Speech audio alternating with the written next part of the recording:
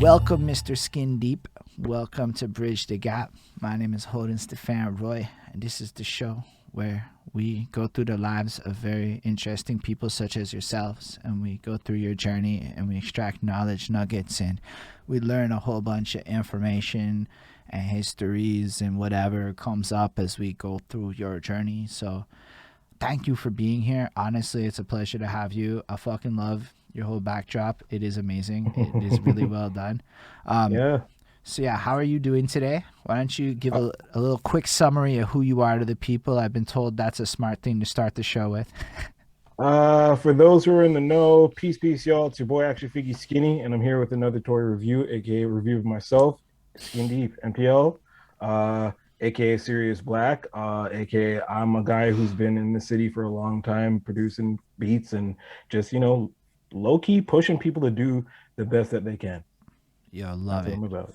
So basically, we're gonna learn about how we got to such a polished fucking bullet point brand assessment of this man. That's actually really eloquent. You dropped like four occupations in like two little sentences, and that was pretty fucking great. Um, so I try, I try. What up, Rico? What up? It's good. So I do have my token first question I like to start with to get the ball rolling. It's a little bit of a story. When it lands, it lands. You can answer it however you so feel inclined. And it starts with my girlfriend, and she's washing the dishes, and she's playing that Black Eyed Peas song on her phone. That I got a feeling. Ooh, and she's vibing to this track, right? And the thing is, Yeah, it's yeah. nowadays times that she's vibing to the track, and she's washing dishes, and she's like dancing around and stuff. And that got me thinking about musics and vibes and things, right? Like, cause yo, 10 years ago, we was all up inside of the clubs. I got a feeling dancing around drunk as fuck with all sorts of different purposes and intents in our life. When we heard this song, it brought out a different vibe and emotion. But the same song, a decade later in time, it plays a completely different role and purpose in the lives of the very same people, which got me thinking about all the club songs today. The Cardi Mhm. B's, the Migos, is all this stuff, and how in 10 years, all of that's going to become the chores music and the exercise music of a whole bunch of people growing up. And that's like just baffling to Yeah. think about because music is so attached to journeys and things like that. But then we as people who are artists in this whole world, we have our own journeys with it. And when we often think about it and talk about our journeys, we tend to start in this like adolescent realm when we discover our identities and we want to like attach ourselves to things. But really, it goes like way back. It goes way back to Right. as early as we can remember. Like in my case, I can vividly remember being like 4 or 5 years old. My dad's got these like gray boxes that are linked together, going out to the speakers with the wire cutters and the different things. And he'd be busting out these like Led Zeppelin and Metallica tapes and stuff. And then at Christmas time, there were these Christmas remix techno tapes that he had. And my mom had these like knockoff disco albums and stuff I can't remember. And I like, know what you're talking about and because this my whole, dad probably had them same records. It's just like, yeah, I feel what you're saying. It's like New Jack Swing, but not quite. And it's like all of a sudden the Christmas song somehow, but you're like, not, yeah, I yeah, know what you mean. yeah, yeah. Yeah, yeah, yeah, And yeah. then, so I just realized though, all of these things that existed that I can remember that I absorbed from being young kind of really tied into my life way later on. So I was hoping we could take a skin deep character, Mr. Action. I don't know which it is. Is it Action Skinny? Is it Skin Deep? There's a lot of. Okay. So like, all right, I'll break it down super quick. Uh, depending on where you want to take this journey. But for music, it's Skin Deep. For this, it's Action Figgy Skinny.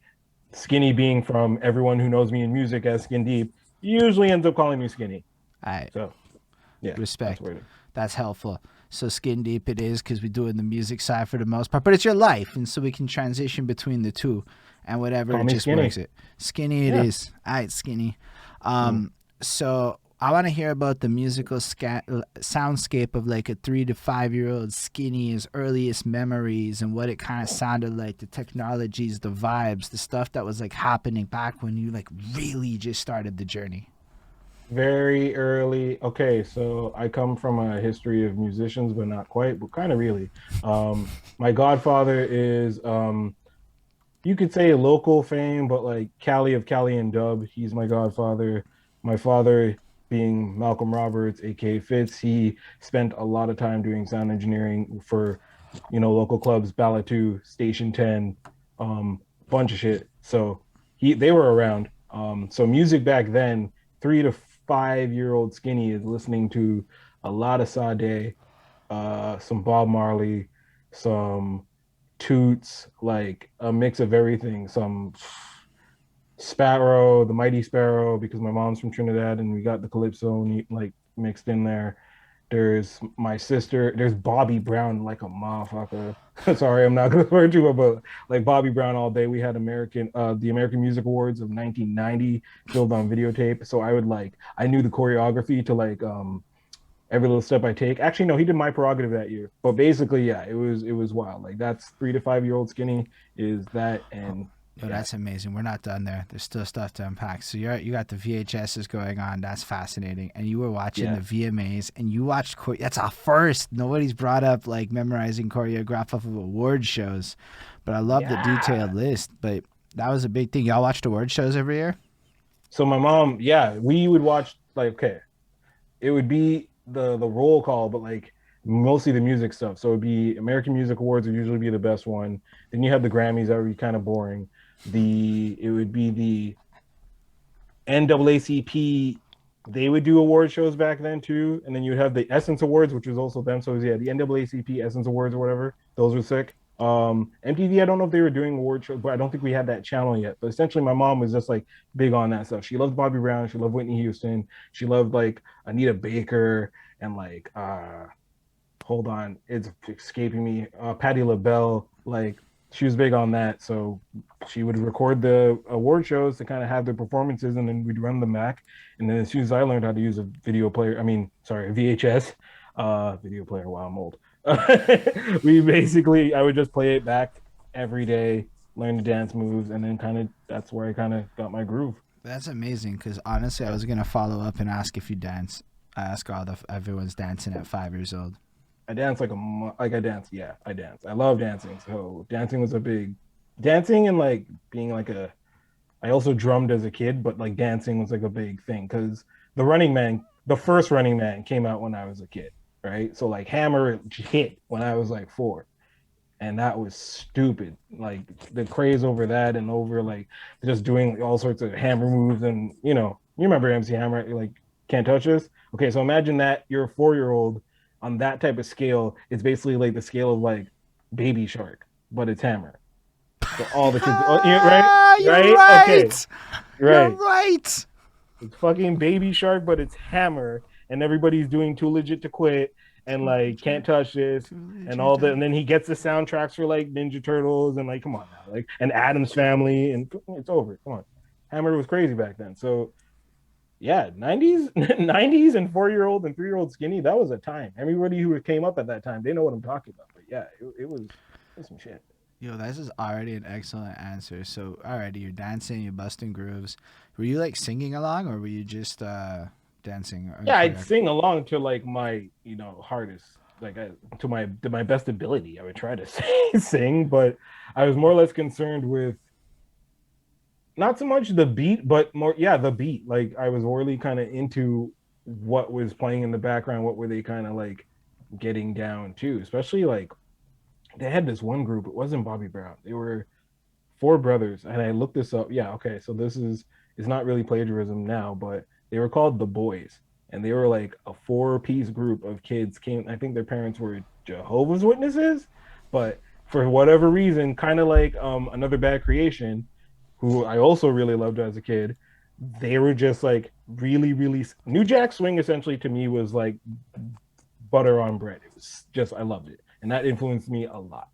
So to kind of sum it up a bit. Nah, we don't have to sum up anything. It's like the opposite. These are just great stories, and everybody wants to hear about it. I know it's weird sometimes, but like people actually love the fact that they now know that you like were choreographing shit at like 5. That's actually cool.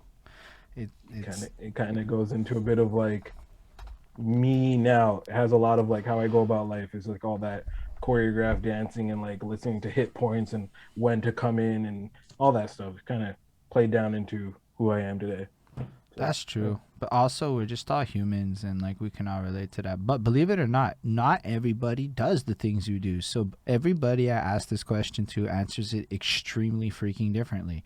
Like Hmm. sometimes we get a couple of they line up similars, but they just never come out the same. So it's just so cool to see how many people get their passions and things at such different ages. Like, you're young, already absorbing music and caring about beats. Sometimes that doesn't come to adolescence anyway. So it's like freaking cool to see that. But your family's also linked to music, which is something that we learned about in a bigger way. So in environments, sometimes where people's families are linked to music, you see that more interest in like the seriousness of music. Whereas in my case, man, we just had that shit on in the background, and it wasn't until I was like 12 that I gave a fuck about music in any real way. Oh, word, no, shit. At my house, it was like the complete opposite. I was okay, so I was heavy onto cartoons and toys. I was obsessed with toys as a young kid, but then also through that, I got into Muppet Babies. And through the Muppet Babies, I discovered Animal. Animal was a drummer. From that, I just started drumming on shit around my house. My dad flipped around, turned me, and got me a Junior Pro drum set when I was like for my fourth, This is fourth perfect. birthday. He gets me a Junior Pro drum set, and then like legit, I'm a self-taught. How old am I? 36 this year. 4 years. Yeah. So 32 years self-taught drummer. That's I what you were looking at right now.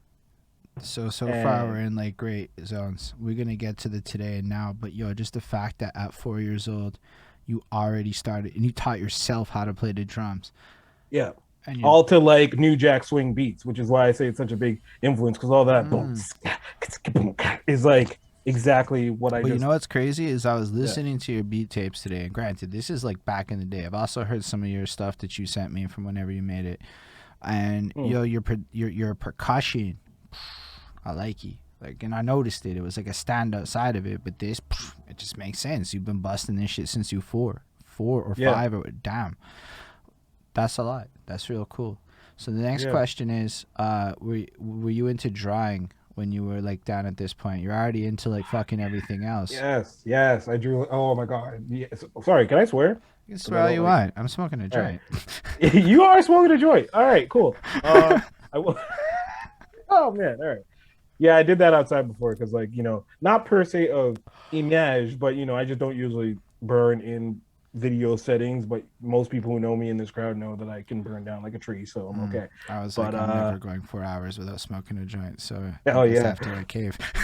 no, I will cave eventually. You might see me like switch locations at some point, but uh, so essentially, I was drawing so much. Like I loved coloring books.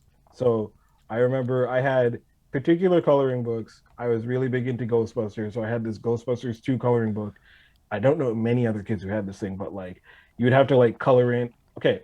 They were drawn like the cartoon, but it was based on Ghostbusters 2, the movie. This was the most broken coloring book I've ever seen, but I loved it.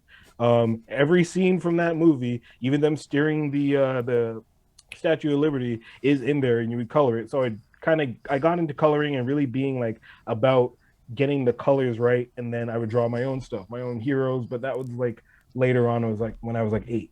But at 4, I was more or less just coloring and coloring in stuff and trying to kind of like mimic what I saw, Ninja Turtle stuff, so on. That's mad cool. Vince Price had that coloring book, which is blessed, and Yo, you just in did? general, Word. All right. That's sick. I this is love why it's that. fucking cool, man. We all go back together. So all of it, even your critique of the coloring book, is fucking entertaining. Um, Okay, so okay, Vince will understand this. Okay, so he says he was obsessed with Ghostbusters. I loved Ghostbusters so much that, and he might remember this. I would watch Ghostbusters every day at like was it 3:30 on like ABC. Like I would tell my mom, like legit, my mom's watching General Hospital or something. I'd be like, no, 3:30, you gotta cut that because I'm about to watch these Ghostbusters. Like, what's up? So what happens was one day I remember turning it on and Ghostbusters isn't on, and you just see like these shadowy figures, and then something pulls up and it says Teenage Mutant Ninja Turtles. And I remember being like, what the fuck is this? And that changed my life forever. So if anybody remembers that, shout to y'all. But like the day that Turtles actually like overtook Ghostbusters on like TV timeline, that was like big shit. Because all of us we were obsessed with Ghostbusters, and then most of us switched to Turtles because it just kind of that's when they were just pumping us with toys. But anyways, go on. Sorry. yeah, it's so interesting to hear you say that because I missed the Ghostbusters by a couple of years, and I just got the Turtles. Yeah, yeah, yeah. So you were like, so you're 87 or 88? 87. '87. Okay, that makes That's sense. pretty Yeah. fucking spot on. But yeah, no, it was a couple of years. Like for me, like I don't actually have any affinity or real love to the Ghostbusters. Everyone goes on about it. I'm not even. This is a huge one. Shout out DJ Overflow. I'm Overflow, what up, dog? I'm not even that into Bill Murray that much. I'm just gonna put it out there. It's not that he's bad. It's just I don't have any real love for it. So like all of it is understood, but it's also because maybe I just missed it when I was young enough to get that attachment that a lot of other people got. Yeah, I think Ghostbusters just kind of popped up on us, and like, especially with the movie with the Bill Murray, like, I don't remember really being all into the movie. I remember seeing the movie afterwards. I just being remember seeing the cartoon and that having like a huge influence. Excuse me. And yeah, the cartoon was just like a big influence on us. And then there was also like that other ratty shitty cartoon that was also called Ghostbusters, which those who know there was a lawsuit, but that shit was on YTV and it was just called Ghostbusters, and it was two dudes and a gigantic ape. So like there was a lot of that. So I actually remember that.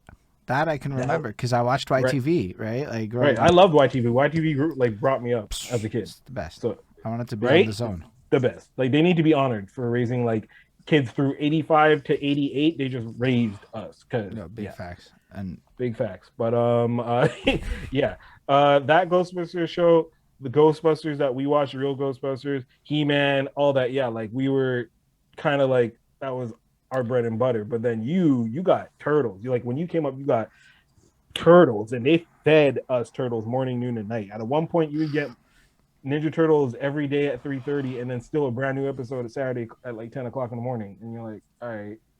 As a parent, you don't know what to do with that, but as a kid, it's like that's Candyland. So yeah, I remember Reboot, Beast Wars, a bunch of other shit was really like really it for me. Those were like my yeah, jams. that's all. Yeah, that's 8, 9 years old. Beast Wars reboot, man. Wow. Okay, like we're gonna go in a different area if we start talking about cartoons and memes. It's I gonna get mean, nuts. at the end of the day, it's about you. And if it takes Mm. multiple parts to tell your story, then it's just you're that interesting and you're that diverse of a human.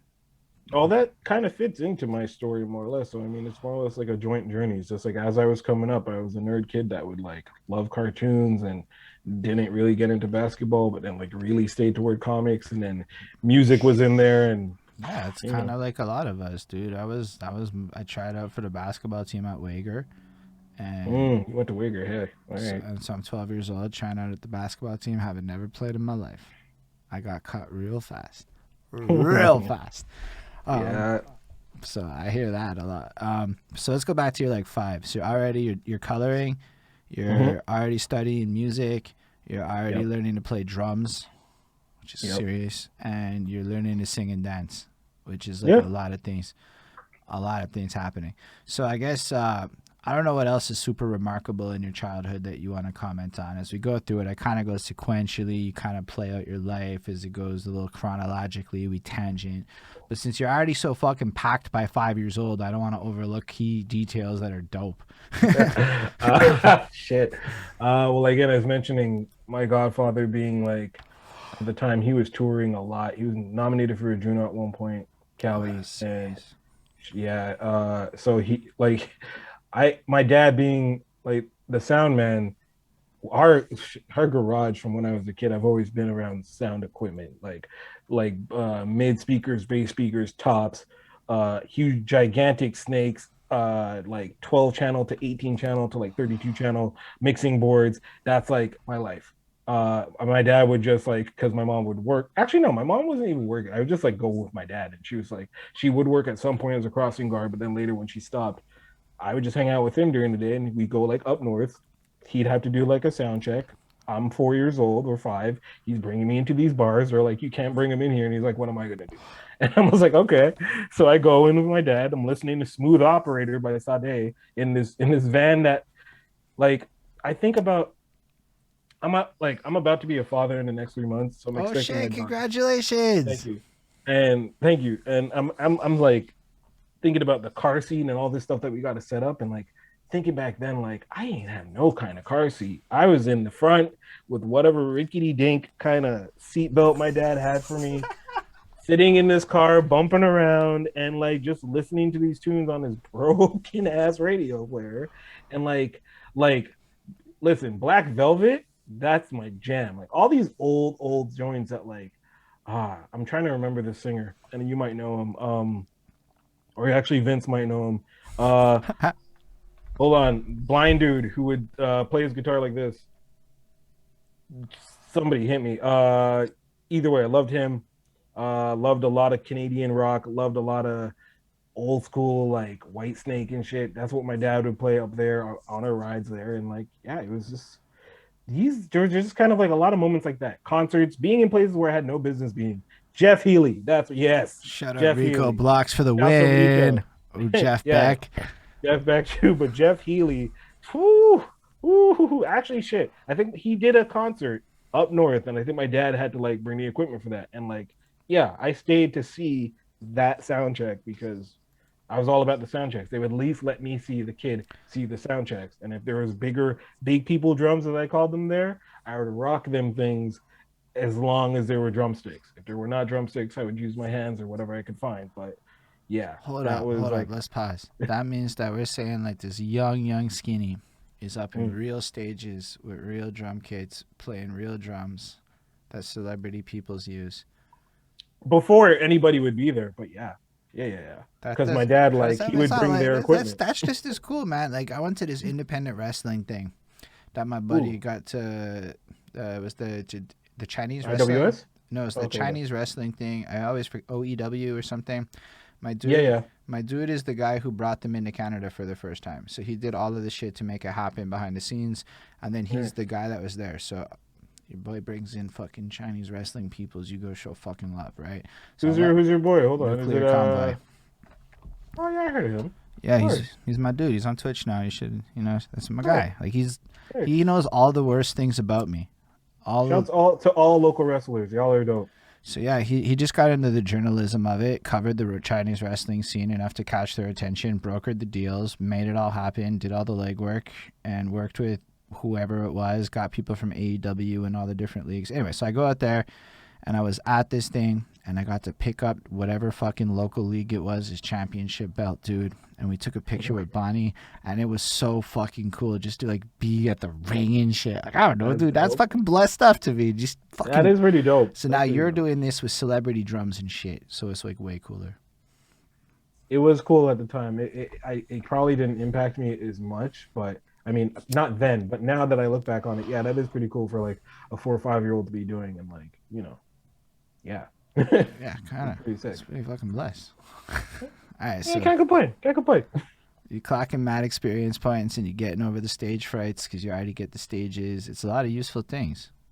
Also, to add, all this while living on Benny Street in NDG. Shouts to NDG, DG. That's where Yeah, I came up originally. Yeah, word. that's fucking blessed. Gonna do a Uh, lot of that. I like Shouts to that a them. lot. It is, it's cool. You're a fucking great guy, man.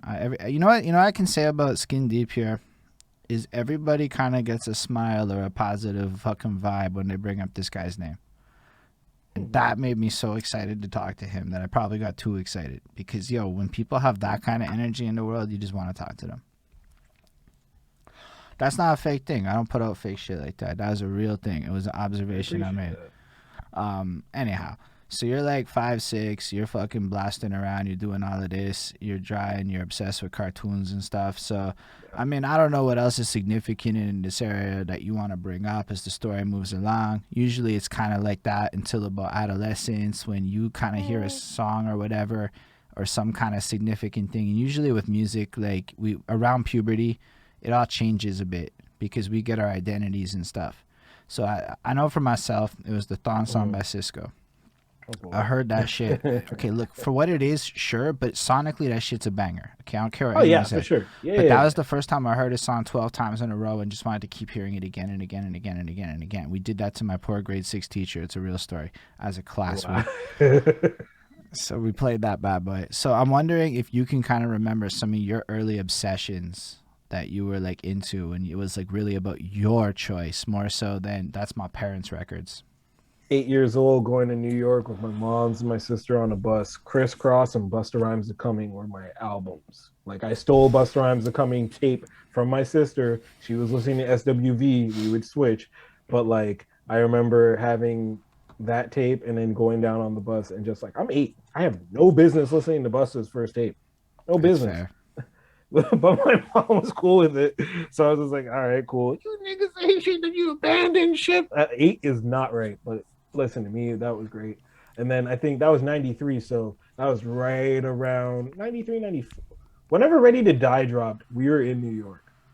And so like a lot of those songs were big influences. But the big Yo, one what was was it like being in New York back then? on Flatbush, nuts. So like you lived in New I York? didn't live. My uncles who came down from Trinidad moved here and then kind of set up in New York. So they were both in Brooklyn off of Flatbush and going down going down that year, driving from Montreal with the family and stuff and staying with them in their like Brooklyn apartments and like shit was real. Like there was tapes everywhere on like the street. I think most of the tapes that I bought or we bought were probably bootlegs. I have a bootleg Lion King VHS that at the end of it you hear people clapping and shit. Like, and I still have that to this day, and I will keep it and always tell people, "Nah, that's the Lion King." Like, I don't know what version you have, but I got that shit so early and brought it back. I think the Lion King came out that year, and then we went to New York that summer, and I brought it back to school in September. People like, "How do you have this? Like, this is not even out yet." I'm like, "No, no, no, this is the video." Yeah, that That's was some kind of good what I shit. wanted to go with it because I mean, I've had the pleasure of doing this with a lot of New York people. So in my head, I'm seeing a huge drastic difference between life in New York at that time and life in Montreal at that time. But not Mhm, just like, not the like fucking gritty shit, but I'm talking just the music, like just turning on the TV and seeing hip hop versus not, or having mhm, dedicated stuff like Stretch and Bobbito's versus not. So like there's huge impacts that like it showed like the pulse of it. Plus from what I understand, like stuff was dropping in New York, something like in some cases musically years before it would mhm. bubble over to Canada. So I don't know. It sounds cool that you were able to like go down there and grab music and all this stuff ahead of time. Were you like in Yeah, general then well, a it was trendsetter?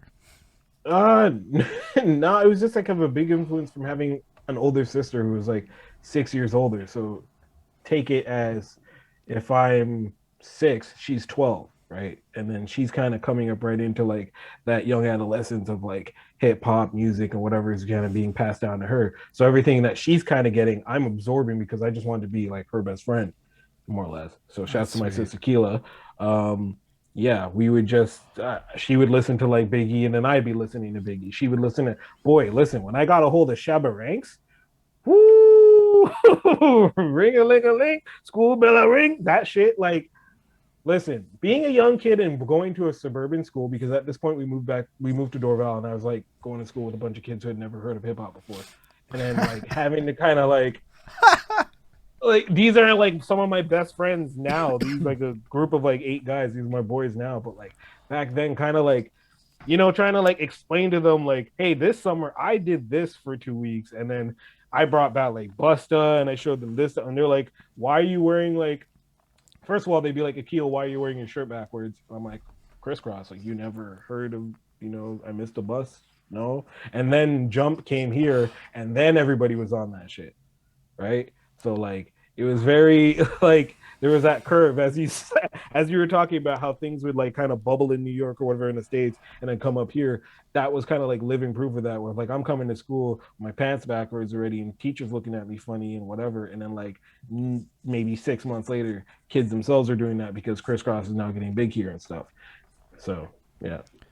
Yeah, that's crazy. That's such a blessed experience. Plus, you're like tapped into like a pivotal moment at the beginning of hip hop while you're in like hip hop land. You know, like that's Yeah, fucking and cool. then not realizing it at the time too, just being like, "Oh, we're in New York, and I'm in this Like, were place you called like Brooklyn." seeing? Did you see street battles and things like that, or Couldn't tell you even if I couldn't tell you even if I remember because my focus was like, again, being a young kid, I'm looking first probably where I could find some toys or where I could like watch some cartoons that I that's wouldn't fair? see normally because like I was Hold big into up. TV, so I knew How that the many states had cartoons is channels. down there that we don't When have back then? well, they had Cartoon Network for sure. One right off the bat back then, they had Cartoon Network and they had Fox. We didn't have Fox then, Mm, so going down there, you get like Animaniacs. You're getting like early Cartoon Network and Disney Channel stuff, which is only stuff that we were privy to like way later, like in the early late '90s, early 2000s. We got that stuff. That's fair. I kind of remember it, but like I didn't realize there was such a division back then. Cause let's be real, I don't remember much before like 93, 94. It's all foggy. So like, What? You don't remember the Cold War? You don't remember Desert Storm? That shit was G, man. Watching that shit on 2020 Friday nights. What? dude, Perfect I'm Strangers, like bro. 3 in like 90. Like, I mean, I can kind of remember it. Yeah, I remember yeah. You're like like, foggy, like I can remember my grandma's basement, my dad playing NES. So like, I remember like a family Tetris night. I remember that was a thing one time. Like old yeah, school. TJF. Yeah, you don't remember? You were No, but actually you got no, TJF, but you got TGIF like, is, but that was around after. But like I'm saying, like yo, like for yeah, real, like my yeah. memories under the age of 5, now that I'm in my 30s, are like foggy at best. Like I have some of them, but most of my memories are not like from my first 5 years of life. I hang on to those shits dearly. Like, there's this one memory from when I was like maybe 5, and I get to the Bobby Brown choreography. So like, I think Hmm. I'm dancing to "Let's Get It Started" by Hammer, and I'm doing some shit where like they're just doing like this crazy back and forth, like kind of like the Running Man, but to the side. Can't really explain it, but at some point the guy kind of does like a backflip, but he jumps forward and lands on his back. Me being like 4 years old and maybe like, I don't know, my bones were hollow at this point, is the only time where I did like a standing in place backflip in an apartment on Sherbrooke Street on Benny. So you know these rooms aren't big.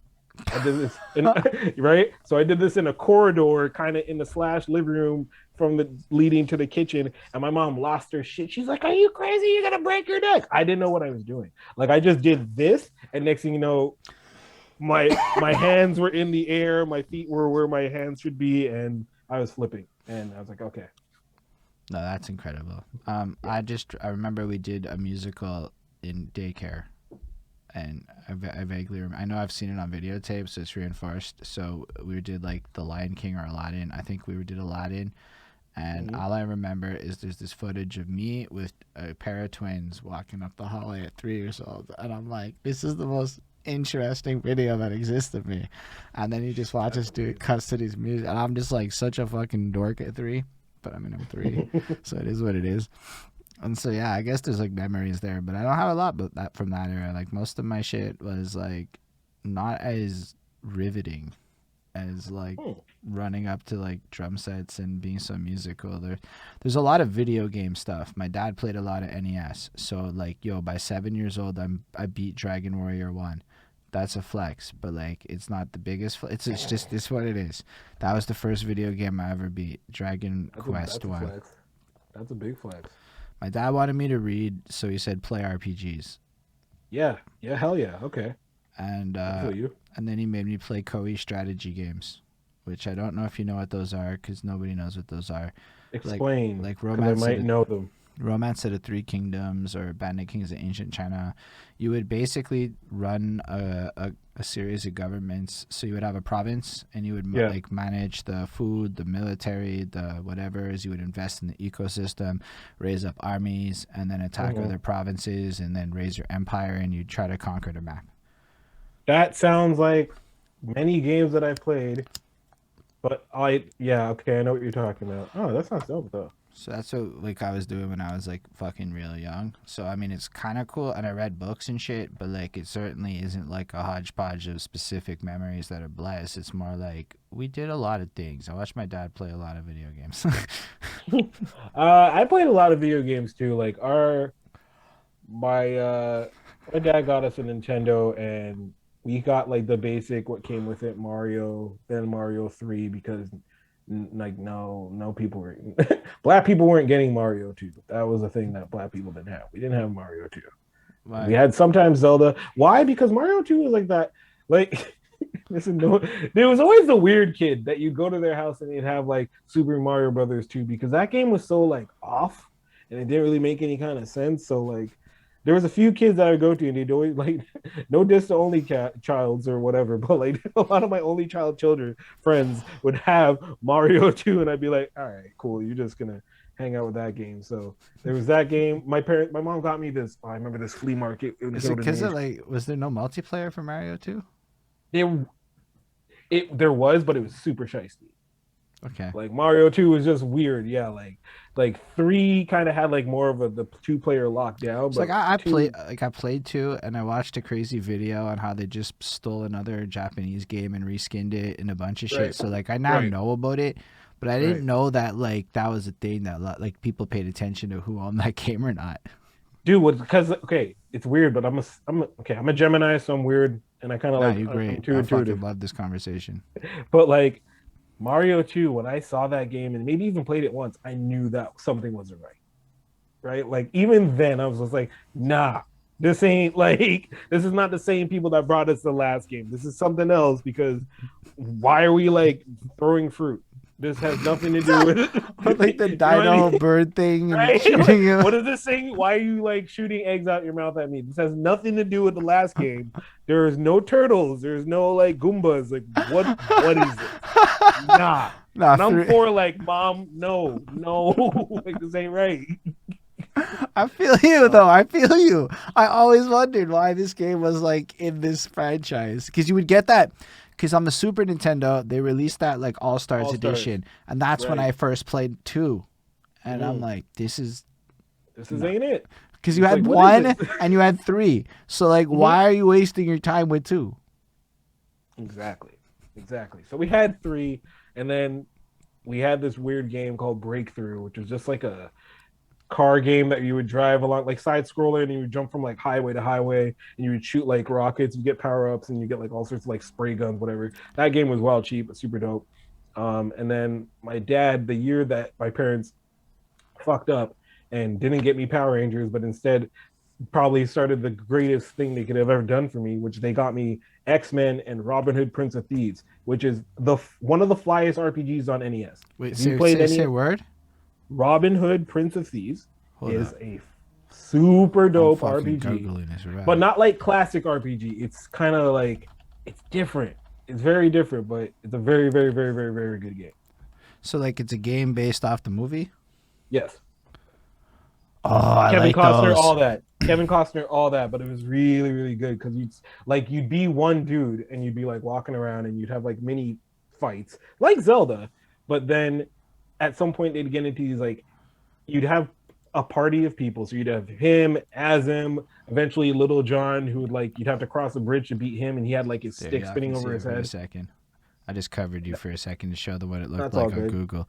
So Yeah, yeah, yeah. This game, I'm looking at it. Oh man, this game was this is super my hard. shit though. I love this stuff when I was young. If you find an emulator, play that game because that game was hard. Oh no, that doesn't make me want to play it now. Now I'm But bad you at could video equip. games. Okay, so you have like different people on your team, just like in any RPG. But then you could equip them with different weapons. So say you're Robin Hood, you got the broadsword. You can give your regular sword to Azim, or then he could get his big ass sword, and you can give like the crossbow to like Little John, or like who is it, Will Scarlet or Friar Tuck. And then in these like mini battles, which for the time it was garbage graphics, but like everybody would be little stick figures.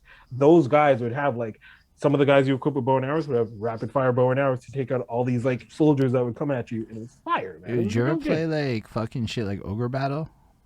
I did play Ogre Battle, yes. That's what you're bringing me to. This is amazing. This is a great chat. I want you to know that. Yeah. I played that. I played wow. I played a lot of games as a kid. Yeah, me too, man. I mean, I wasn't very popular or cool really, so I had a couple of homeboys and we played video games together in our basements, and we played Word. like weird board games and shit. Okay. But like, so yeah, that was my whole past. Like, just a lot of NES and SNES. I was a big SNES guy. Oh, you're a SNES kid? Nah, man. See, No, Sega but Genesis. no, NES and SNES, and Okay. then my boys had Genesises, but like we Yep. couldn't afford both. My dad was already a Nintendo Mm. guy, right? Like Right, he right, was right, locked right. because it wasn't for us. It was so he Yeah, could it play was for Final him. Fantasy 3. Yeah, yeah. No, it was He definitely wanted to for play me at that fucking point. Chrono Trigger. Yeah, yeah. Yo, he was on point then. No, I asked for a Sega Genesis, and my parents. Shout out to my parents. I love them. So like, I don't know if you're privy, but back then Sega came with like the bundle pack. So you would have like the Sonic 2 Yes. bundle There you pack, go. My which is boys what had you it though. The guy who lived across the street had it, so I got the okay. Sega experience. So you're gonna want to get your kid the Sonic 2 Sega Genesis, right? Like that's definitely what you're going for. If this is what you're trying to get your kid Christmas Day, you don't want to spend no money on another game, you're gonna get your kid Sonic 2, right? My parents, God bless them. They're still here, but I love them. Shout out to my dad. Shout out to my mom. They go and get me the Sega Genesis bundle with columns, which is Sega's equivalent of Tetris, which is so bad. It's not even funny how bad. Like being a kid on Christmas Day, you get a brand new system, and all you got is columns to play with. It's pitiful. It's like you don't even want to play this. I did. But I mean, I played it until I convinced my mom to buy me a bootleg, well, not bootleg, just buy me a copy of Mortal Kombat 2 from a pawn shop on Sherbrooke Street, and Yo, I know that that's story. where I was. You know that pawn shop? Oh, dude, my dad, because I grew up, right, like in the area. So my Right. dad would be like, okay, let's say my dad wasn't like in that life, but like I found my dad some biker friends and shit. And then like you think about it and you're like, oh, my dad was maybe like hanging out with some people that were like, you know, a little riskier than I was Yeah. privy to it. So, like, you know, you start to like make these connections as you get older. Like, hold on, wait a minute. Like, yo, he Yeah. lived in that like this one guy lived in like the storage units in like fucking next. I swear, this one of his boys was like a guy who lived in the storage units and shit. I'm like, okay, that's some like when you think about it as an adult, you're like, it's kind of grimy, you know, like. Super grimy. Yeah. Nah, but for real though, this is great. I haven't thought about video games like this for a fucking long time. This is amazing. Yeah, that's cool because it's a huge part, like for me, like of my childhood at least, in video games, and cartoons really was like my obsessions. Kind of growing up, I was not into athletics. I was very bad at athletics, so I Oh, I did not sucked. pursue that. I'm with you on that. I sucked. I was chubby. And I was not necessarily encouraged to sing because my voice was pretty bad, pretty bad. So I in defiance later on pursued that, but like as a youth it was like, nah man, reading, video games, and like fucking cartoons, that was like it. Yeah, you got my yeah, like that was kind of my lifestyle. Once like things never really calmed down, but once I kind of got into like more of being a kid and we moved from DG, it was a big time about video games. And then I was that kid at school that could play the drums, and I mean, it That's wasn't like really extra fucking cool off the jump that you can be the kid at school that plays the drums. I could rock a recorder sorta. you see, it had its moments. It was cool when I was 12 and I really showed up. My teacher at Lachine High at the time, can't remember his name. I think it was Mr. Wright. But afterwards, before that, yeah, it was kind of like people really just wanting you to like. I wasn't like a plaything, but people be like, like you should. Every concert, teachers trying to get me to play the drums. They did try to incorporate me to come like play the drums, and I was like, all right, that's cool. But then I got to get my dad, who works at night because he does sound, who usually sleeps during the day because he's a night owl, to bring my drums to school and then set it up and do all these. And it's not like I'm doing anything like great with these other 8-year-olds. It's like they'll sing like a song like Ça fait rire les oiseaux, you know that joint. Yeah, I do. Okay, so we're saying, and then they've just like 10-minute drum solo for a kilo, and you're like, no, it doesn't make any sense. It's like, why are we doing this? Oh, because you could. Man. And then the school Shouts to gets Cortland news. Park. Yo, these people get like news coverage over that shit. For sure. For sure. In Dorval, a 6-year-old young boy named Akil Roberts is a prodigy drummer because he goes to this school. No. I mean, you say it like satirically, but literally I saw it quite like that in all seriousness. Because that's... Bro, did you not see how Westmount High School just claimed Kamala Harris? Just claimed her, like... So. Straight claimed her. I did see that shit. That's like, yeah, no, she's ours. She's ours. She's ours. She came from here. Like, that's just exactly what these people do. Anyway. Oh man, yeah. I remember like this is like okay, so my school, Cortland Park, when in Dorval, it was like a lot. My greatest friends are from there now, but Devin Saltendijk, yeah, I went to school with him as a young child. He ended up being like a much music DJ, and he hosts some show on some whatever. But shouts to Devin. I don't know what he's doing right now. He was in Fantastic Four as an extra. His mom had some sort of like, I guess, link, to like the Jane Goodall like foundation. So all year, not even year, all like month, we're learning about Jane Goodall, like the monkey lady, like she talks to apes. Right. Okay. Right. She is amazing. She is amazing. Live, I shit you not. One day, recess, this woman's in my schoolyard. Jane Goodall, Yo, live standing hashtag right jelly. there. Jane Goodall standing right there. I go to my boy Mike Markhauser. I'm like, yo, Mike, there's a monkey lady. He's like, what are you talking about? I'm like, that's a monkey lady. He's like, you're crazy. I'm like, no, dude. That's Jane. Like, that's her. Anyways, so we had split classes in like 4 or 5 because schools in Quebec were nuts back then. You'd have to you'd have some classes that were like 4 or 5 and then just 4. So 4 or 5 split and then 4. Devin was in the other class. This motherfucker brought Jane Goodall. Jane Goodall all the way from wherever she came from. Does he do an assembly for the whole school? Nah. My man does a private assembly for his class only in the library. I hated that motherfucker from jump. After that, from jump, you don't do that. Shit. We spent our entire time learning about this lady, like this interesting, phenomenal woman, phenomenal. And you gonna bring her to the school because your mom has hookups, and you're gonna only show her to your class? What kind of shit is that? Not good shit. Not good shit. Not good shit. That Weird. Is up there with one of the best stories I've heard. Honestly, Weird. Just unexpected, but great. But thinking of it, back in elementary school, they did bring in a lot of really cool people to talk to me in the library. Yeah, they did that. Schools were doing that back then. They were big on that. Do schools not do that now? I don't know. I'm not a parent. I don't know. I haven't been. I don't think so. The way kids are into stuff, no, I don't think so, man. I think they cut that out. Like a lot of the expenses got cut. Like you'd read a book and then the author would be there and you could ask questions and nobody ever had questions because they're too shook. No, it's more like because we're like 13 and nobody gave a fuck about this book that we were forced to read, you know? Like sometimes it would be lit and you'd have that one person who was like, I want to be an author. So they would ask that generic question and get the generic answer as you do. But at 13, it's a good time to ask that question.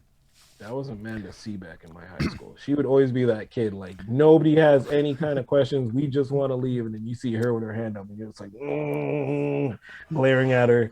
Shut up. And her questions are wild good, too, so you couldn't hate on her. But, like, yeah, no, I feel that. I was totally that person in, like, work trainings.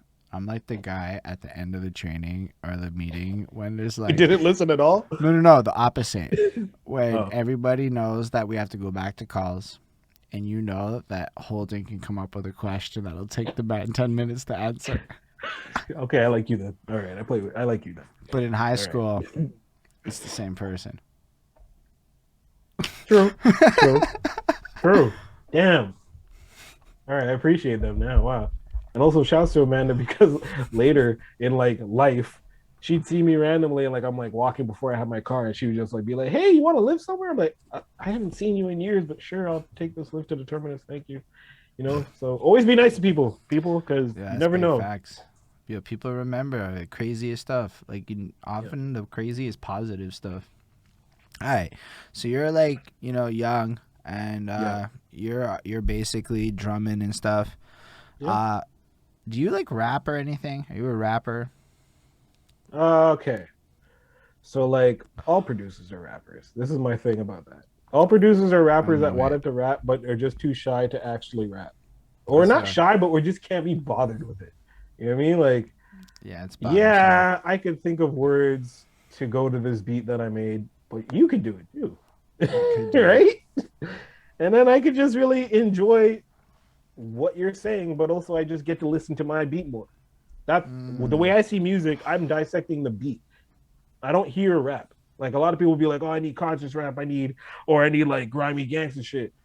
8 out of 9 of the times, like really the lyrics to me just kind of accompany the music. So I'm really like dissecting how many times that hi-hat hits there, or where the snare hits, or where does the bass line loop begin, where does it end, or is the bass line in tune with the sample, is the bass line off key. I'm not really checking the lyrics. I can listen to Griselda all day because I love Griselda and I love that they're gritty with it because I love their fucking beats, right? And I can listen to Migos because I love Migos beats. I love. If you go back to like just the delivery of Griselda in particular, they know how to ride those beats in such a way where they blend into the instrument as almost like a vocal element that's delivered in elegance to add to the beat to complement it, whether it's the toot toot toot toot toot as like a percussion instrument, or if it's just the ha da ha da ha da ha da ha ha or whatever, it adds a little melody and flyness to it, and it just glides over almost like a horn or something on top of it. So it's like, I fucking see what you're saying in terms of just the sonic composition of them. Yeah, so really that's really kind of like where I was or where I come from when it comes to music and or lyrics and yeah. No, that's blessed, man. So basically, though, I guess I was asking if, like, you're 12, whatever, you're in high school, everyone starts rapping around everyone. Are you one of these 12-year-olds trying to freestyle and get in on that game? Are people's battling? Shoot. So people at 12, we weren't. So I wasn't around those kids. Like there was a time where I kind of like broke off and did this like weird like alternative shit. I don't know what I was doing. Yeah, but alternative is great, sir. I know I love alternative stuff, but like I was just like not. I hadn't discovered rap yet. So everybody who might have been freestyling, we only linked up later, which like shouts to Rodney, aka Brick, because this is gonna come back later on. But like we were friends at a young age, and then I moved, and then we lost touch. So that kind of comes back later. During these kind of 12, 13, 14, 15, I hadn't really realized that I wanted to do music like that. I know I listened to music in a weird way that wasn't normal, but I didn't discover that it was like producing is what I wanted / needed to do. That came through like later with Bad News and whatever. No worries. We'll get to that part then. So yeah, but with in high school with the rapping people, I always knew that I could rap. Like rapping, it's a lot to do with flow. A lot, like right, what you say and the words you use. Yes, when you get to like an advanced level, but at first, cadence and flow is really what can carry you. Big facts.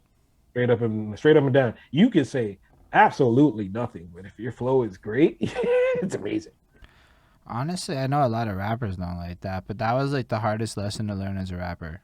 Is that like my writing is maybe less important than my delivery. It took me a long time to learn that lesson. Now I'm like, fuck, my delivery is not it. And my writing, I like whatever. But delivery, and part of delivery is beat writing and just making it sound melodic enough. And when I say melodic, I don't mean singing, but like really good rappers are in key. Even like the monotone ones, they still adjust their voices enough to be like in key with the beat. Like even the DMXs in them, like you hear it when you're like really listening for it. So I really like what you're saying. It's really good advice. And yo, anybody out there that makes music, all producers say what he's saying. Like every producer I've talked to says what he's saying. So y'all should probably listen to the producers because yo, a way to look at producers is the director. And if you're a rapper like me, you're like the actor. So yeah, you kill it, but you still have a director that's going like, here's how you can kill it better. And that's why producers say a lot of the things they say, because at the end of the day, they absolutely know what's going to sell the record, whereas you as the artist know how to make the art. So when y'all can meet in the middle, you have an artistic product that's marketable. True. All facts. So that's why I'm saying listen to his advice a lot more than you would listen to my advice on songwriting, because I'm an artist. I make terrible marketing choices with my songs sometimes. There's so many times where artists will send me like their very early rough drafts of a track, and just because of the way they flow / the feel of it, I tell them keep that no matter what, and then they turn around and like do something different, and like to me, not the magic's gone, but like the essence of what originally was there is gone because like it was just very powerful to me, and like a lot of that comes from your cadence and flow, and how you say certain words. Like someone will rap on my beat and I will call them back and be like, say that differently, please. Or like I'll try to like, yeah. I think for Boom Time, your track on CL's joint, or one of your favorite tracks on CL's joint, but the track I produced, I think the first verse, the second verse, I told him to do it again. He showed it to me and I was like, yeah, that ain't it. Do it again. And like legit, he had gone to like Longrey and recorded it, spent all money and shit. And I'm like, yeah, nah, dude, you need to layer that shit. You need to do this, say it this way. Like, I'm relentless because, again, I'm trying to match your lyrics and my beat and any beat, but my beat more or less if I produced it in the best way, so that producers like me or weirdos like me who are just listening to the beat will also catch your lyrics because they mold so well together. I don't like hearing a beat that's going and having the person over it doing like why? You know what I mean? Like I don't need the extra syllables sometimes. I don't need just writing it is key. As someone said in the chat, writing is key. Straight key. Yo, I hear everything you're saying. Honestly, I feel like just as an artist, you can overcomplicate yourself the longer you get into it, and you have to kind of sometimes like strip it back to some basic shit. Cause why are you complicating it? Who are you trying to prove these points to? True. And I have theories and answers, and we can get to that later on. Like, we will.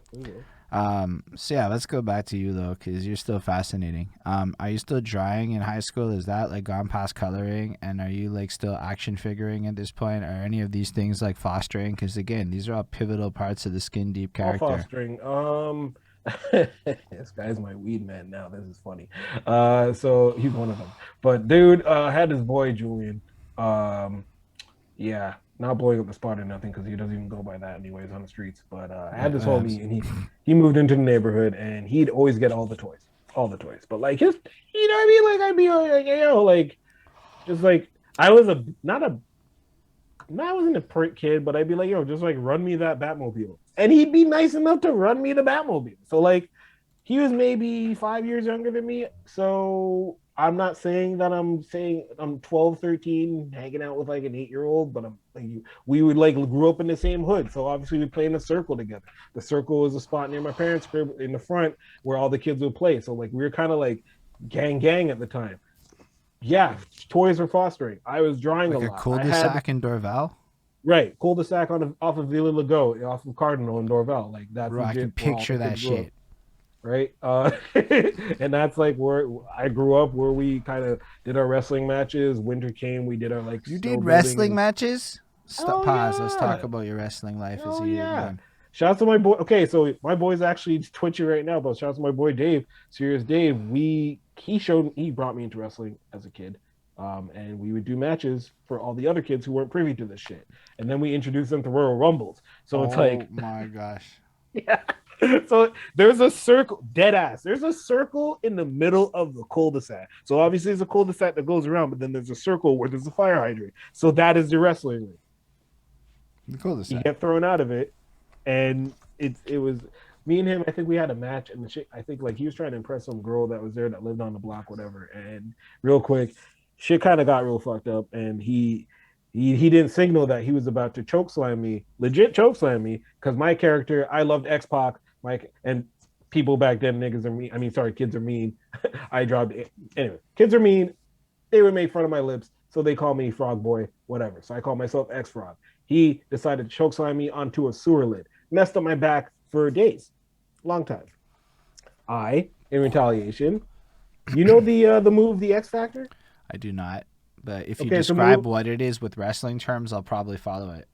You kick someone in the stomach, you grab their head and drag it down to the ground. Except for me being mad and not really doing the spot properly, because after he had already chokeslammed me onto a sewer lid, I took him, spun around, and he had braces, brought his face down onto my knee. That ended the match quickly. And yeah, we were 10 years old. It was fun. But yeah, cul-de-sac living. That's what it was. And yeah, I was drawing. I was cultivating toys. I was all of that back then. All of it. Oh, that is serious though. So did y'all like organize this and get belts and stuff? Nah, we had belts, but like it wasn't. I knew there were belts. It wasn't that serious. Like it kind of didn't like kids. We had like short attention spans, but not as bad as today. But like it was kind of like you do that for like 2-3 weeks, and then once they kind of saw that shit was kind of real, few kids' moms would be like, "Hey, come inside," Okay. I swear though, I've had a version of this chat that went on a full-on wrestling league in the backyard and shit, and that stuff's real in Quebec. Like, there's a lot of like real shit. You'll find videos where people smashing light bulbs and whatnot. I'm not saying I'm encouraging this. I'm saying that it's an existing thing that happens in the world. I'm encouraging it. I'm not encouraging that on my platform on the internet. Okay, I'm sorry. I'm not encouraging it on your platform on the internet, but yes. But you can, like, if you happen to make that content, I might consume it. I'm not, like I might not, but I might not approve. I might consume it disapprovingly. Okay. But I can't help it while watching them as they smash each other in the head with shit going, these guys are fucking crazy. Right. Okay. Yeah, I'm not big on them smashing them. Like, true. Oh, wait. Hardy wrestling, fine. You can do that. But the smashing and yeah, I'm not so good. Well, it's just, I seen some like, yo, that doesn't look fake shit.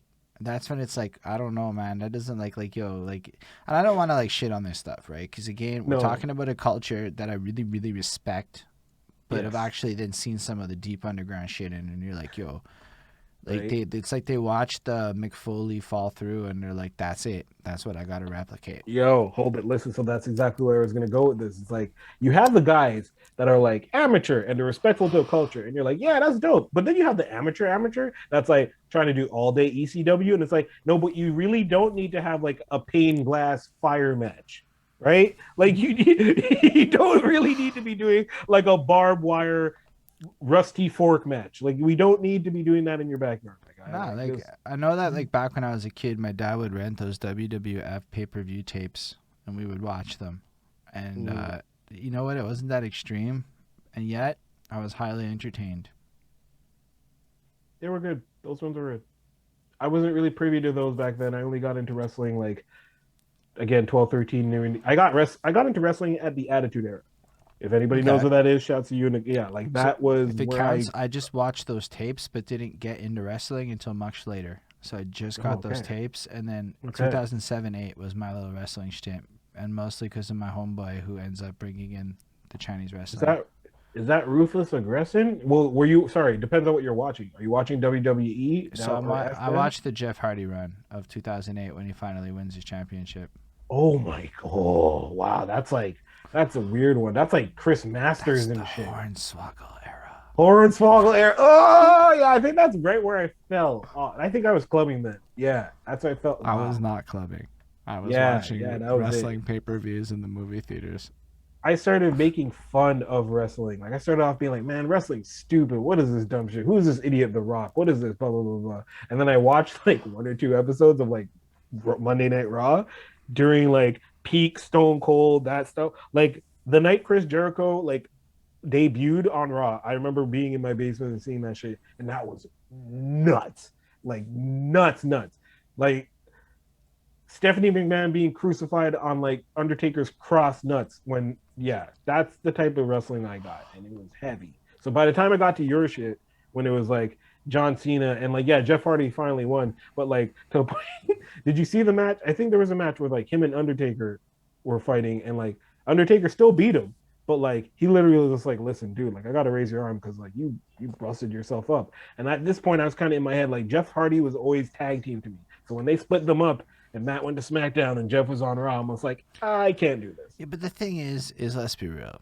Matt Hardy has the charisma of nothing, and Jeff Hardy can just be like, and it's just like a fucking rock star. Wait, what? No, hold on. You're talking about Matt Hardy version 1? I'm talking about like, yo, you got to check it though. I don't have like the whole fucking 10 years before that. True. And at that time, Matt Hardy is like a broken, not being used very well wrestler, so his charisma is not on point.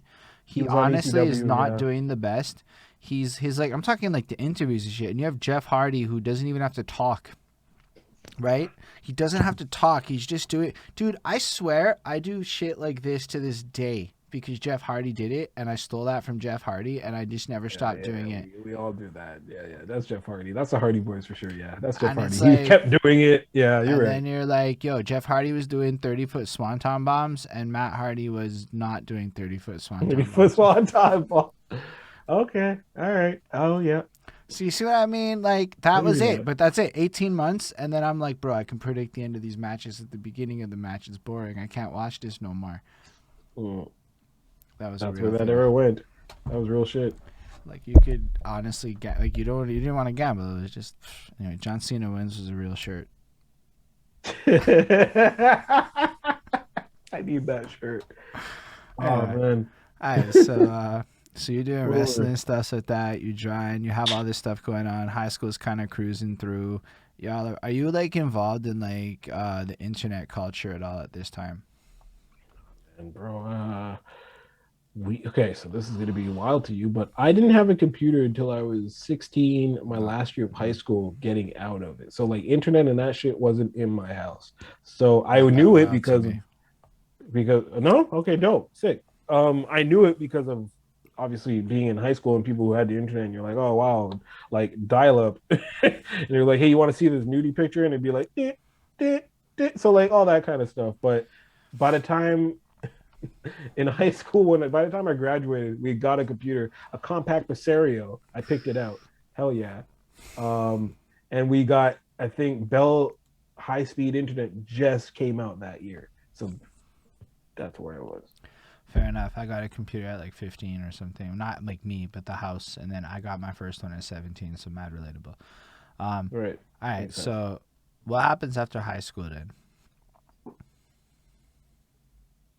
After high school, I completely reinvent myself.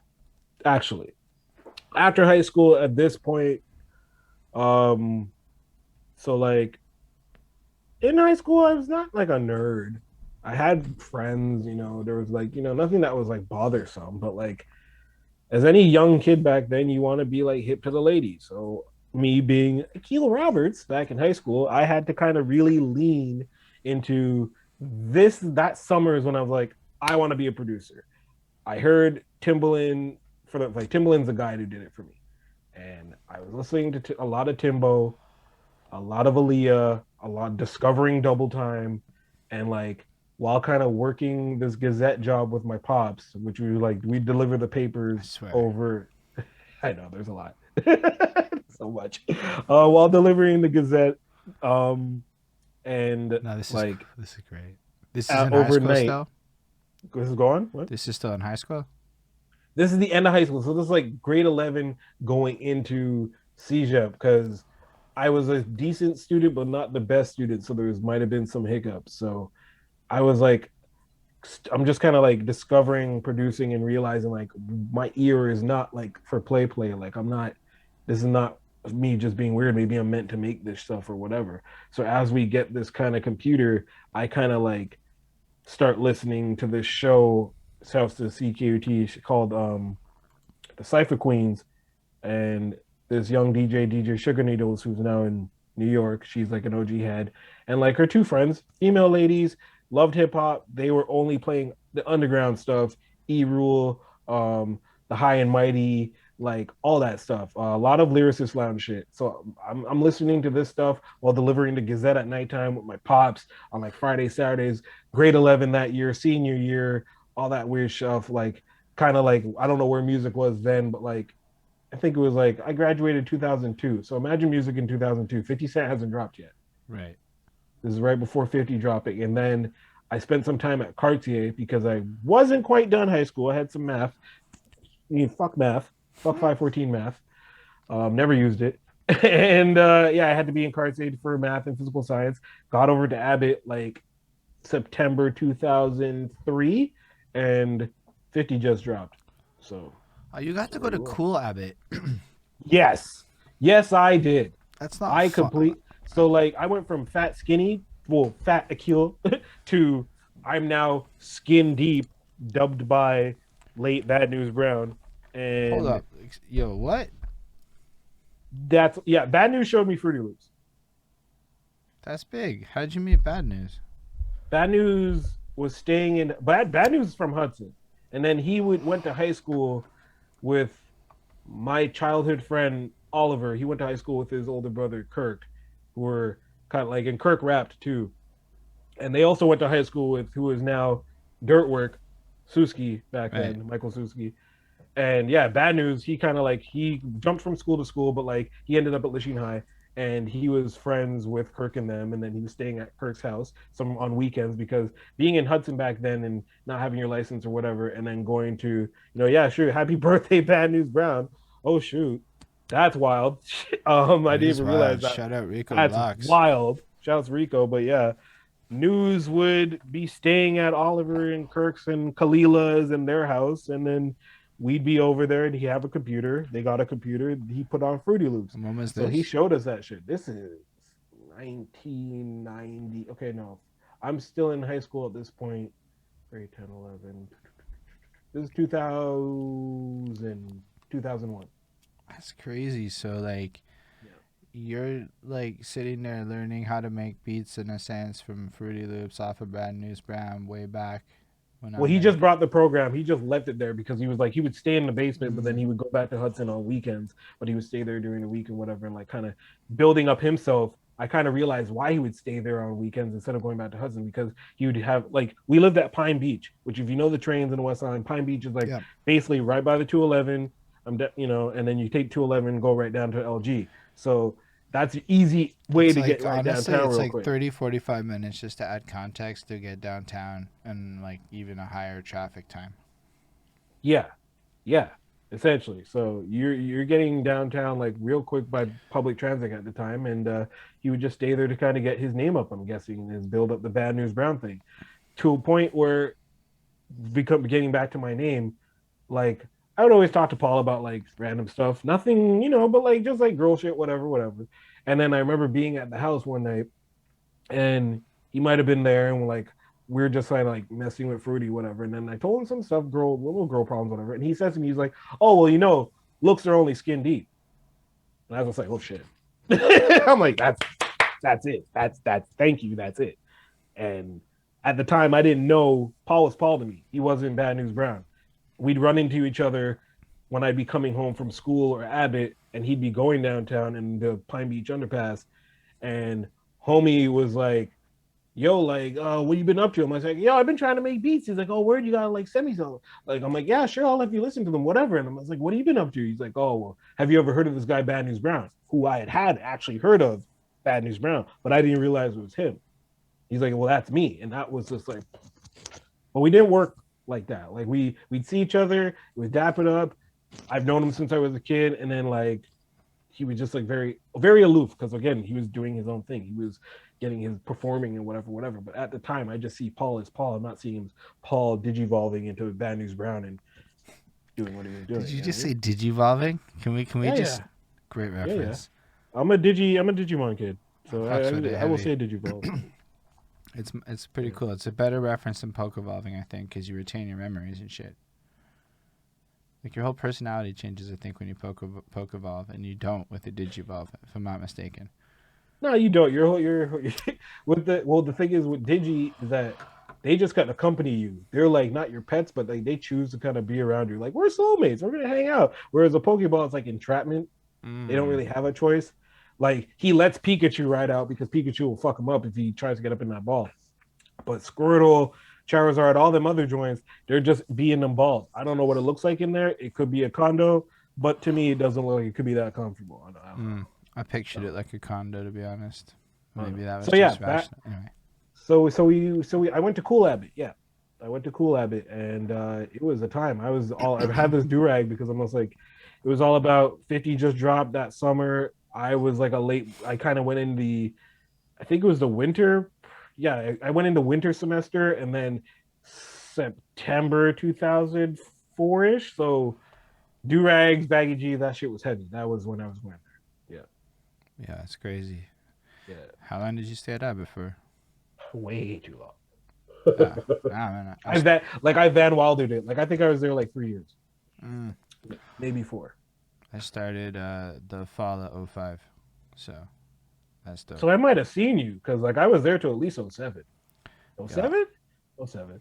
I was working at the Super Club Videotron on Day Source and DeSalaberry for the Nice. longest time. Yeah, yeah, I know that spot. I know exactly where that is.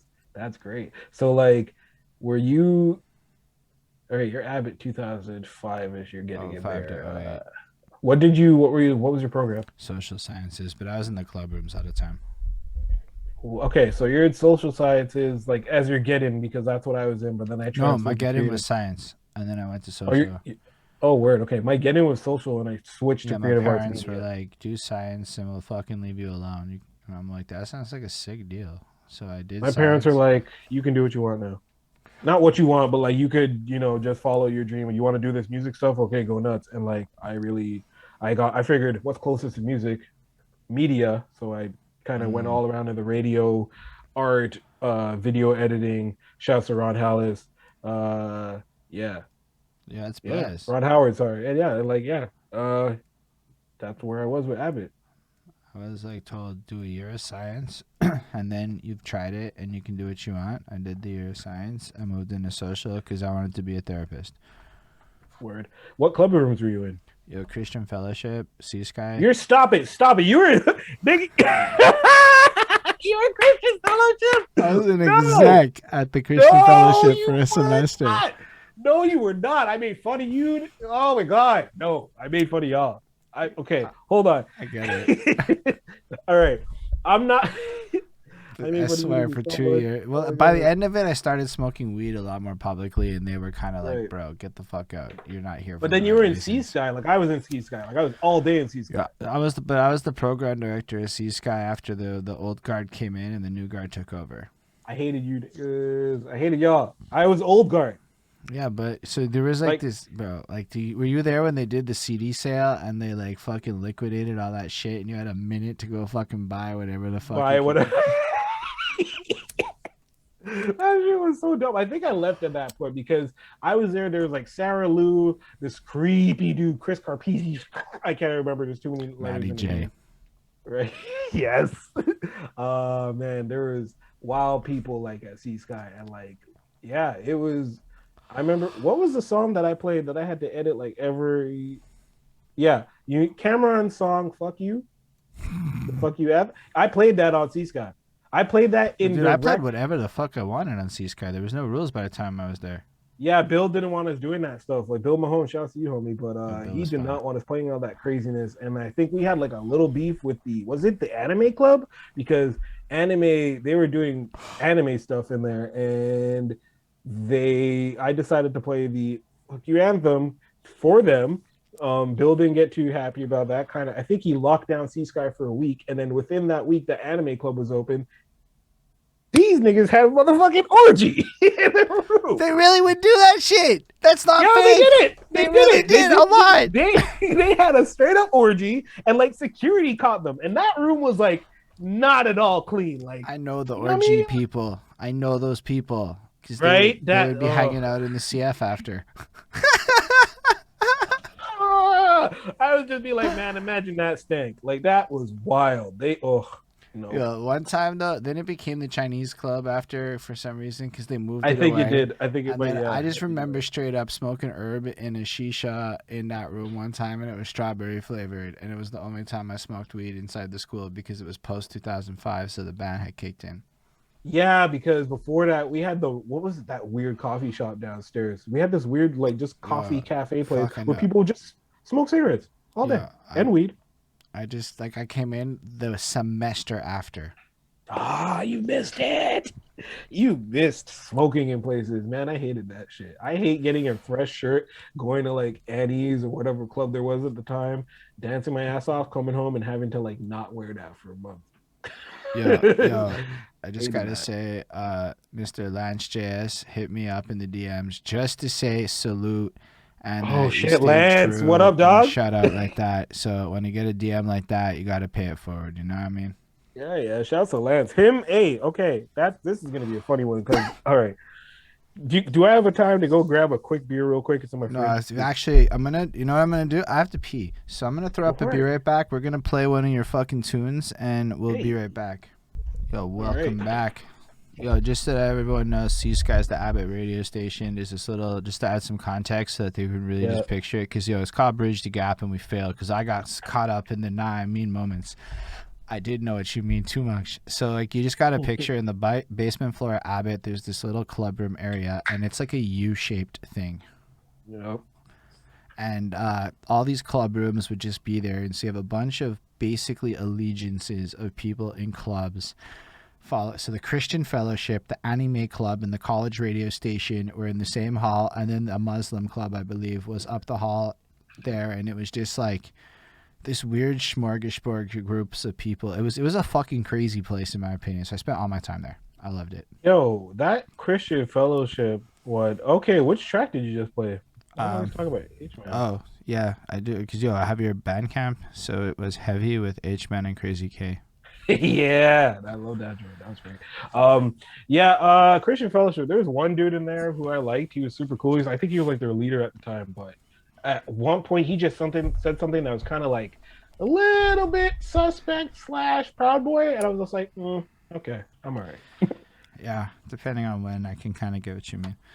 Anyway, those are better times for not on camera. 2005, yeah. Yeah, for real though. I met Nuclear Convoy in the Christian Fellowship when he sat on me one time. So that place is still real special for me. Oh man. I was 17 and he's fucking 6'4", and I'm like short. So he sat on me to impress a girl. I swear this is a fucking true story. That's how I met this Nuclear Convoy guy who goes on to do cool things in fucking wrestling. Anyway, there's so many people that like, yeah, I know what you mean. I'm 6 degrees of mad rich people. It's crazy. Mad famous or rich people. I'm super 6 degrees of separation from. Well, I would almost like that far with famous and rich, but it's just close friend of mine. I digress. But there was a lot of people there. Like Hodges was there.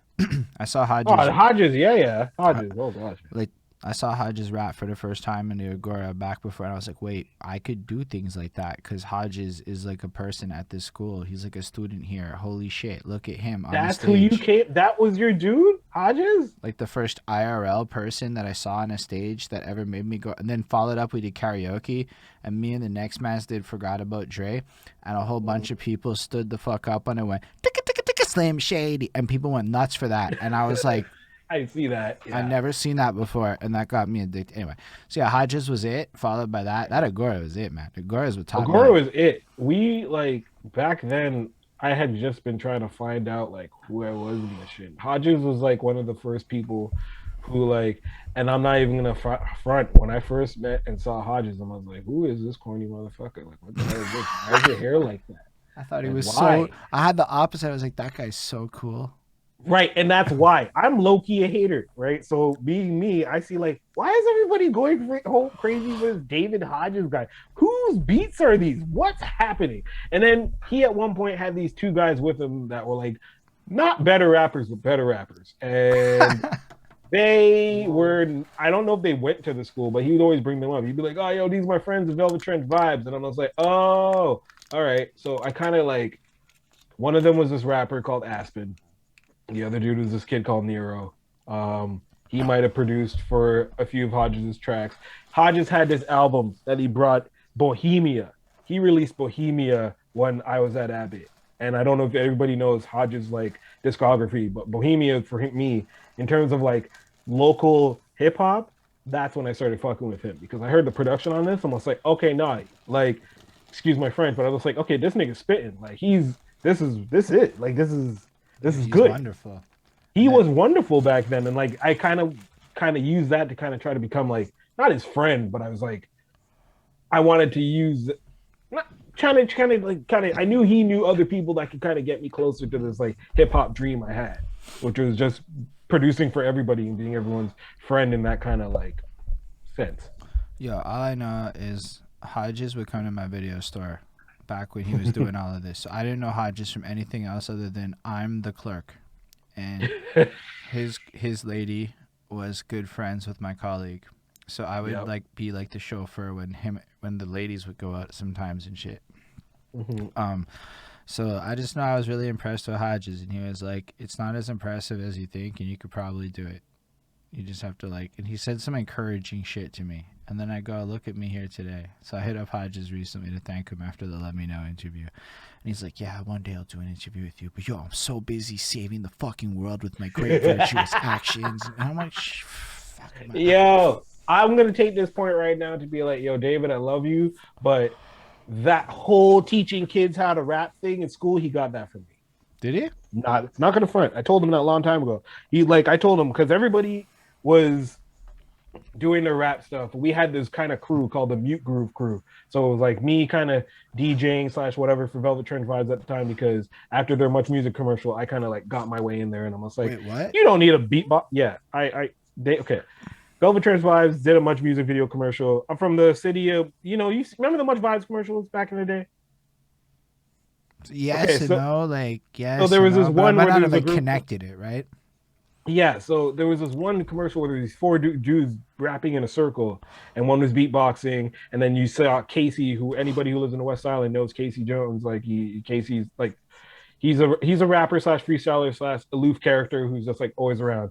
And the two other guys were in it. So like the video started with I'm from the city of I think it's from the city of Sex and where they say blase blah. But anyways, it was a great video, and I met them through Hodges. After that, jumped Okay. in, got into their crew, and we kind of started running around together. So then between Hodges, who was doing like his West Island thing, Velvet Trench Vibes that had like Hudson and like that area on lock, and then Lyrical Assault, which was more Il Perrault, Pancourt, the French side of rap back then. So these guys were all like the precursors to like Woodman and like the dudes that came out from out there, Far West would be called. And we would tour together. We would Wow, do that's little shows and like Granby and stuff. Like we literally would book hold shows on up. weekends. Yes. So you were like all around Hudson and shit. Like you basically there was a whole like hip hop scene in Hudson. Crazy hip hop scene in Hudson. Like shit with people like not crazy, but like you would have the one group, Velvet Trench Vibes, and a few others that would kind of like spring up from there. But like we would we influenced a lot of the West Island kids. Crazy K coming up from like he was more or less after us, but he sprung from that. Seeing Hodges, seeing who else? There was Quest. There was okay. There was a white dude with the most suspect last name in the world, Coons. Jordan Coons, who was a crazy good rapper. Uh, we would all do like freestyling at like Cheers back in the West, but then we would have our few shows. Sometimes the Agora. Sometimes whenever they did shows at Cheers in the West Island, that was the rare times then. And then other times we would book shows in like Granby and like other like outside of Montreal, but like Sherbrooke close places. And yeah, shit was litty over there. Yeah, Shit that's was crazy. serious. Because Mm-hmm. my boy Nuclear Combo is from Hudson, right? And he's a few years Word, older than me, so he's up from word. Hudson, a few whatever. So I used to like cruise around that. So I just like picture it as a bunch of houses and back end roads and shit strewn together with like locals. It's crazy to just picture that in this whole like Right, but network. they There's some this. have yeah, they would sometimes have shows at the Chat. Sometimes, That's sometimes. that's serious though. I'm glad you Yeah, shared all that. Cause I don't know a lot about that part of it. Let's be real. I'm in like close St. Luke-ish until 2004, and then I go to DDO, but then I'm going to Wager for a year from DDO, right. and then it's Abbott, and then it's But whatever. to go back to what I was saying, yeah, like on some joke things, and it's not even a joke thing. Like I legit said, listen, while you guys are doing all this rap stuff, I really want to do musical scores when we grow up, and I also want to like kind of teach kids how to produce. Like I kind of want to like go to a school, kind of get like a government grant, and I swear to you, I'm not lying. I want to go to a school, get like a government grant, and like teach kids how to use Fruity Loops, or teach kids who don't know how to record. And I shit you not, this man did that, and I'm like, you know what? Like that one was free. And there's a lot of people in the city who have done that one is free because it's not that I'm mad at it. It's like a DMX thing where I don't want to take the credit, but I will mention it, and that's where I'll get my like that's where you got to just let me have my piece. But at the same time, I would have loved to do that, but it's just like having government grants. You got to be there and be at the right time. Hodges was there at the right time. He kind of got up, did his thing, and yeah, no hate to him. I love Hodges. He's a great man. Yeah, I have to have I say I have a lot of respect for him. I used to bump his Big music time for a respect minute. for him, man. He brought people in droves.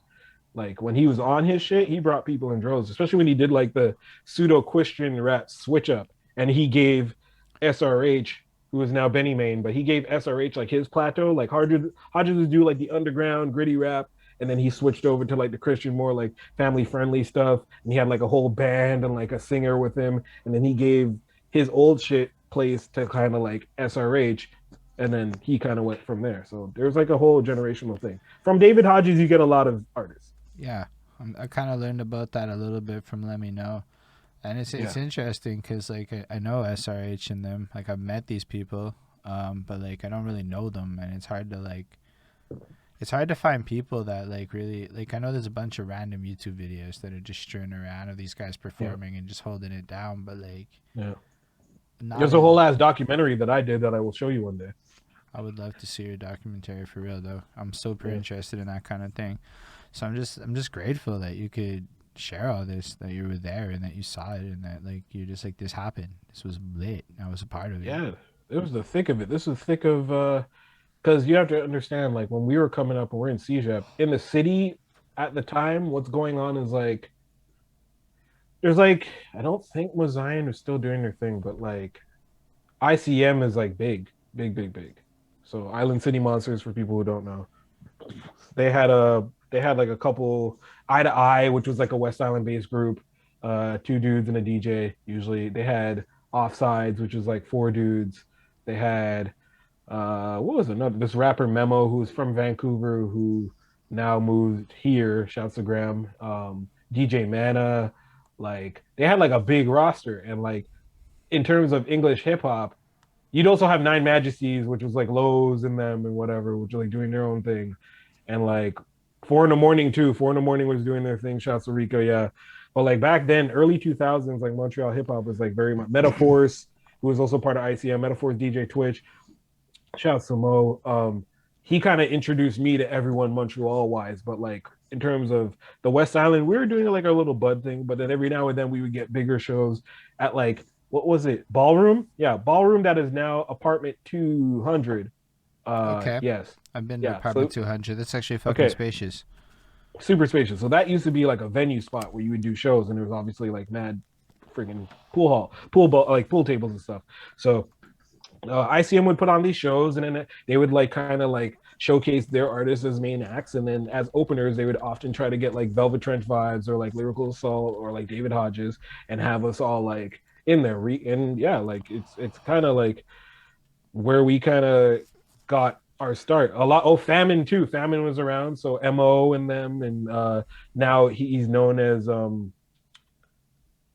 it's shit, Fatty Soprano, who yeah, back then Fatty Soprano when he was super big, and he is actually Fatty Soprano, and then he lost a bunch of weight. Shouts to Leo. Now he's like directing and doing a bunch of crazy stuff in terms of like directing videos and stuff. So So yeah, I we know his name. I don't yeah, know. I come into the game in 2012, so I'm paying attention a lot as of then. And prior to that, it's just kind of foggy. It Foggy, was, yeah, yeah. I can tell you a lot about before that and leading up to 2012. 2012 was like a huge year. yeah. 2012 is a big year. Now we're definitely gonna get there. So, but we're still like in what 2005 ish. You're Yeah, we're whatever. 2005ish, 6ish. This is This is a still lot like, of the beginnings. but this is the stuff you were up to as you were cruising around. But just before we continue, what was the Lance story? Double. The You last have story. you said we brought up Lance JS, and then you said I have a story about it. But okay, I have to Okay. go. So before I got to know Hodges and those guys, I needed to I needed to kind of like secure myself with a rap group or at least a group that I could produce for. So in comes Yannick, Jamal, Lance, and their boy. Oh, this is gonna bother me because I can't remember his name right now. That's gonna put he's gonna be mad at me later too. But they call themselves the Dream Team, and they are a rap group that decided to want to record music. And me being that my father has all the sound equipment and so on, thinking, hey, let's record in Akil's basement.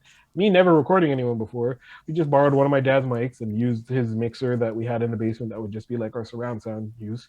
And we try to record off that. So these guys would just be recording off of like G Unit beats at the time and like whatever. Wasn't the best rap at all. A lot of them continued. Lance definitely continued as J Star. Shouts to J Star because he used to always do that in all of his raps, and it was so weird. No But shit. I know. I had no idea. I didn't yeah, even make Lance. the. Okay. Yeah, yeah, he would definitely rap his ass off as J Star, but he well, first he used to be Lock Dog, and they would just rap over G Unit tracks, and they recorded the first mixtape in my basement. Then my mom put an end to that shit because she said they were running up the hydro bill with all the heat being up all the time in the basement. Which shouts to her because I didn't really want to do that shit no more.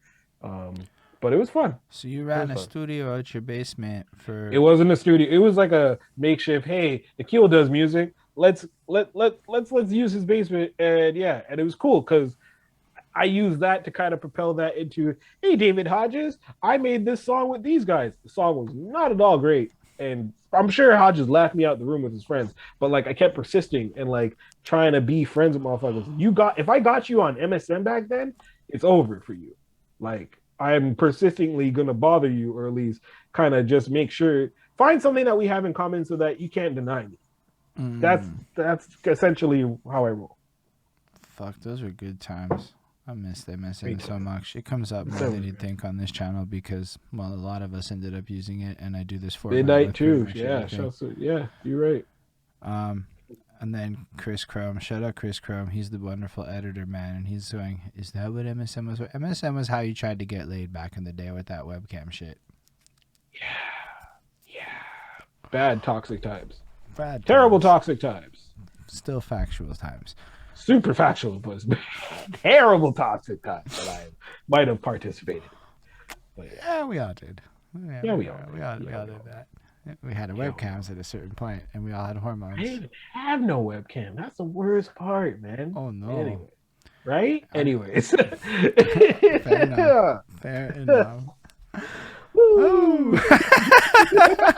I like this a lot. All right, so back to the music. Yeah.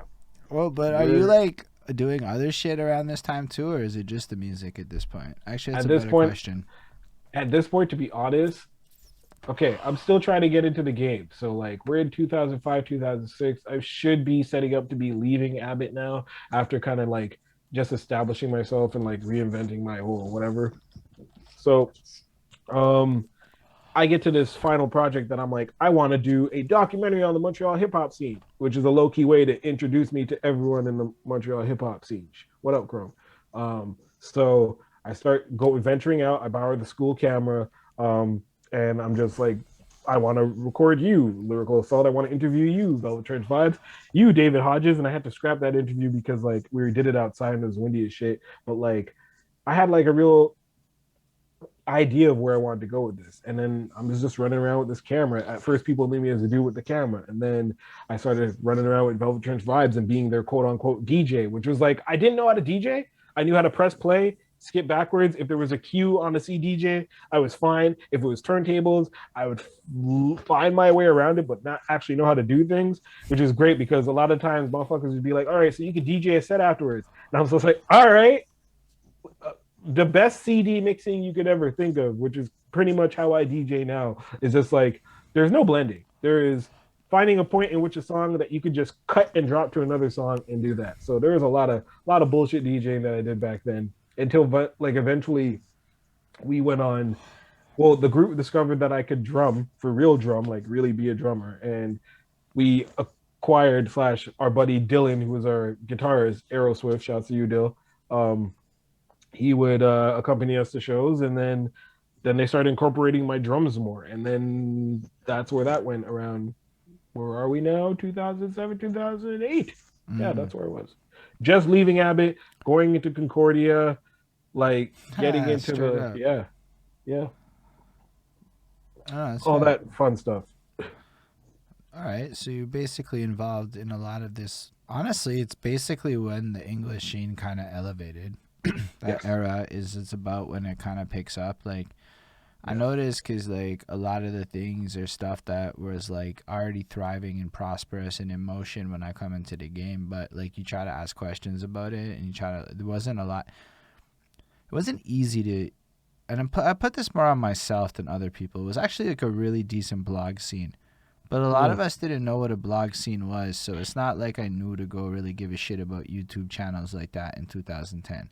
But there really was a lot of stuff back then that I was ignorant to, and just because whatever, it was just what the internet was at in life. But by 2012, a lot of it was not there, or it was in dying stages. Shit was wild because I don't know if it was at this point already, but okay. So we'll get to 2012 when we get there, but let's go back to 2008 or 9. Let's build up and do whatever. Let's build it. Let's go. Where do you want to go? Well, you're in post Abbott now. What did you do after post Abbott? You're toured like a motherfucker. We went on tour. We had no idea what we were doing. These guys went on tour all the time, and at this point, the Vibes now, as we were calling ourselves, or Velvet Trench Vibes or whatever. It was myself, Aspen, Nero, and Aeroswift, which is Dylan. We were like a 4-piece. We did a lot of shows, like stupid shows. Perry, who was the old runner, and shouts to Perry, Paliski Vask, Good Friday Entertainment, manager of Onyx now, and like Snack the Ripper and like mad other artists, and he like does bookings and shit. he was at the time managing us, and we were just getting crazy shows. So I think in like 1 week we opened. I think in 1 week I opened for Papoose, and then a Wednesday we opened for Raekwon, and then like the Thursday we did the Concordia outdoor thing and opened for Talib Kweli, and like that would be like a week to me back then, while also working like my commis de plancher job at Jean Coutu Normal, right? So like shit was like, and oh man, at this point, like okay, to everyone who's ever felt this, English Sheen was bopping. We were what you would say very on the cusp. Like people were like looking towards us. We were an only like hip hop group that was like doing it with a live band. People would actually like shun us because we do shows and then like we'd show up with like drums and a guitar and they're like, yo, we don't have that stuff for that. And we're like, no, we'll be fine, no problem. And like we would continue doing that. And then there was like Canadian Music Week and like labels out there that were kind of looking at us. And like to me, like I felt like, oh, I'm like right there. Like I'm about to do this shit. Like it's 07. No, it's not 08 because I hadn't left Jean Coutu yet. So it's like 06, 07. Like shouts to 06 because I love anybody who knows hip hop in Montreal. 2006 was sweet. 2007 was great. 06, 07, 08, 09 were just great times. 2010, 11, shit started to get really weird, and I'll explain that very soon. But it was a happy time. Everybody was thriving. Like Rico was out here. A lot of people were out here. NL5 was out here. Northern Lights. Shouts to Justice. Shout out Justice, big time. Fucking shouts to Justice. Everybody was just out here doing their thing. It's not even like we were like really thinking about what we were doing. It was really just like real city relay. When I'm tired, you go. So like boom, boom, boom, boom. Everybody dropping. Everybody just like coming out at the same time. It was amazing. It was magical. And like I just felt like, all right, it's 06. I'm gonna have a Grammy by 2010. I was very cocky. Not cocky, but I was just like happy. Like I was just like, music could go somewhere. Like we could fucking do this shit. Every week I'm opening for somebody. This is when shows just started coming back to Montreal. Like we weren't getting hip hop, and then there was like shouts to Dutch. I'm not gonna forget about you. Dutch was a big part of us. But like I'll get that's also later on a bit too. But and it was brief too, because like I think I went to Canadian Music Week in 08 and Dutch was there and he came with D Shade. And shouts to D Shade. He came with D Shade and another dude, and we would all just like party and go to like different hotel parties and like hang out and stuff. And like it was just like getting that vibe off each other. We opened for Chaos in Toronto. Chaos, I love you, but he was going through some shit that night and just decided to like hang out backstage and like sit cross-legged and not pay attention to nobody at like his own opening party. Fucking Sunday morning was like big tune back then. Like Sunday morning just dropped. Like so that's where the vibe was. And man, I mean, whew, it just got weird after that. Things kind of went up and then went down, and that's, I mean, if you want to know, that's where I'm going to get to next. But it just something kind of punches in the gut. Just before we get to any of that stuff, I mean, at this point I have some idea. I have a good idea of you have stuff. A good idea. Yeah. I happened to be day jobbing with a person who worked at Koi in 2013 who was very connected to shit. So back then, I was fed a lot of information on things that are very relevant to what you're about to say. Mm-hmm. And I'm like, damn, I had no idea. You never know who you're going to talk to once upon a time that's going to connect to your life fucking 8 years later and shit. It's fucking nifty. Right. But before we do that, can we just take some time to congratulate you for banging out some pretty incredible accomplishments? Like all that you just said is like, yo, people... Sometimes you hear the Montreal on the map speech, and I'm like, Montreal done been doing things when you really dig through the crates like I'm doing and look for it, right? And how can anybody say whatever when we've had multiple people in the city open and do incredible things? Like, look at, what is it, Bad News Brown played for Nas or whatever? Yes, yeah, he did. Yeah, he opened for Nas, and he did that on stage with him. That was crazy. So, I mean, we've done a lot. Okay, like, we've done so much. We've done some crazy, like, to kind of get back to the height of this shit. And this will kind of pinpoint to show you what was what. I remember, and this is, I think, after tour or before tour, because I went across Canada and then we came back and shit was weird. But I think this was before tour during that year. Actually, sorry, can you pull up, when did Wu-Tang when did Wu-Tang come to Montreal? And it was the same night that Montreal rioted after we beat Boston. Wu-Tang, Montreal, Boston, right. Give me that. 2008. No shit. Bongo. There you go. Okay. So that night, I'm on that evening, I'm not even Yeah, thinking I remember about that Wu-Tang. vividly, actually. We're freaking I'm going to Fairview Mall on the bus. I think going to just get EB Games on some shit to just like try to Yeah, get some video buddy. games. Like whatever, taking the 204 to Fairview. And I get a call like from was it Aspen and or even D Shade, like, yo, where are you? I was like, I'm in going to Fairview. What do you mean? He's just like, dog, you're opening for Wu-Tang. I'm like, huh.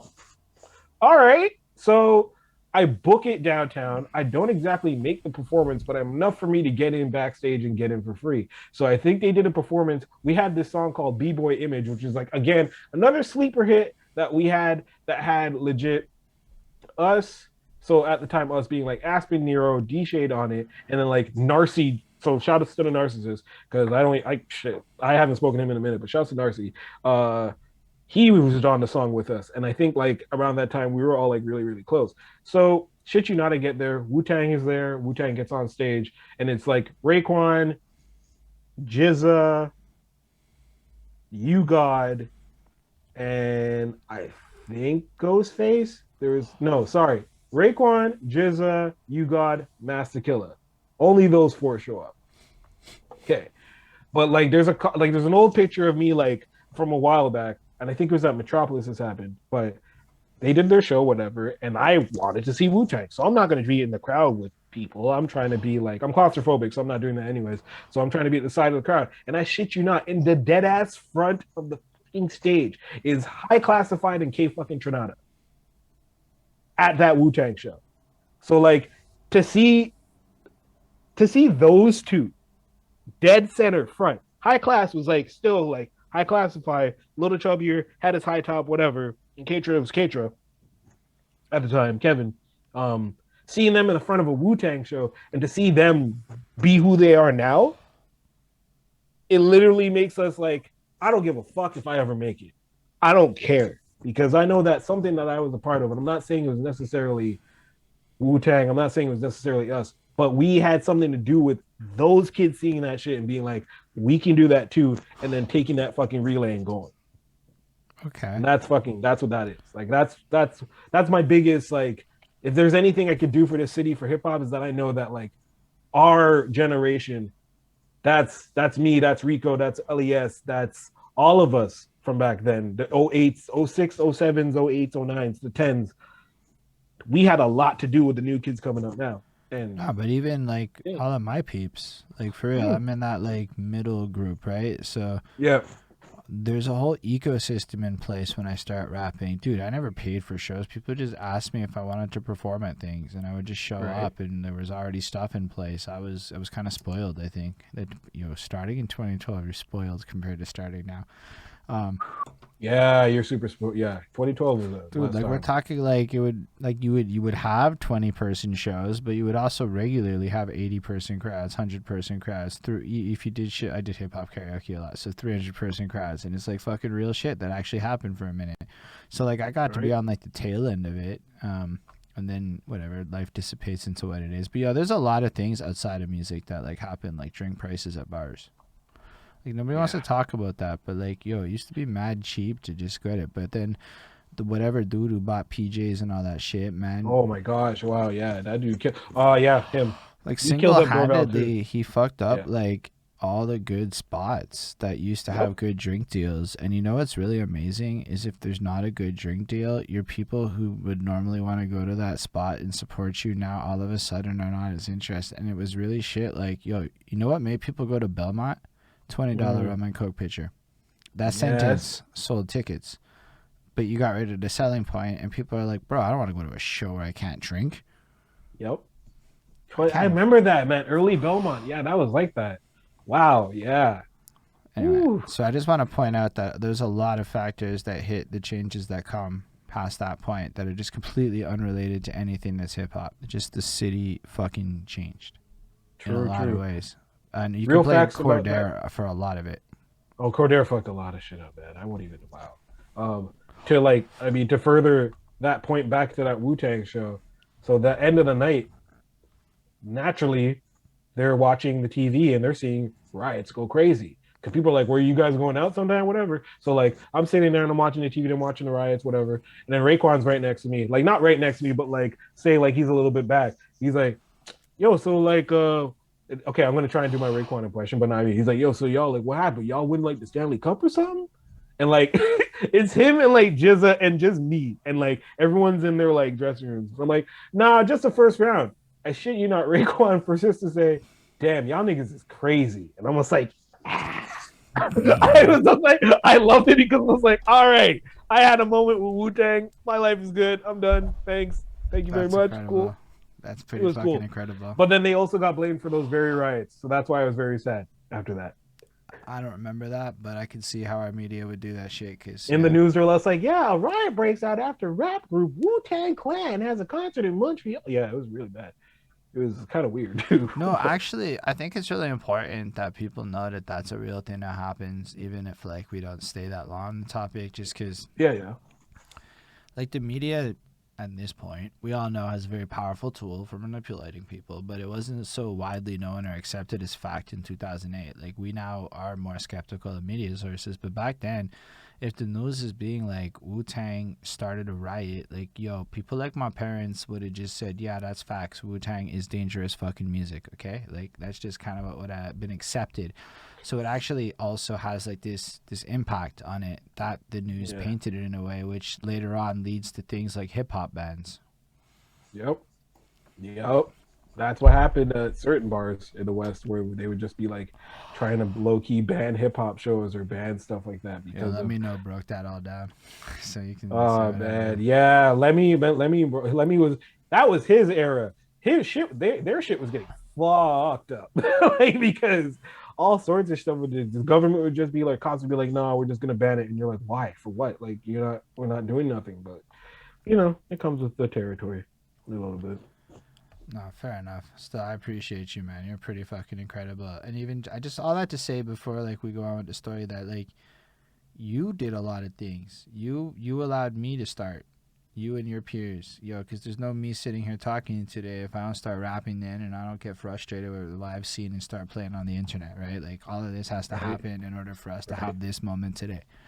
right. So in a sense, if you're saying you influenced all these people and these people like dirt working them are creating an ecosystem and whatnot, y'all are just in this wave. All of these people that allowed me to like start, like there's like I was able to really just do it, and it wasn't like we're not even talking about making songs. We're just talking about the Mm, live environment, right. and so like that's like a thank you for real. That's pretty cool. Hey man, I gotta hold like that's what I hold on to because I mean I obviously wanted to be like platinum producer, this, that, whatever. Like you got to think like we're coming up at the same time as like Drake was just Buddy. Sorry, Drake was mixtape Drake at the time, Wheelchair Jimmy, when like we were coming. So it was very like, oh, this could happen if like Canada gets that eye, and then like Montreal's right there, like literally by like some kind of Zaboomafoo shit. Like we literally could just all blow up, and everybody's happy. And things didn't necessarily happen like that. We had our shows and promoters, and then unfortunate things happened within the same year. Shouts to 2011 being like super wild butts and nuts like that. But and then within that same year, that all of us like kind of getting together and like really, I think that was the one time where I could say that Montreal was like unified Mm. straight up. That was the one time where I could say Montreal, at least the English scene, was like Okay, do super, super, so super, super, super, super unified. what And unified like, it? uh honestly, unification came from just people, a lot of people just being dope at the same time. You gotta understand, like, when people think of Montreal hip hop before, they were thinking of like KC Elemental P, Shades of Culture, like just like not very like Shades of Culture was prominent, but like really there wasn't many other people to accompany them. And then after the ICM wave, like once it was like still kind of like Hodges and like vibes and stuff, but then once that kind of curved, And I did eventually leave the Velvet Trend Vibes to kind of like do my own hip hop thing this way, in terms of I really wanted to produce and I wanted to stop drumming, because being a drummer is fun, but like you're the only one picking up your gear, especially when everybody else in the group is a rapper and you got one guitarist. So it's like it's shit. So I left the group around circa 2007. I really wanted to kind of like focus on production. So this era when we were coming up, '08, like we had again Rico, we had CL I had already met at this point. Brick was really just coming up at this point. Then we had like Justice and LL5 that was still really rocking around. We had a lot of like Magnum had just like he's always been around, but like he just like really popped up again, and like he did I think Downtown in My City was one of his joints that was like really made me look at him. And then he also had this other Expos Fitted. Expos Fitted that kind of put Montreal, like that gave us our battery. Expos Fitted was they gave us a big battery. I'm not gonna forget. Yeah, I'm not forgetting CAC, Logic, and iBlast, and SRH, all of them. Yeah, our roster was sick because the people you see on my joint pointer, which I eventually will get to. Okay, but let me just Are interject huge. a bit. So you have a sick roster. My guy, I could tell you right now on some data shit, I can find you that roster. What do you do next? You get that roster. We just they had the movement that I wasn't officially a part of. Rico could really speak to this. This was what I don't remember what it was called. New Money? What was it? New Money?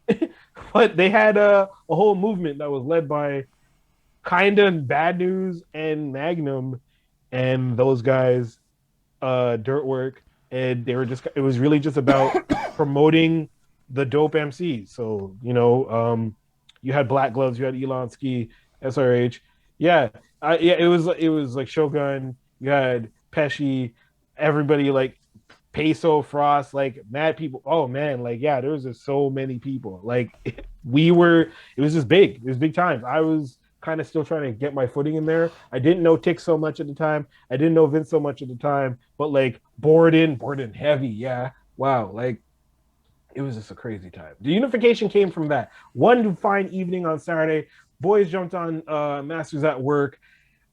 Ninjas just started talking about how they literally like bum rushed the show, took over, saying how they're about the new money, like they're about like the new wave and stuff, and they're not trying to hear this old shit. It was really kind of comical because like you would never see those kind of like wrestling antics at all in Montreal, especially in Montreal. So that shit was just like nuts to see, and like it kind of just it started a wave, but then within that same wave, tragic shit happened and just kind of it just kind of just like stopped it a little bit.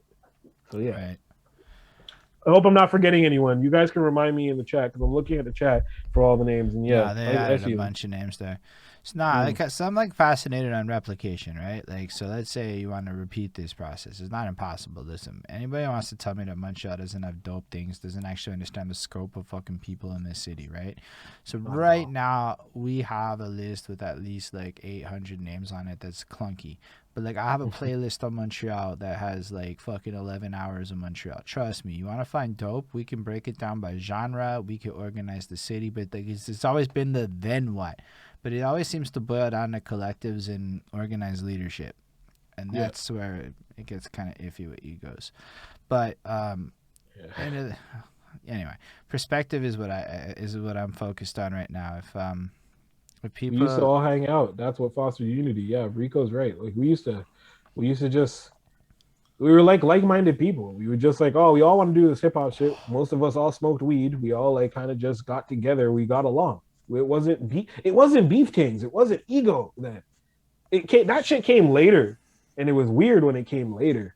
But like at that time, we were very much like, this is our mission. This is what we want to do. We live in a little rock called Montreal. We want to be noticed more than just a French poutine place. We want to bring English hip hop here and make it prominent. And like all of us tried to do that to like our dearest. Shouts to H-Man too. Shouts to Ubat. Shouts to, iBlast. I didn't mention them. Shouts to Murderface. Oh my goodness. Listen, I met, okay, I need to tell you this real quick story. You asked me if I ever rapped. I never rapped, but when I left the Vibes in like circa 08, because I left Jonka too and I started working at EA Mobile. So when I switched that job, I started doing other things production. Rodney, we kind of met back up in university. I was like, hey, I haven't seen you in like 20 years. What have you been up to? He's like, oh, I've been rapping. I'm like, oh shit, I produce. So we linked up. He was working with this producer Drex, who was running Studio Drex, and Red. Hey, you know who Yeah. fucking okay? Aaron from Drex added me on Snapchat randomly last week. Oh word. And I'm like, my guy, you have come up before. You don't understand your impact on hip hop. He's like, say a word. And I'm Yep. like, fucking straight up. I don't remember who it Like was I Drex. was talking about. Maybe it was Rico. I know I worked with Aaron. Aaron was my first engineer at Drex in Mm. 2012. Aaron. Oh yeah, Aaron. Woo. Okay. Funny story about Aaron. Aaron. Okay. Ao. That's my dude. Yeah. Okay, okay, Okay. okay. I just knew Ao. him as Okay. Aaron in my phone. Aaron. Aaron. Ao. That dude. Original member of the Posters. Okay. Okay. So the Posters was freaking Nate Husser, Chris, fucking Joey now, Joey Sherritt, who mixed my album Sample Clearance, and like they were big. Those guys were like the young kids coming up, but like during Studio Drex, they were all like just like doing sound and shit. So Aaron, yeah, that's family. But yeah, I looked up at Rodney. He was doing things with Studio Drex. We kind of got in doing that, and then I was like hype manning from that point. And from hype manning, my first show, I think it was we did our first show. It was Collie Buds, and that's where I met CL. That's not where I met CL for the first time, but that's when I was like, okay, who is this guy? And like he kind of was like drunk in the crowd, but being CL, like you know how CL is, very friendly, very So I lovable. barely know how CL is. It's crazy. I met CL in real life one time. CL and I Yeah, talk almost every day now. yeah, It's crazy. that's what we. Yeah, He and same I here. have become like friends, like for real. Mm-hmm. But in real life, like once. I'm a Zoom Really, homie. We've you're rapped a Zoom homie, together. right? We've like chatted. We've had Zoom joint sessions, listening to music together and stuff. Yeah, he loves those. He loves those zoomy joint sessions, man. So I fucks with CL. So I would call him a friend for real. Like no like second hesitation in my voice. You know, like that guy's fucking cool. But he's on a list of people I actually need to hang out with now that I'm on fucking vacation. Because like I actually need to like meet CL in like a more real tangential way. No, you gotta hang out with Drew. Drew is very like he's super chill like that. Like I'm when we met, I think he was just like outside of somewhere, whatever. But anyways, like at the time, he wasn't just CL. CL had the great name of Crack Lips, and me being ignorant at the time, I was like, okay, wait a minute. So he's like, he introduced himself. He's like, hey, what's up? I'm Crack Lips. I'm just like, what do you mean? He's like, I'm Crack Lips. I'm a rapper. I'm just like, wait, you're a white dude and your rap name is Crack Lips? And I lost my mind. Like I lost my mind. I'm just like, that is the greatest.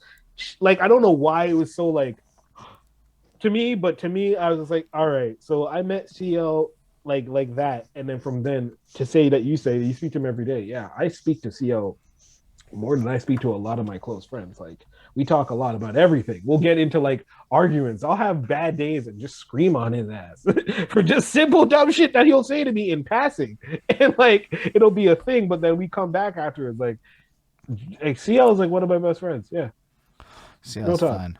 Like we real have, talk. I don't know. I can't wait to get to know him better. Like for real, You'll have he a blast. You honestly, will. Justice for is one of the best songs I ever heard in my life, and it inspired me to be like more activisty with my platform. So shout Mm, out to CL forever. You appreciate know, that. Through CL, I met a lot of people. I met Vincent Price. Like we shout got out Vincent Price. closer through it. Super funny. So like me and Vince didn't really know each other, but then like I'd be at CL's house and then Vince would show up. And then I'd be at 80 Rock's house, shouts to 80, who is like the alchemist of the city. Like not he's the alchemist. I compare him to Alchemist the producer. All of the producers in Montreal were like the Justice League. We're all friends low key. Like we will talk, we'll be on some nerd shit, we'll hang out. It's never envious. It's never on some like, oh, why didn't I make that beat? We'll legit give each other pointers. It's just how we are. So I'd go to CL's house, Vinny would be there. I'd go to 80's house, Vince would be there. And then I'm just like, all right, so I need to be friends with this guy. Mm. Like we didn't know it, like I didn't know he produced at the time. I think we kind of like realized afterwards, and then like we just kind of through social media being social media, we just became friends like that. So yeah, if it wasn't for CL and 80, I wouldn't know Vince and I wouldn't know a lot of people. And yeah. Yeah, I straight wouldn't up. have met my own cousin actually through CL. Knew me. He's like a graph writer. I met him in like a Codename store or whatever, but then I didn't know him as Numi and knew him as Chris. And then like weeks later, hanging out with CL, and he's like, "Oh yeah, I'm come meet to this show that I'm doing. My friend Numi is going to be there, and like a bunch of my other friends, whatever." So I roll up, whatever. This guy Numi shows. He's like, "Yeah, this is Numi." I'm like, "That ain't Numi. That's my cousin Chris." And like we realized that we both knew CL and like a lot of the same people, and that's Montreal. Yeah, that's Really crazy. I met, like, I don't know. CL just kind of popped into my life because I got fascinated with his bars and his ability to rhyme and his Yep. attitude. And this is 2020, right? Like maybe Yep. 2019, I discovered Cool Man Logan on my fucking Facebook. Like, it's not like he Cool was. man Logan, the name switch. Yeah, yeah. That's how I know Crack him, Lips is right? a better name. I like Crack Lips. I just, so now if you'll notice, it says regular man Holden Plus on all my shit. Because, anyway. Love it. So Cool Man Logan, I fucking love this guy, and so he's coming through on the cipher that Vince Price is now fucking involved in. I'm like, wow, look at that. These Yep. are my friends in 2021, and apparently they were all like huge and significant people a decade ago, and I had no fucking idea. They're still huge and significant people, but we were just on our No, I heavy know you grind. were, dude. Like even you, like today, like 243 episodes of a podcast. Everybody's like, your beats are fucking stellar. Like you're fucking crushing life. Like I don't know, like you're a pretty impressive guy. I'm sitting here like I get to talk to Skindeep. That's I cool. haven't gotten started yet. I'm just getting started. There's a few hiccups, but you know, we just try to, we still try to do the thing, and I like that. I like that we're still doing the thing that we're trying to Yeah, do. we are We are, somebodies. But you know, we like are for fucking me, it's somebody's. like Yeah, I feel like this new kid at this like club of people that do all this crazy, interesting shit. But like I'm the new guy, and it's glaring in my presence. Y'all are like, I'm fucking used to this shit, and I'm like, oh fuck, y'all are really used to this shit. Because in 2005, yeah, and I'm like, fuck me, eh? we come from a 2005. time when it was low key. Listen, before the IGs, before like needing followers mattered, shit. Hip hop in the city was so great.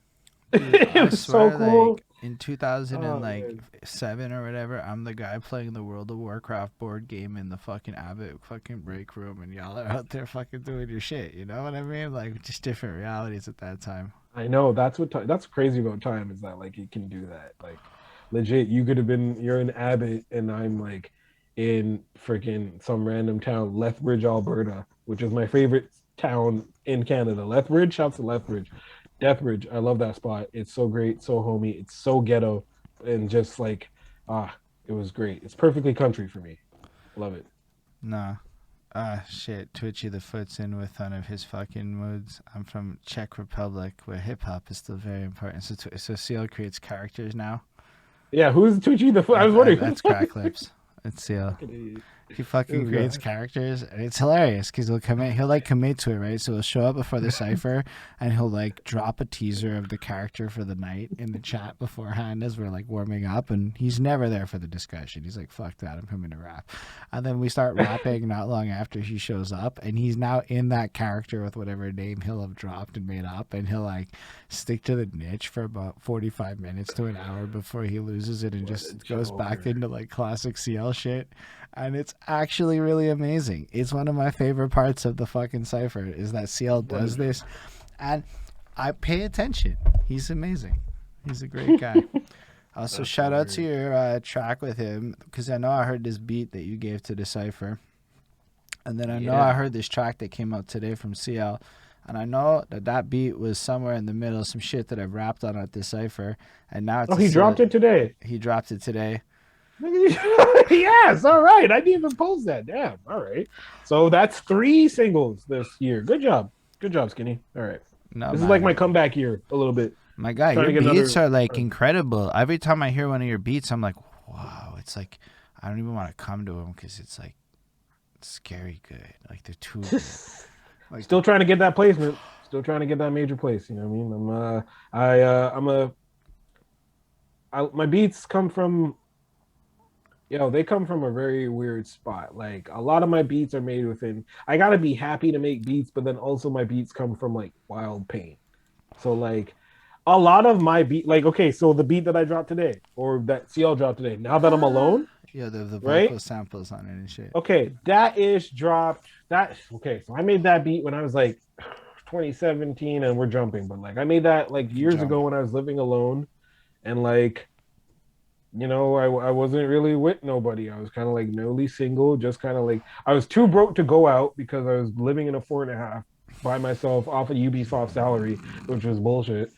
So I was too broke to go out. All I could do is make beats, and of course, I'm gonna find samples that kind of speak to the mood I'm in. So of course, you have a joint with yeah, me and Vince, we still gotta finish that collab.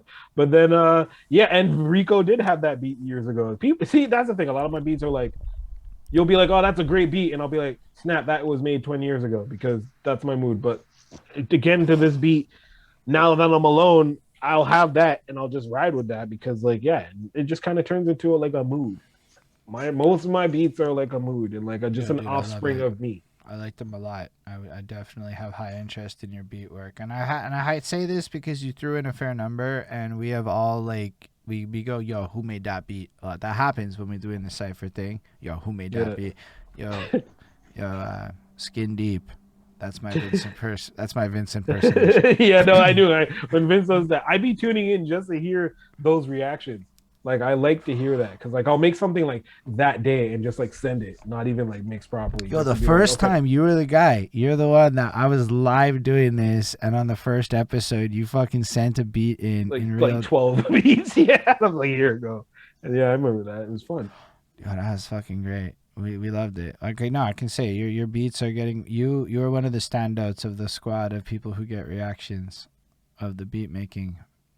I've always wanted to be. I try. Like I mean, I went through a time where like we all went through this time where like, and yeah, we got to work on that collab. I got so many collabs to work on. Like, there's just ideas in my head, but like I come from a time where sampling was huge, and then I also went through the era where sampling wasn't huge, and people were trying to like hate on sampling, and now sampling's coming back, and like I just I. It's not that I can't make my own original tracks. I can. I'm a drummer. I know melodics. Like I can. I know bass lines.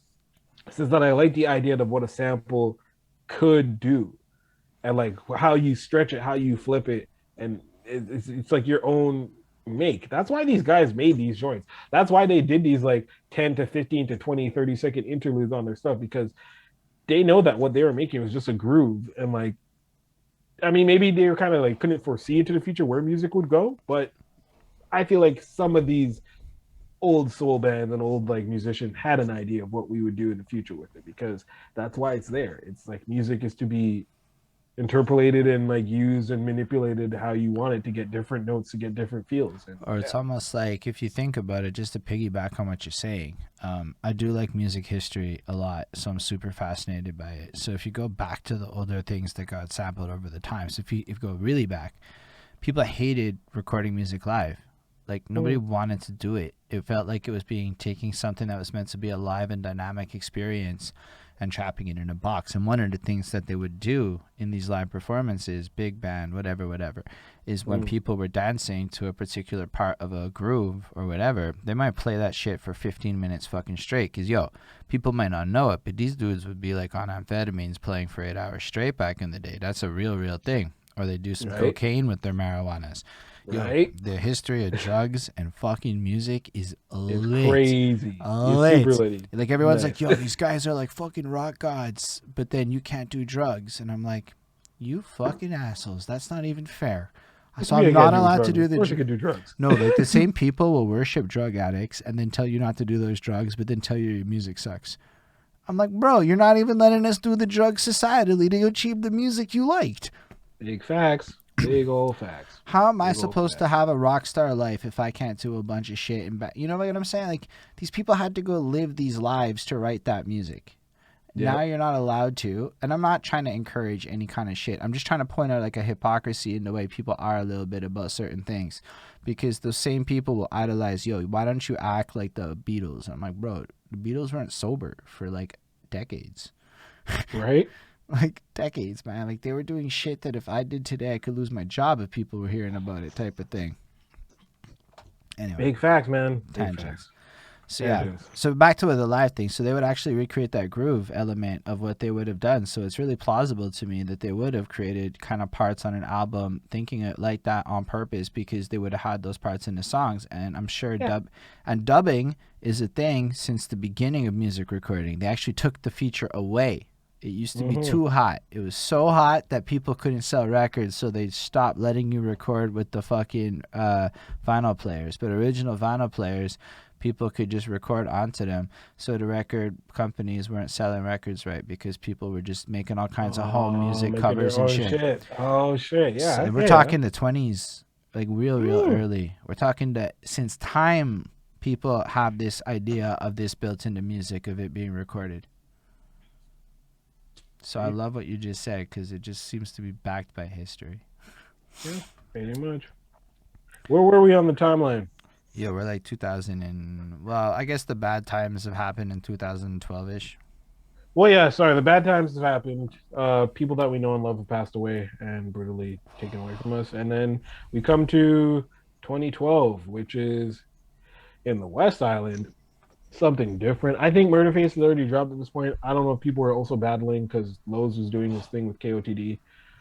So like we're again in another like stage of us really just kind of coming up. And yeah, okay, so yeah, we were already doing the battle things around that time, 2012. And then I was just like, you know what, fuck What this. battle I'm things? gonna like like rap battle things. CL was Yo, killing with the actually, rap can you? battles. I've not once talked about Montreal battle rap history on this channel. I am not the guy to talk to. You need to talk to Lowe's. But at one point, we were we were doing our thing. We were killing it. We really, really were doing our thing. Hold on, Not gonna lie. CL. We dabbled in our conversation because CL will hit me up after. We dabbled. We Yeah. didn't really delve CL. Just CL, I because saw we touched. CL in there a lot, big times. Pesci was in there a lot, big times. It's gonna bother me. Tom, my man's from Murderface, that like who's really, really fantastic. Cinecal, thank you. Wow, hey, my man, thank you, Rico. You're fast. Um, Cinecal was really, really big in there. Justice was murdering people, taking bodies. Shit was great. Like it was crazy. Like we got like early KOTD stuff that were coming here, and they were like at our like bars and stuff on Saint Laurent Saturday afternoons, whatever. Um, and yeah, it was crazy. We got some crazy early battles, and that's what I knew about the scene because I wasn't around there that much, but I knew that a lot of those people were still taking that hype and taking that build up, and taking that fire, and then bringing it to their own music, which came later. But as for me, around that year, I was at this point I had built my catalog and I was like working with different artists. Like I think 2012, Brick and I had been doing our thing as like Underground Railroad. We were touring, doing our shows, and I had met this guy in Ottawa, sent him some beats. I did some shit with D Shade, sent him some beats, worked on a D Shade album with this is great, Buddha Blaze, Narcy mixing the shit, and my production on there. So that's wonderful. Then also that same year, H Man and I did a lot of stuff. I did that track with Rico and LES. I was trying to do many tracks with CL, but this particular one he missed. And then I just like I made this beat called Pointer, and Pointer was the if you don't know if you've heard the song, but I did. Sesame Street Actually, 1, 2, listened 3, to it 4, earlier 5, today. 6, 7, 8, 9, 10. Yeah, from Sesame Street, the Pointer Sisters. So I don't even know what I was on. This is how Montreal was back then. Montreal was so unified back then that you could send a mass email to a bunch of niggas you ain't never spoke to before and be like, here, I got this beat. All y'all gonna be on this shit. And everybody wrote a verse. Like I legit wrote, like I straight up just sent this beat out, said, I'm booking studio time for this day. And this was actually the first day of opening for Studio Drex. Like his first day of actually being open as a studio, separate from Red Rhino. Drex went upstairs, started his own spot, and this was the first day he was open. I booked like a crazy session. Who at which point SRH shows up, Quest shows up, Hodges doesn't show, Rico comes, Caesar Rock shows up, Lo Pesci shows up, Mr. Bits is there, Boy Blue is there, Dutch is there, Narcy shows up. Like I got Just so like that people know, there was like a huge waiting room area outside of where the booth was that could actually yes. comfortably house this many How people. all these people with a couch and everything. So you had like Hold on, mad dudes. Oh, go on. And you could. I remember that when I went, you could smoke cigarettes, but not weed. Yes, you could smoke because Drex was a cigarette smoker. So that guy would bear that shit down with his cigarette smoke, and you're dying coughing like a motherfucker. But you couldn't roll weed. So like everybody was rolling trees. So that was Bits, I don't even know if Dutch was supposed to be there. Dutch was like, listen, I gotta be home at a certain time. I love Dutch. Shout out to you, buddy. I miss you. Um, Dutch, Blue, everybody's outside rolling their trees, and then inside the booth, you have we're burning backwards downstairs. That's exactly it. And then you have everybody inside the booth, like just kind of taking their turns and like recording, and that was like unification. I didn't know half of these people. Like I knew SRH, I met Rico. Like Rico and I think maybe met like 3 or 4 times at that point. Seas Rock and I didn't really know each other like that. Like Alonsky definitely didn't know him like that, but like everybody came through and just laid down ill to the point where like I had to keep the song 13 minutes because of that. Like I couldn't cut people. It was just like what am I gonna, you know what I mean? So that was that time to me really just like, and even Senecal was supposed to show, and I think he like missed it because the session was from like I'm gonna say 7 to like 10, and he might have just missed it, but that day literally kind of like made me feel like okay, we're really about to do this shit. Like it was sick, super sick. Yeah, I played it. I played it right before the interview as we were digging a little into it. No, but that's crazy cool just to like see that happen. I mean, and shouts to J Red too. J Red the Doctor. He gave me who just released some shit with 80 Rock and Morris Regal, Rockefellers. J Red at the time, I was working with him a lot and his group at the time, Style and Substance. So I was kind of like producing for these young dudes, but also trying to put out my album this year. And he was just like, yo, this pointer beat, you should get a bunch of dudes on it and make it just a huge posse cut. So J Red, I've never told that story. He gets all the all the credit for that track because I was like the next day, like, yeah, man, I'm gonna send this to every rapper I'm friends with on Facebook. And yeah, now if you tried to do that now on Facebook and send a mass like Facebook message to a bunch of rappers you don't know and just present a beat, you'd have managers chiming in. You'd have people being like, "What's your views like?" Like, nah, man, it's so broke. It's weird. It's super weird. Anyway, one of those happened recently. I digress. Vince, I feel you, bro.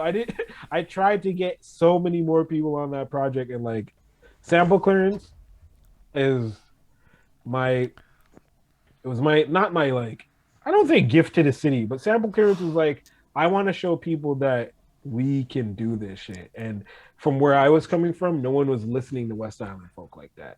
No one was really listening to like Montreal people like that. So I was just like, how about I just bring all these people together, get them on my beats, and like let's go. So I guess the question is, how do we? And the bigger question is, how do we recreate that spirit today? Jesus Christ, get egos up the fuck out of here. We need to have no egos. We need to have the same drive and hunger. I don't, I don't know. Like, I really don't know. Because I feel like the new kids can do it from the ones that I know. But the thing is, I also don't know of many of the new kids. All right, so here's what's up. I can tell you that with my position in life, data intelligence rule everything around me. So I'm all about looking into some shit. I could find 15 people if anybody really was down to like, really work with it. Because here's the problem. It ends up being that a lot of us end up writing solo, trying to all do the same thing at the same time. Doesn't go anywhere. Egos get in the way. But really the people in charge don't always want to do the things that are necessary to like be that role. Big facts. Costs losses. I read this marketing book recently by my favorite marketer, Scott. What's his fucking name? Whatever his fucking name is. I'm feeling like I'm blanking on it. Scott Galloway. That's it. Dude's fucking great. He says fuck. So I was in. You're a marketer and you say fuck, you sold me. You're speaking my language now. Yeah. But he was like, entrepreneurs are the types of people that will work an 80-hour week just to put money in at the end and not get paid. And I'm like, oh, shit. That is an interesting way that people can evaluate who's really about that in terms of being a leadership within that shit and who's not. And anyway, that's just a thing to keep in mind. But I'm saying, let's say you have the right people, and I'm meeting a bunch of people. How do you like reinstill the faith? Like, it's not a question of talent. There's definitely like this Hoshe kid is just ridiculous. Or there's Drew from the NSL Collective is ridiculous, and that's just like my lane of people who are not from the other side of life. I don't know how else to put it. Then you got to go to all sides. Look at that Mike Shab kid. He just dropped a banger today. Mike Shab is nasty. He out of the newbies, I've really fucked with Mike Shab. I fucked with Mike Shab when he first started, when he was just like gutter, super gritty. Um, I really, really like Jo. He's got a kid with him who I was working with a couple years back, and it's gonna bother me that I can't remember his name, but it starts with an N, and it's gonna be in my phone that I'm gonna look for it. But um, yeah, K Goon is dope. Like a lot of the new kids are good, but like No, I mean, but let's go to a different level. yeah, I let's go. know enough 30-year-olds that we could just now go after the 30-year-olds that still love hip hop but don't have a place to go that's targeting them. There's 40-year-olds still doing it. I mean, Right. like, you see what I'm saying? Like, people are getting kind of limited, in my opinion, about the potential here. Like, Mm-hmm.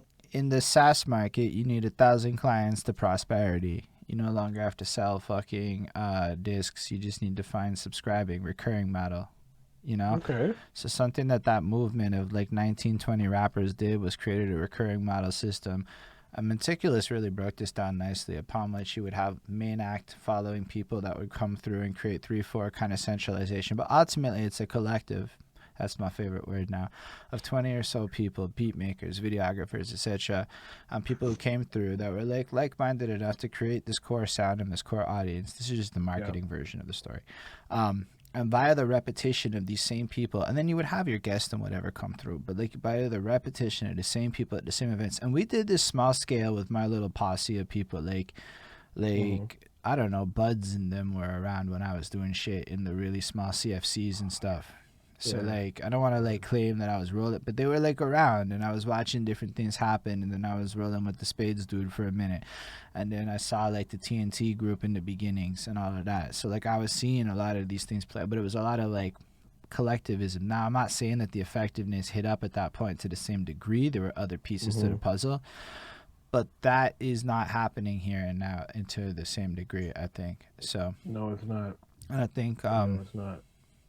do you think that would make a difference, just having that level of structure in place for each of the lanes? Just acknowledge all of the lanes are here and find the right Yes, people to support each of the definitely, because lanes. that's exactly what we were doing. You had listen, you had famine, you had like the different crews that were out there. You had like I think okay, there was a singer that was around here a lot that people were doing, but like C's and them were C's LES.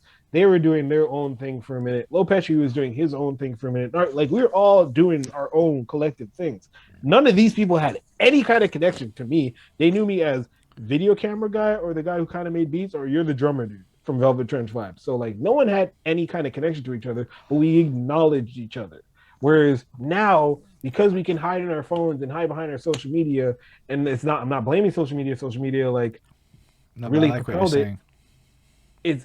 It's like you had UNES. Thank you V. Yeah, it was UNES. So like you had Rico. It was like UNES was working with Caesar Rock and like a lot of Rico blocks, I believe, and a lot of them they were doing their thing. And then you had like Crazy K was coming up. SRH was coming up, but SRH was like an underling of Hodges. Nobody really knew who SRH was at the time. Then you had like Elonsky and Black Gloves were like the same age as SRH, but like just DG versus Dorval. So like that's I mean Point Claire Dorval, but like a totally different mix of like where you're coming from at being the same age. And then again, all this being at the very like starting this, you had the Expo Fitted remix, which a lot of people just jumped in to kind of give you their viewpoint of what they felt about Expo's Fitted. So like everybody acknowledged each other, and it was like a respecting. Like it was really like, I may not fuck with you, I may not fuck with the way you rap, but like you guys are doing your shit. Crime Mm. in the City was heavy. We had the fucking the countdown shouts by the countdown on K103 that was done by Vince. I need you to do this for me again. Because I'm forgetting wild names. And I literally have this dude on my Facebook, and he was like a host. It was after Don Don Smith? Smooth, Not Don Smith? not Don Smooth. Next dude.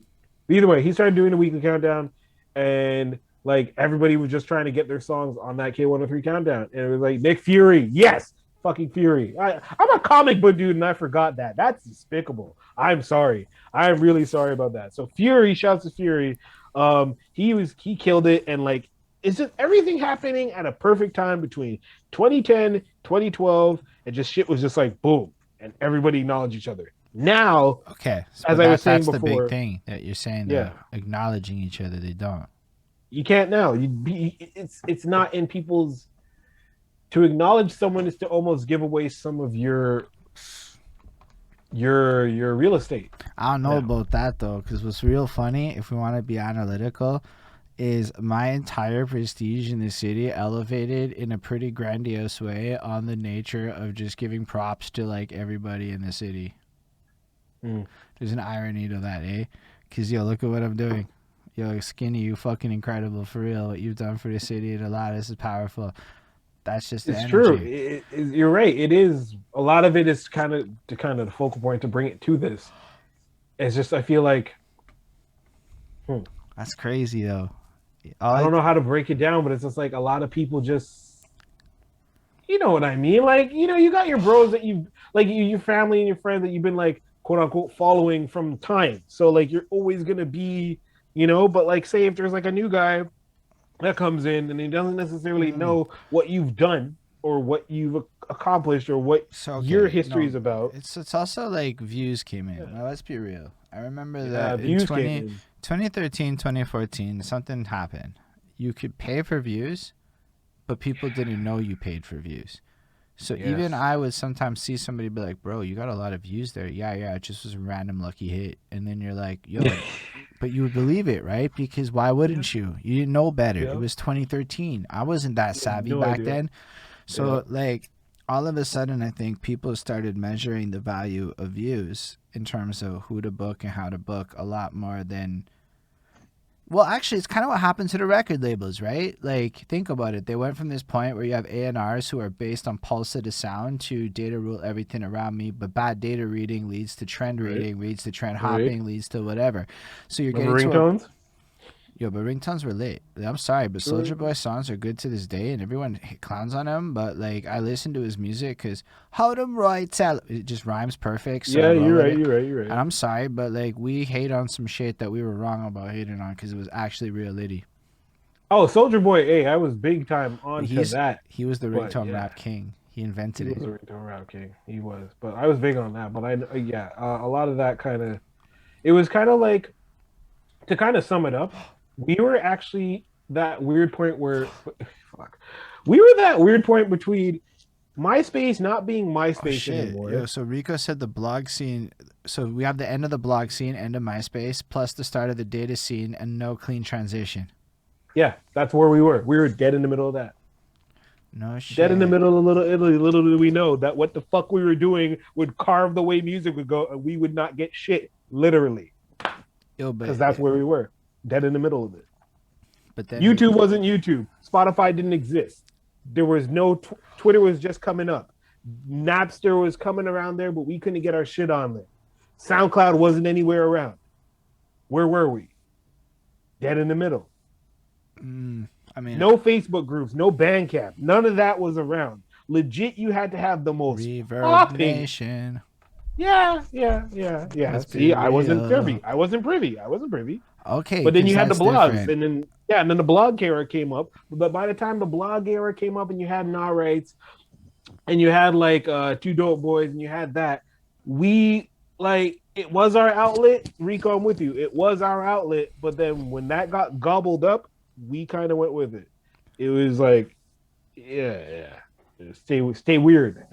It was weird. No, I understand though, but even to add to that, from a promoter point of view, it changes. So how do you know it's hot? The media, right? So Mm-hmm. reviewers, blogs, whatever. If they're going, yo, these guys is it. They're the ones to follow. It creates a certain cohesion behind it. And in a sense, kind of like real life, the media dictates the narrative. And there was a narrative that got crafted, I suppose, Mm-hmm. around certain people that were like whatever. And this was fueled by blogs and social medias and kind of created a unity, is what I'm understanding, right? Then all of a sudden, you could buy views, and Ooh boy. it changes the scope of how you book a show. Because if Maz can get 150,000 views, he's probably going to be able to get this many people. Turns out that's not real no more. It's not a gauge of anything. So now all of a sudden you have to sell tickets. You have to buy Oh no tickets no. up. That was creeping up way before. But then when our homie passed away, Mm. that's when there was no room for regulation. right? So like we were getting shows upon shows upon shows upon shows upon shows, and that was homie Dutch doing this thing, and he like yeah, he'd still be about like yeah, sell some tickets, but it wouldn't be like the nitty gritty be all end all like motherfucker, you better sell some tickets, right? But then when you know, he took care of us. He was about it. When and I'm not gonna use this to rain on this, but like when Ricky D came in, shit got really foul, and I remember being particularly done. And this was like I think around the time when I was like, so this is probably like around 2013. I remember, and I'd already dropped sample clearance at this point. I remember being particularly done when I got a Ricky D show, which I wasn't used to what Ricky D shows were. It was like, oh, I'm actually gonna have to sell all these tickets. Hold up, wait. My friends be like almost mid 25, almost 30. Some Preach of them that. got kids. Preach that. Ninjas ain't going to shows like that. I don't know if they're gonna pay $35 to $45 to see Absol. Most of my friends, I'm in the West Island. I got friends that are, and I'm not even gonna say, like, I got black friends, but I don't really like. I got black friends. No, right? but for And real, I know what you're saying because I started You know what I'm rapping saying? at 25. And bro, it's always been a challenge to get motherfuckers to come to a show. I have to like sell the idea that it's gonna, yo, but bro, there's good drinks here. Yo, but bro, it's gonna be this, because it's like you have to convince people above the age of 25 that this is better than fucking TV. Yep. Oh, what am I? Wait, what am I getting here that I can't just get at this bar that's like down my No, street? not Why do even. Wine Ah. and pajamas is what you're up against. I'm Are you up against fucking? wine and pajamas. To be honest, and this is going to go into a whole other thing. I also don't think North Americans really quite understand the support system that like Americans do. Like merely supporting your friend and going and like you could get your people to do that from like 18 to 20, Yep. you know, and in the States you could get them to go from 18 to like 30, but here it's like you really got a window of like 2 3 years before people stop really messing with you like that. And yeah, they'll like your post, but then like you'll get some of those people like, oh, you didn't send me a new song. And it's like, what do you mean I didn't send you a new song? I literally just made sure it got on Twitter, Facebook, Instagram, and all them things you see, and you're telling me that you couldn't click? Like, that's ridiculous. So it got into a lot of that where at that point where I was trying to do this Ricky D show and it was Absol particularly, Mans shook me down. Like Mans was like, and I'm not even gonna lie about this. Like legit, I was just like, hey dude, like a lot of my friends are adults. I'm here with my boy Castro. He's from Ottawa. We're trying to open for the show. Like I know I got a bunch of these tickets and I couldn't sell all of these. So like here you go. Sorry about that. Where I'm from, as Rico mentioned, you know, like they specifically not in MTL, right? Okay, but fans here would they would kind of like, I guess they would be into your stuff but not fully into your stuff. So when I really got to this show, I was like, listen, I don't really have that many people buying these tickets. Here you go. I got like 40 left. And then Ricky D turns to me and literally goes, well, how much you got in your wallet? And I'm living on my own at this point. So I literally have what I have in my wallet is what I have for spending for the next 2 weeks based on how I mentioned I'm working at Ubisoft, not making a lot of money and making bum ass moves right now. I don't really have a bunch of money, but I did give Ricky D everything that I had in that wallet. And I was like, okay, well, at least I get to do the show.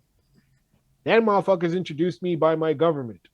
And again, this was after Dutch because this was Seb, who was also running Escape. He was also doing this show with Ricky. With this awkward time where Seb from Escape Entertainment was working with Ricky D from whatever Ricky D calls his shit.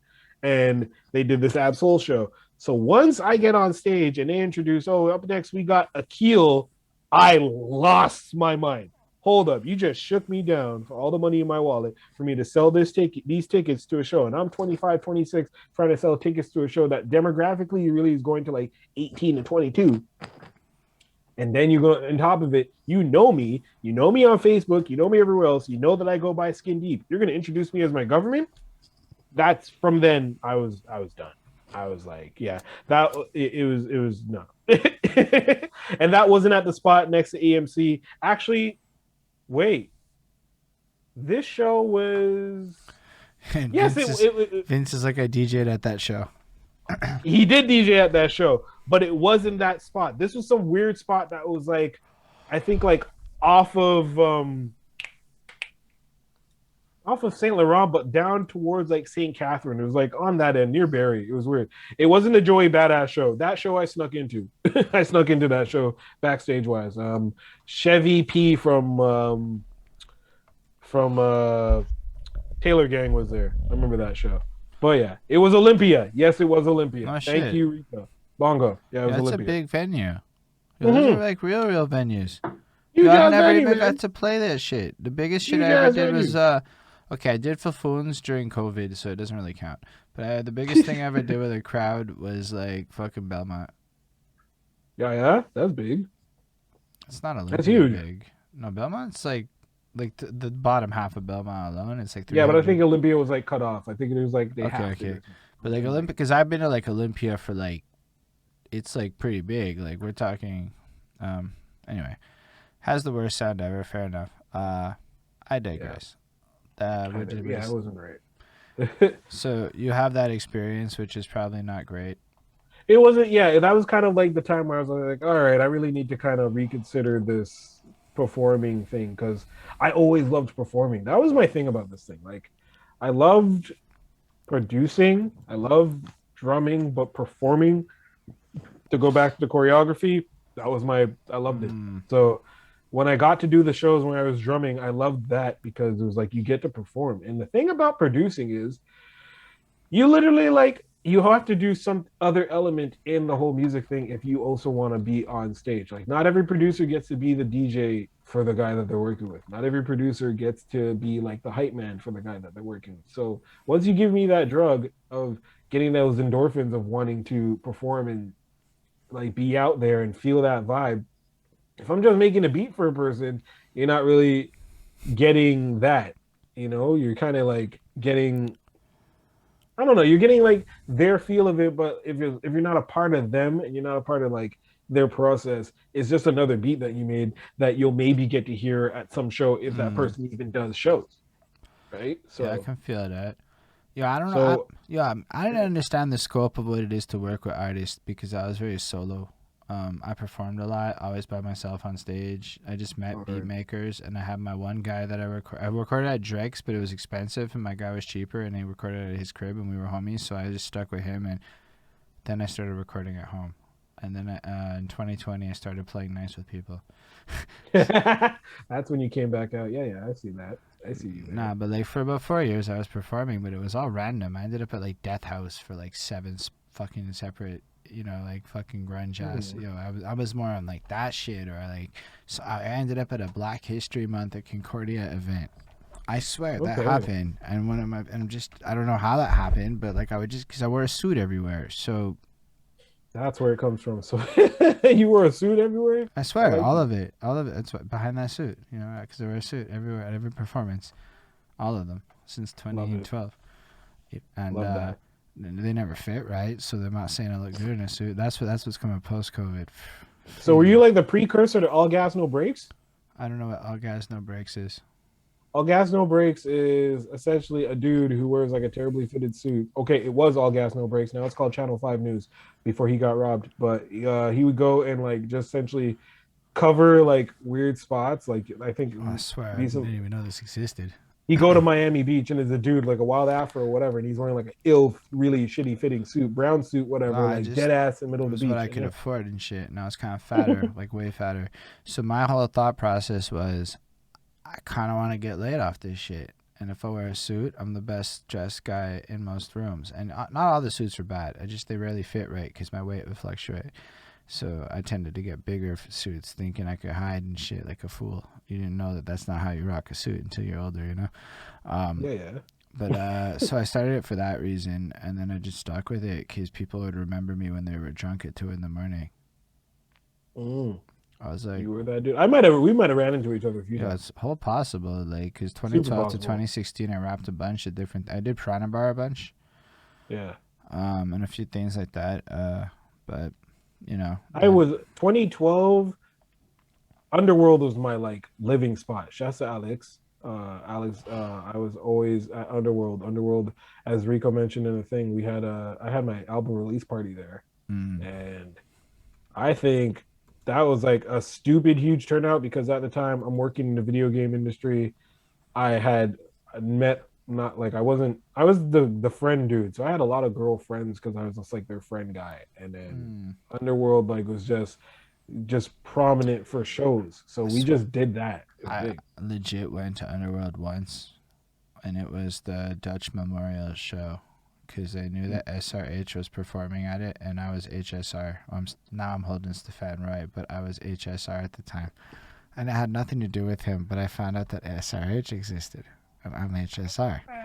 And this was like a thing where That's people funny. came up to me for like a year, being like, "Dude, are you a HS?" They got it confused or whatever. They would twist up. Are I'm you like, SRH? And and you're I'm like, like, no, no. but my name's Holden Stephan Roy. And then I found out he got his shit because Benjamin, son of the right hand or whatever. Son of right hand, yeah. I ended up Yeah. meeting him later on, and we had a little goof on it. So like it was all Yeah. good. But so for a long time, I was trying to meet him because Oh, like, word. Okay. because yo, who's this SRH? And then I found out his music was like just way doper, like way doper. Like you ever like hear somebody's music and hands down they're like a better version of what you wish you could be. That's how I felt about SRH's music in 2012. I was like, fuck off. The guy has the name and the sound, and he a Jew, and all the things. And I'm like, are you fucking Yeah. kidding me? Yeah, boy. He had that. He definitely had that. Again, he had a great run. There was a time where SRH was like just West Island, and then I did a show at the spot Golfo Max, which is like right by my Yo, inland I Dorval. love Golfo Max. Yeah, so Golfo Max is like a stomping ground. That's where a lot of West Island shows would go down. Like before okay, so before Lemmy and them came in with I How did the the West You Was Think You Won and Can all that Rap shit. contest. Right. So you okay? They had Hodges held down shows at Golfo, and then we when he kind of started doing his I'm gonna teach school things, and now I'm David Hodges. I'm not gonna do underground hip hop shows no more.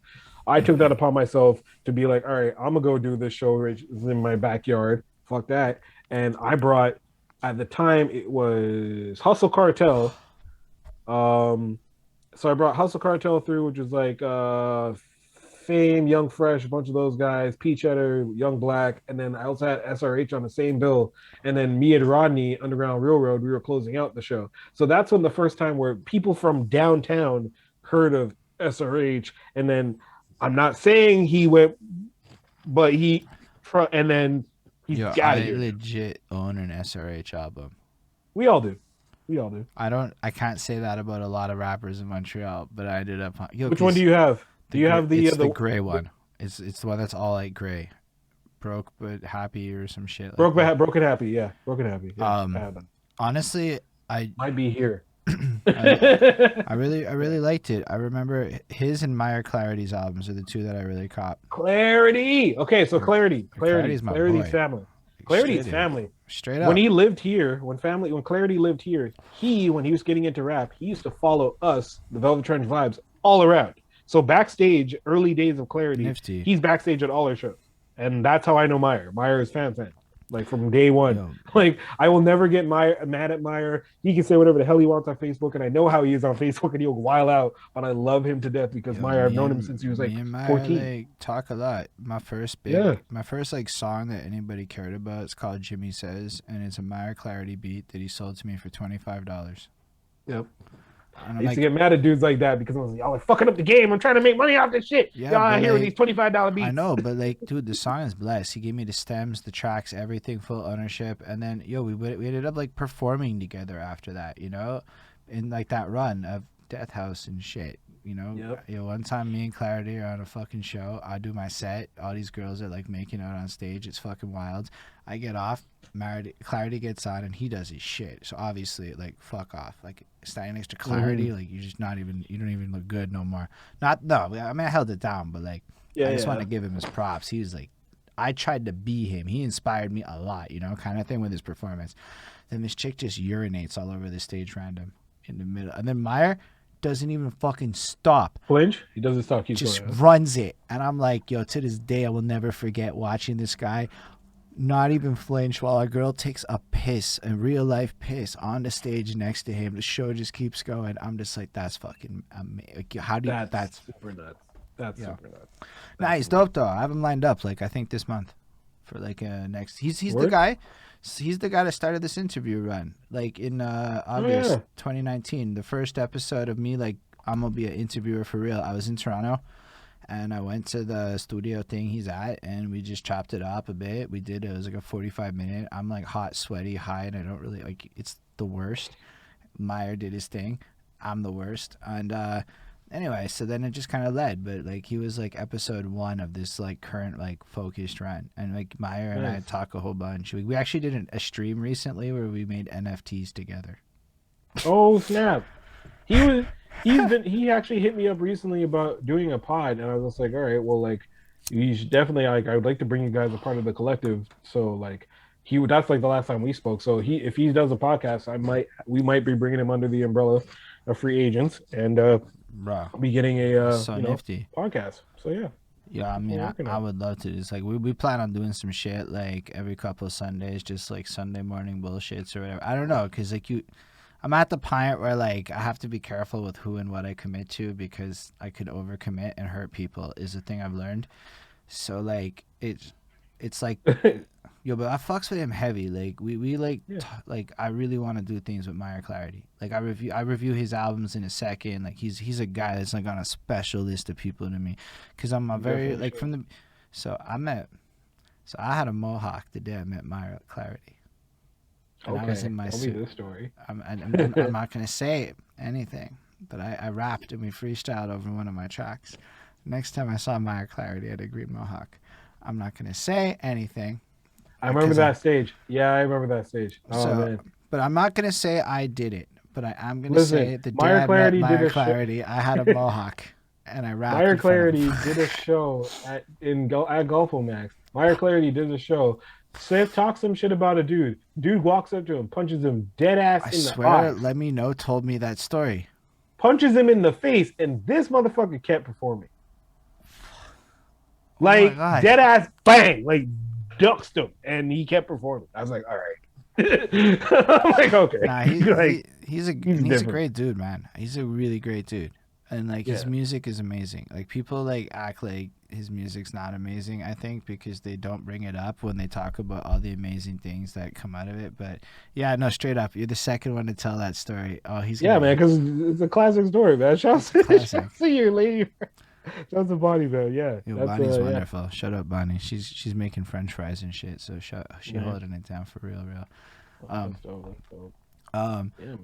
no, for real. Dude, this is an incredible conversation. I'm really fucking happy with this.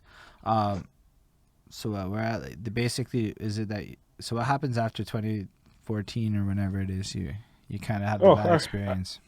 yeah, we have the bad experience.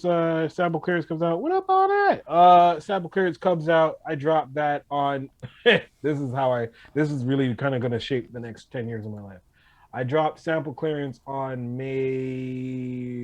not May 4th, May 2nd, 2012, the deluxe version. So February 14th or February 12th, 2012 is when I dropped the first version, and then 2.0 is when is May is when I dropped the 2.0.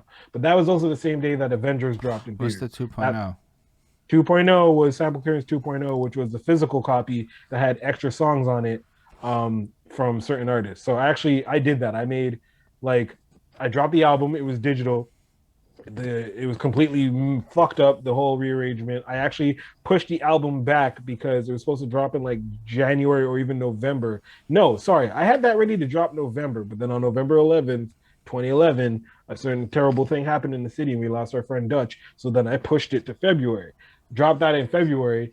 80 Rock, who we hadn't spoken much at the time, but then because I knew him through Dutch, shouts to 80, he hits me up personally and he's just like, yo, like all the tracks are completely out of order for your album. And I'm just like, yo, you're a real guy for not even knowing me like that. And to hit me up and be like, yeah, the order of your tracks when you download them out of order. So then I go and turn around, rename everything, and then reset up the zip file so that it's proper. So thank you, 80, for doing that for me. And then yeah, I dropped the album the same day, the physical copies the same day as the Avengers movie coming out. The next year I dropped Throwaway Gems. I didn't really do much that year because like most people who shouldn't do things when they do music, I got the album dropping, everybody was asking for beats. People were coming out to be like, yo, I want Skindeep beats. iBlast was hitting me like, I want a Skindeep beat. People just wanted my style. And my dumb ass goes and gets a girlfriend. Fucked up everything. Fucked up everything. My whole groove, I like, oh man, like 20, wow. I don't know what I did that for. Like, it wasn't like at the time, of course, you're doing music, you Oh want to my be god, loved, dude, but that is like, the yeah, most amazing thing you've said tonight, and I can empathize heavy. because it's not a bad thing to get a girlfriend, but it's Yo, at the but same time, it's like it's key, you're grinding, you're running, you're doing your thing. And at that time, dude, you're gonna get a girl that's yo. Like I remember not going to shows for 6 months. I remember putting out that album and just writing that for like a year. And then I put out throwaway gems. And then yeah, Nah, yeah. I can see how that plays out. Like, yo, shout out Bonnie for real though. Like, I mean, when That's I about met it. her, I was like, yo, you gotta understand some things I learned from the past here. I'm not your average person, Word. and as she said, nobody wants a Yoko Ono. Mm-hmm. And you know, I we had got that whole yeah. chat the other day actually about her. Yoko Ono makes some weird ass shit. I'm just She gonna does. throw it out there. Yeah, Um, she does. but like honestly, she like gets it, you know. So it allows me to have Not that. many people do. But like I can understand the other version of it because I've been with that person who doesn't encourage you or whatever. Not many. Most people I was with, I was kind of blessed. But I have been with that person that doesn't encourage you, and yo, you can see how 6 months, a year of your life just disappears when you could have been living your best life and doing the best things. Right. This person did encourage me, but it was just like at the time and like so okay. You gotta imagine at the time there is no we're not IGing, we're not Twittering. We are Twittering and there is Facebook, but people are still very much going to shows. So at a time where I'm also kind of going to university and then I'm also working, I'm tired.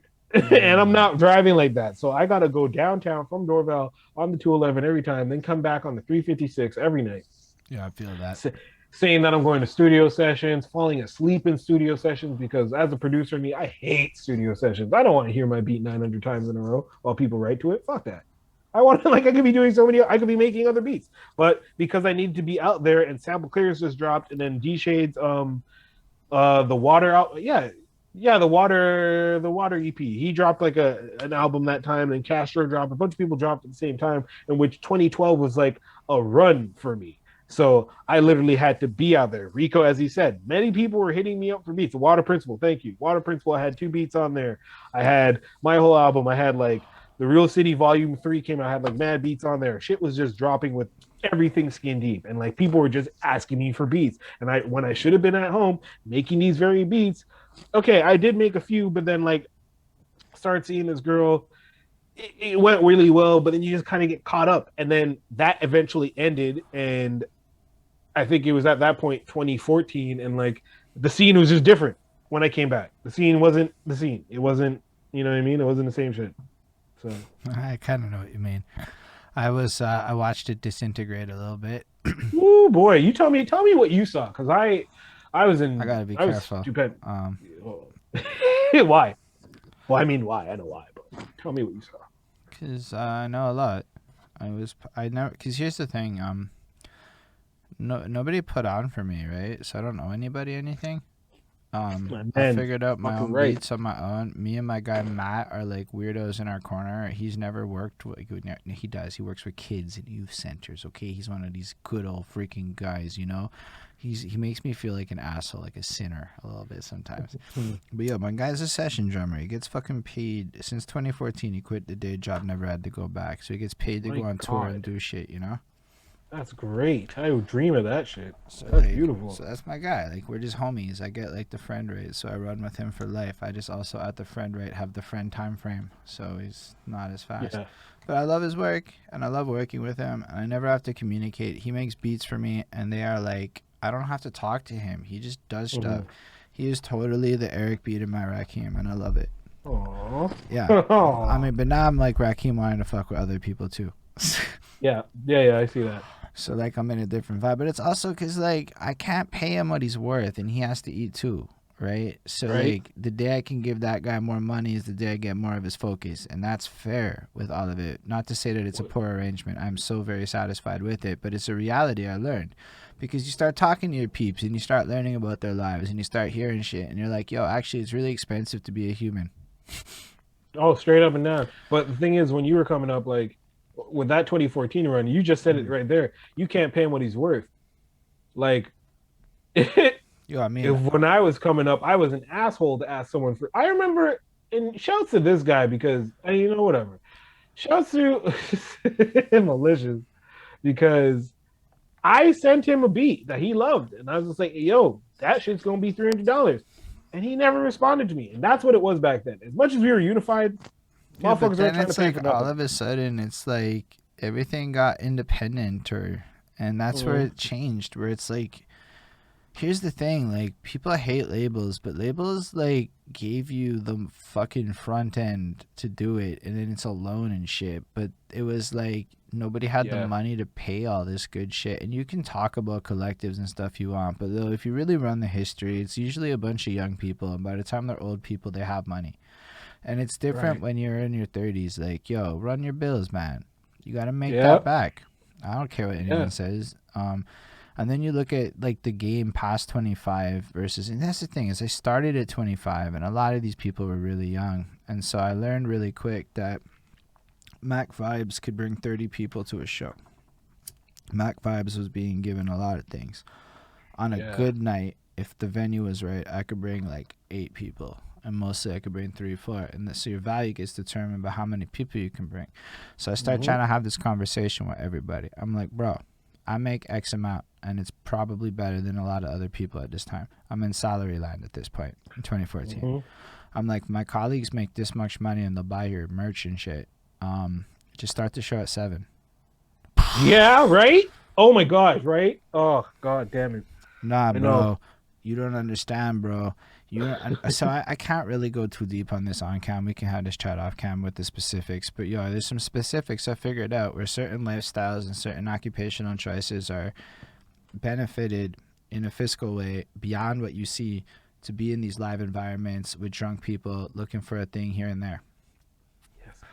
So you have this entire vibe. Whereas I'm coming from corporate land, right? So like I just could like whatever, what, $20 an hour studio time, buying beats. Like I was like, okay, it's all affordable. Like it's not like excessive to me, like the numbers that existed, but within the salary range where I'll be honest, I might be more privileged than I'm aware of with this regard. And sometimes it's hard for me to have perspective of what life is, but I did 70-hour weeks to get to where I'm at in a call center and shit. I did some shit. Okay, I put in some real call center flip shit up kind of work, right? So I don't know. Yeah.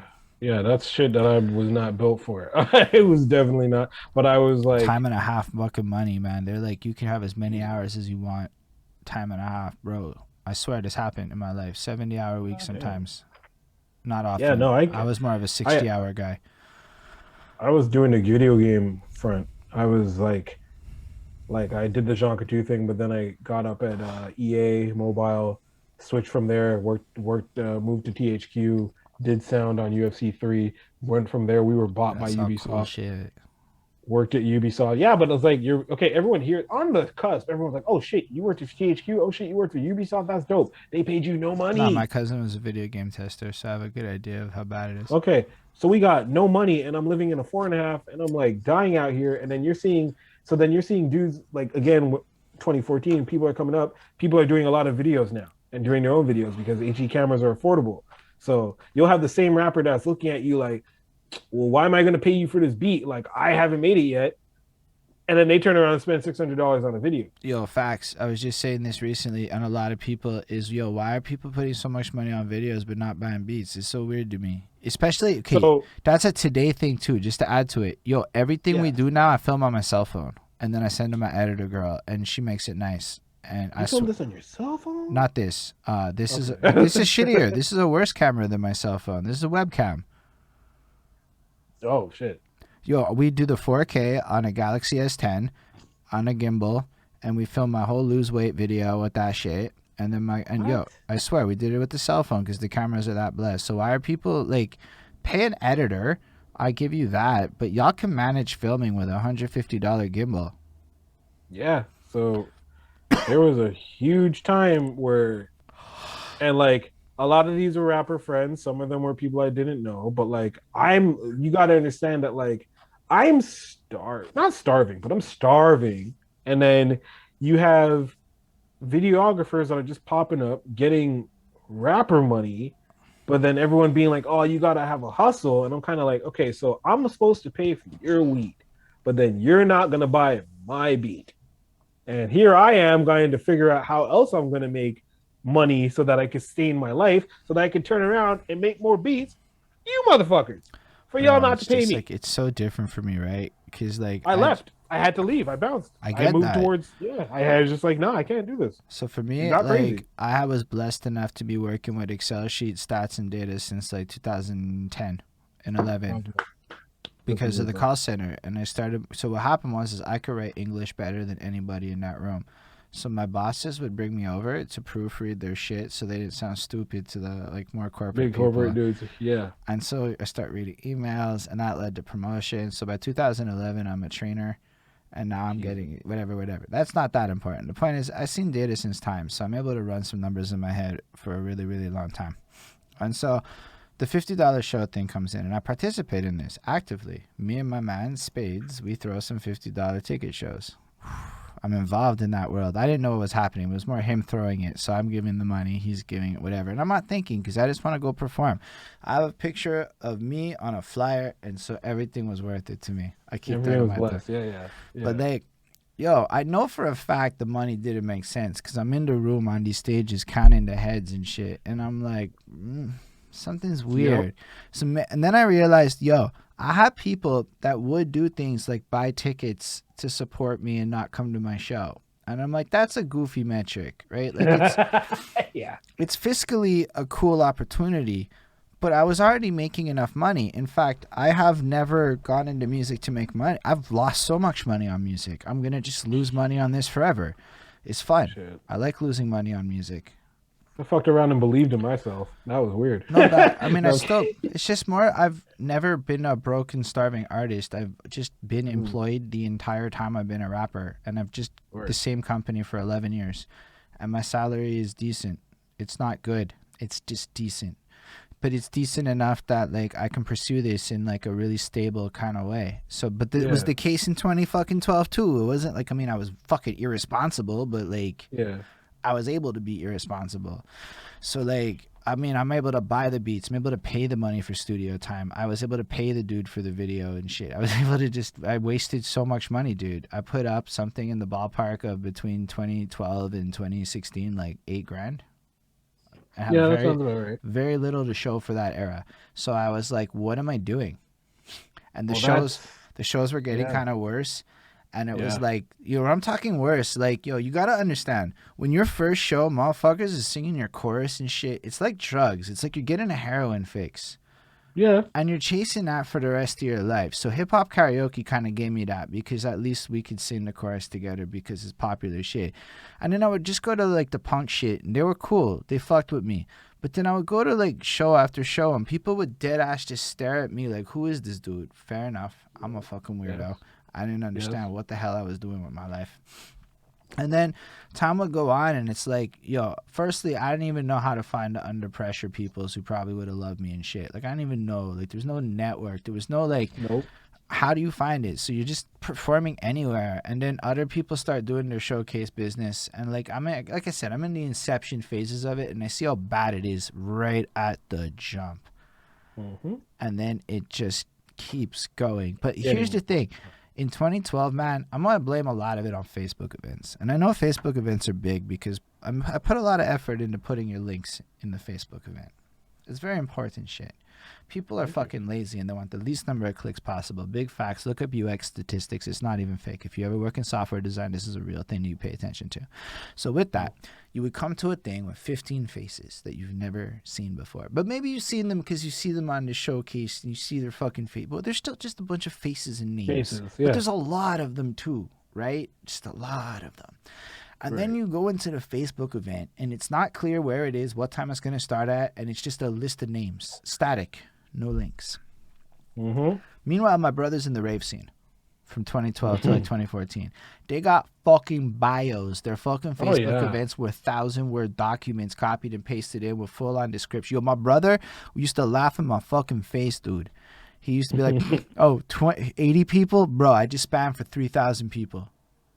And I had to go shit. I got paid to DJ. Yeah.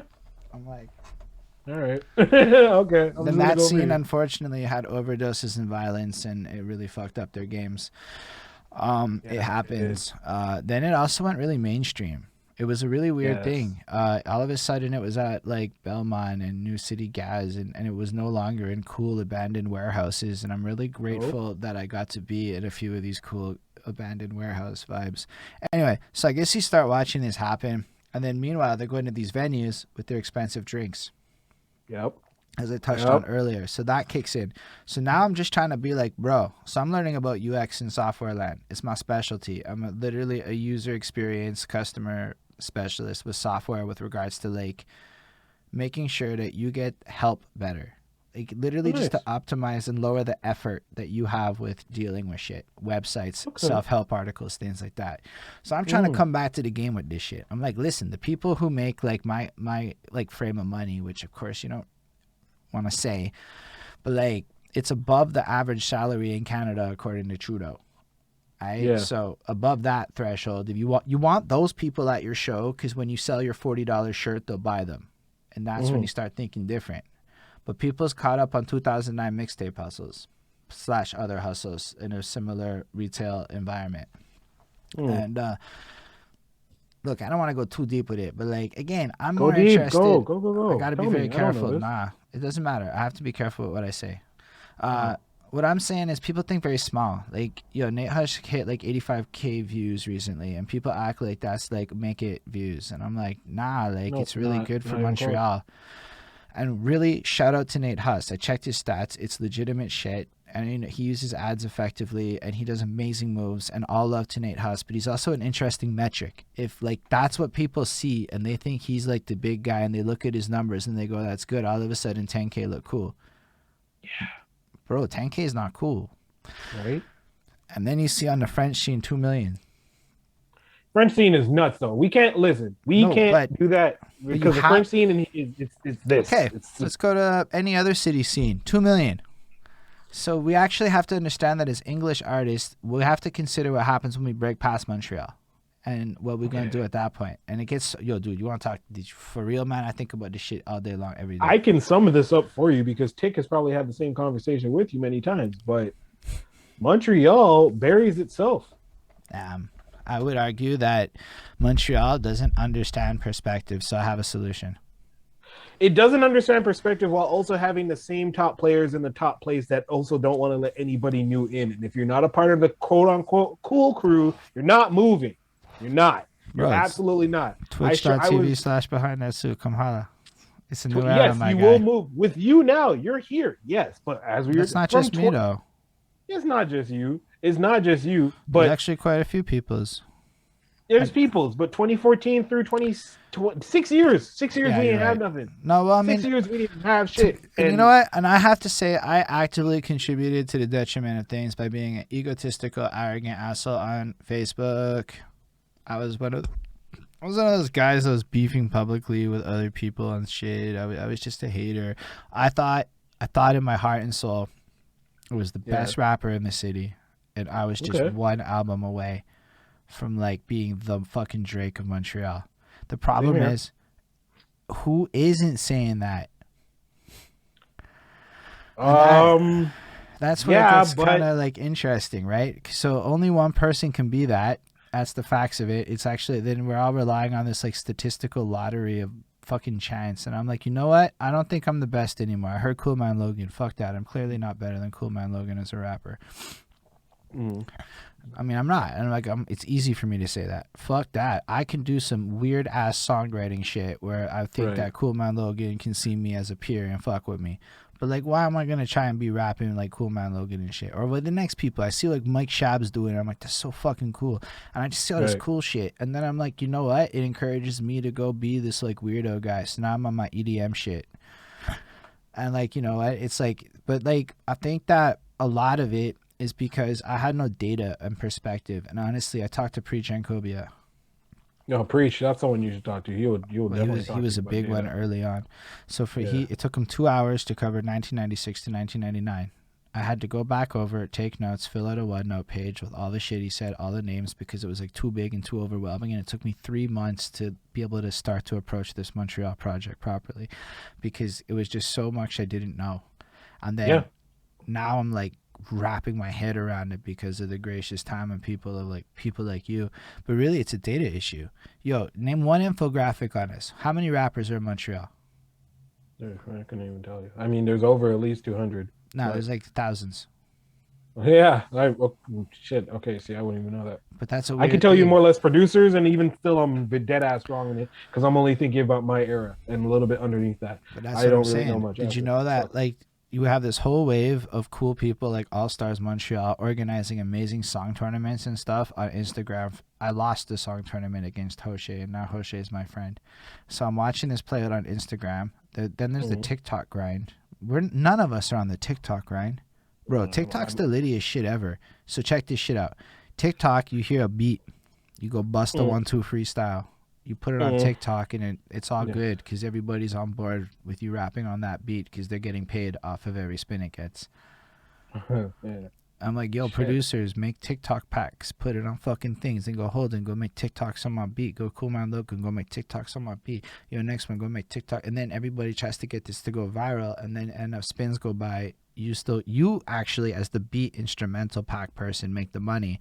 And then we make money going live and freestyling for tips. Mm. All of this could be like things that we could do, but you all have to it's an internet game, so it's like hard to Yeah, explain to people like in the end of the day that like it's a coordinated effort across multiple social media. Like, yo, Twitch concerts could have been happening in Montreal the whole time. I mean, oh, dude, I had a sick idea but this is precursor to Twitch, which was like we had a studio in the Fatal Lofts. Oh oh, man, yeah, that was another weird turn of 2014 to 2016. It was I had a studio in Fatal Lofts, but like people weren't really recording like that because home studios are big. So I always wanted to do like a live from like the basement where before Twitch, people would just come. You would invite like 10 people yo, to like a private area to your basement and do a live show there, can we and then you give would just film credit that to shit and do it Bashment live. Booth for actually doing that? Because he did. Yes. Yo, straight up, this guy Chemo, the key to more greatness. Yo, Chemo's the randomest person in the scene. He just showed up one day, and he showed up in Mm-hmm. my life on the randomest shit ever. So Chemo gets me to Bashment Booth's fucking basement, and I'm fucking freestyling and shit in this shit during COVID. We respect. We Wild. respected guidelines. I was like, Yeah, this is yeah. so fucking uncomfortable. Anyway, I got told Wild, there'd be huh? like nobody there. And then all of a sudden, one of the top guy in, Cote d'Ivoire's top artist fucking shows up and was what I'm like, we're impressing each other. And I'm like, what? And there's all because Bashment Booth is doing this Mm. shit out his basement and shit. And that was a real thing that was going on before like COVID and shit. But then it got kind of weird. So they were actually doing it straight out the basement because he was watching some 90s shit and was Yeah. inspired by it and whatever. And was like, why don't we do this here? We had Fatal Loss that we'd call Saint Canard. This was before I left that podcast. That was the first one we started doing podcasts there too. But Oh, we fuck. would We didn't even record talk there. about that one time. Yeah, it kind of goes to where I went when I stopped really messing with music, and I just said, okay, let me just Mm. focus with podcasts and figures. And then I met my wife, fiance now, and she kind of brought me back to her meeting her and just that happiness brought me back to music and my love for it. And like a lot of people, CL, Vince, and them just seeing them go, and like me wanting to come back. But at the Fatal Loss, we had a lot of parties, and I had Pro V and Vince DJ at them. Our Halloween parties, Fatal Halloween, were big things. We were just doing it, and Yo, it was I just like swear I would look at flyers to that and every year make excuses not to go. it was. You should have went. It was crazy. It Dude, was that's so my whole good. fucking life as a rapper. It I was should have went. It was stupid not to so go. nuts. I networked to the point where when it was time for me to really network, I was too tired. That's what happened to me. Like I was like, I networked to the point where I'm like, I'm never gonna need this job. This is my plan B. This is my Clark Kent job. And like legit, it got to a point where it's like, do I go on tour with Onyx while I'm not really really making any kind of money, or do I go and do this where I can secure being able to pay my rent? And that's when I was like, all right, I gotta lean this way. Sure, I got to do sound in video games, but it wasn't quite. Yo, It bro, you wasn't have no winning idea a how Grammy. valuable that's going to be to us in the future once we talk after and I start pitching you on shit. Sure, it will be very, very valuable because I know how to work with WYs and a lot of those programs and aspects there. And but My guy, like VR is going to be a complicated universe that I'm a project manager. I'm not a deliverer of all aspects of life.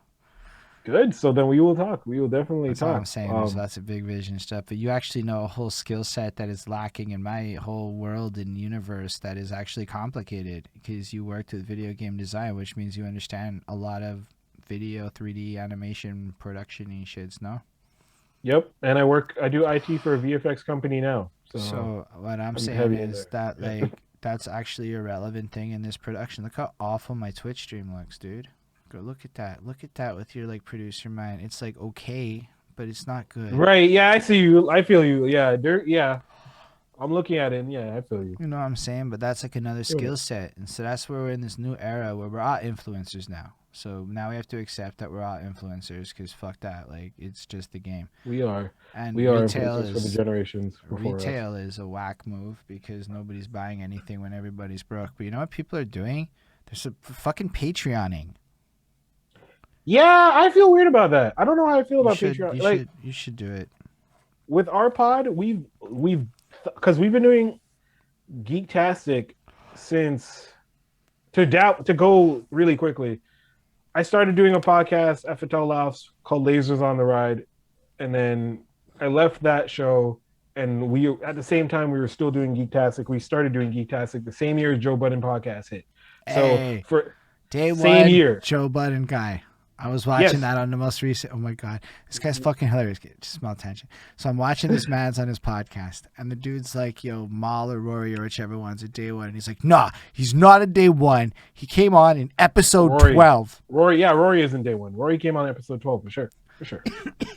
Just fucking dead pass, dead at it. Like, do not say false information about the Joe Budden podcast. That is not. I gotta correct people. Budden came in there on SoundCloud one day in like February or some shit, and it was him and Marissa Mendez, and that co-host. She didn't say something, or she kind of, and I remember just getting at her in SoundCloud. Well, at the time where you could get at people in SoundCloud and really comment to them, and they would message you back. So. Yeah, I was really big onto that podcast from the beginning. And then from there, people that I know just started, hey, let's start our own podcast. And we started Lasers. Lasers did okay. Same year, I started doing GeektastiqCypha with, if you don't know the producer Gozer from Montreal, shouts to Gozer. People who know Gozer, like, Gozer's ill. Insane. Sick producer. Sick. But my boy Brian, Doc Holliday from Abbott days, he was working at CJLO. He was a program director there. So we originally started at Concordia Radio. We started doing a podcast called GeektastiqCypha. I wanted to do that as a way to, it was my way to perform. I couldn't get on a stage because I couldn't get to shows because I couldn't sell tickets. So I had to do something so that I could quote unquote perform. And that's where potting came from. That's where I had to do that. I still loved beats, but it wasn't like that because I didn't know any of the new. That's the most relatable shit ever, dude. It makes sense, right? No, it's my life. I took a break from music to podcast. Yeah, exactly. We all did that. A lot of the rapper dudes I know, producer, rapper dudes. Well, I don't know where Rico was at this point. LES straight up disappeared. H-Man stopped rapping. CL was back and forth, and I think he was just kind of coming back into his own, doing his thing. Because at this point, as much as everybody knows CL, as much as everybody loves CL, CL only started dropping albums by himself like 2-3 years ago. So imagine, this guy has been around forever. No album, right? So, and I've been pushing him to do that, so I'm so happy he's been doing that so long. Yo, hold on. Y'all know what happened on April 9th, right? It was 10 tracks long, 34 minutes, a little bit of everything. A gourmet for your ears. You gotta remember the fucking name. Music buffet, a gourmet listening for your ears or some shit like that. Yeah. Gourmet buffet. And there's a track by Skindeep on there, so it's relevant to this whole thing. That's the new Cool Man Logan album. That is the newest Cool Man Hogan album that dropped. But before that album, he did 16 Joints. He did Music for People. He did another 16 Joints. He did a lot of stuff, but a lot back when in that time in the scene, the reason why I went to potting is because no one was around. No one was really. We were all I was we there. got hit hard from our boy passing, and then a lot of people just kind of like, oh, we're 30 now.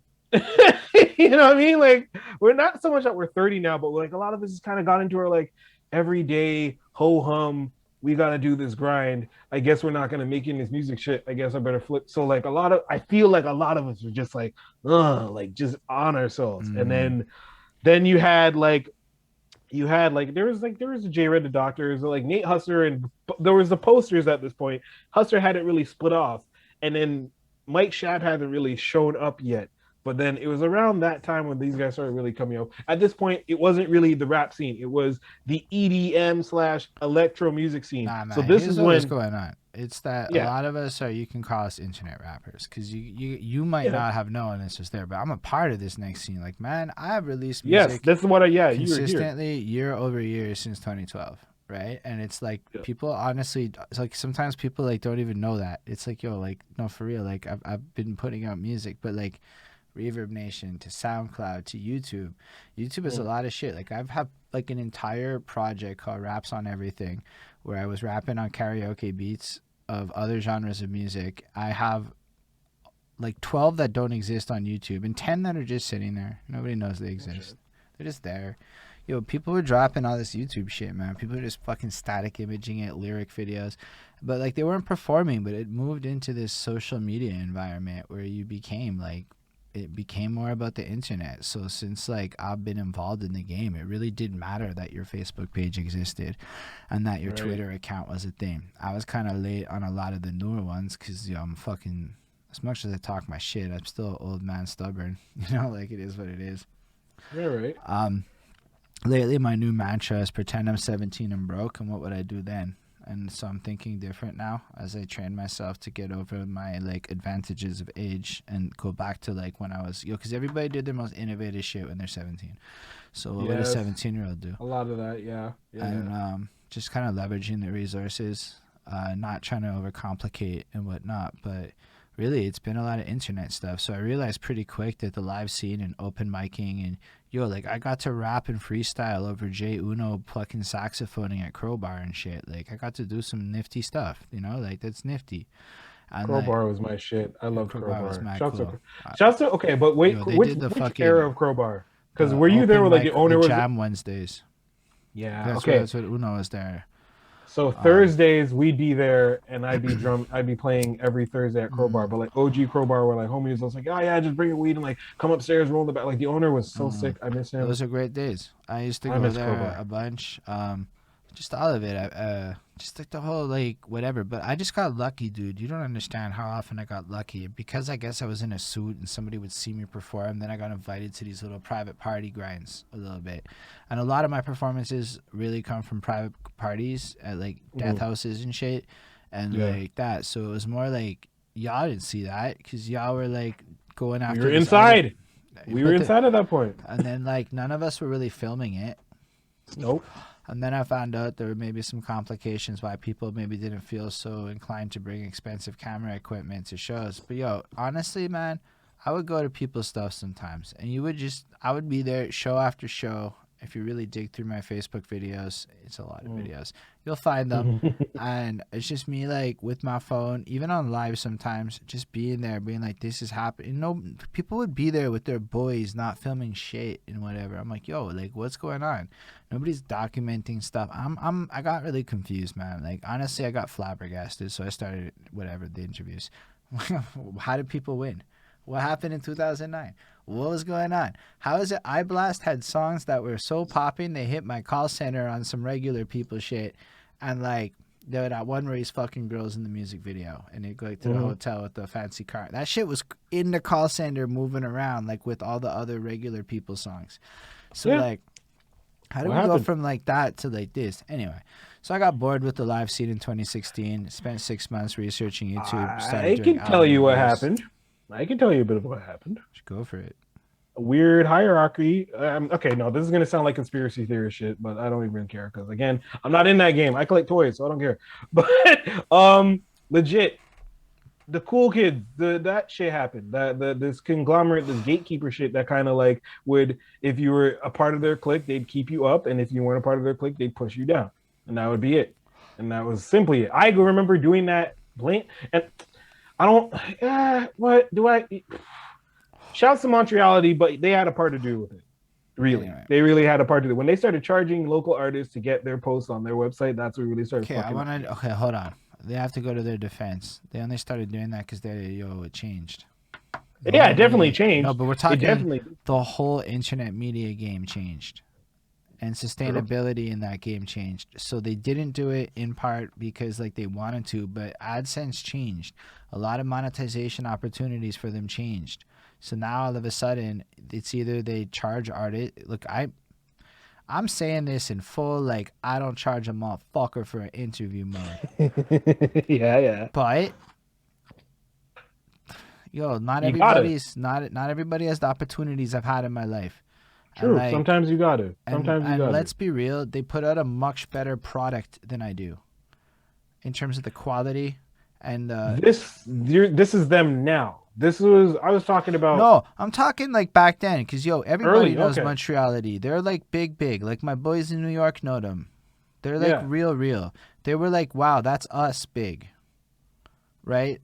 Okay, and their shit was nice, but you're gonna tell me that like getting all these celebrities was free, that all of these things. No. So somebody had to get charged somewhere along the way. Somebody did have to get charged. My thing was that you would pay to get your stuff on there, and I had no problem with that.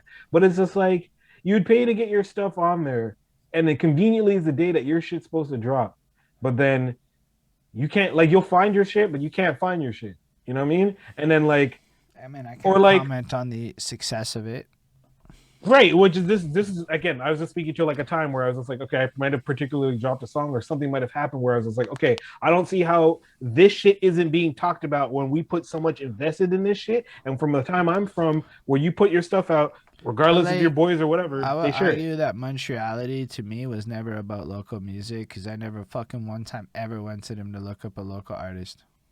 That's the thing, and I definitely thought it was all about local because it was called Montreality. But it's really like me being local in my head. To be fair, like certain companies brand themselves as entertainment companies, and I think people misunderstand that. I have put it on wax that I'm about making Montreal's history known. So for me to start charging Montreal shit is whack. But if other people are just trying to create entertainment companies, who the fuck am I to say what's whatever?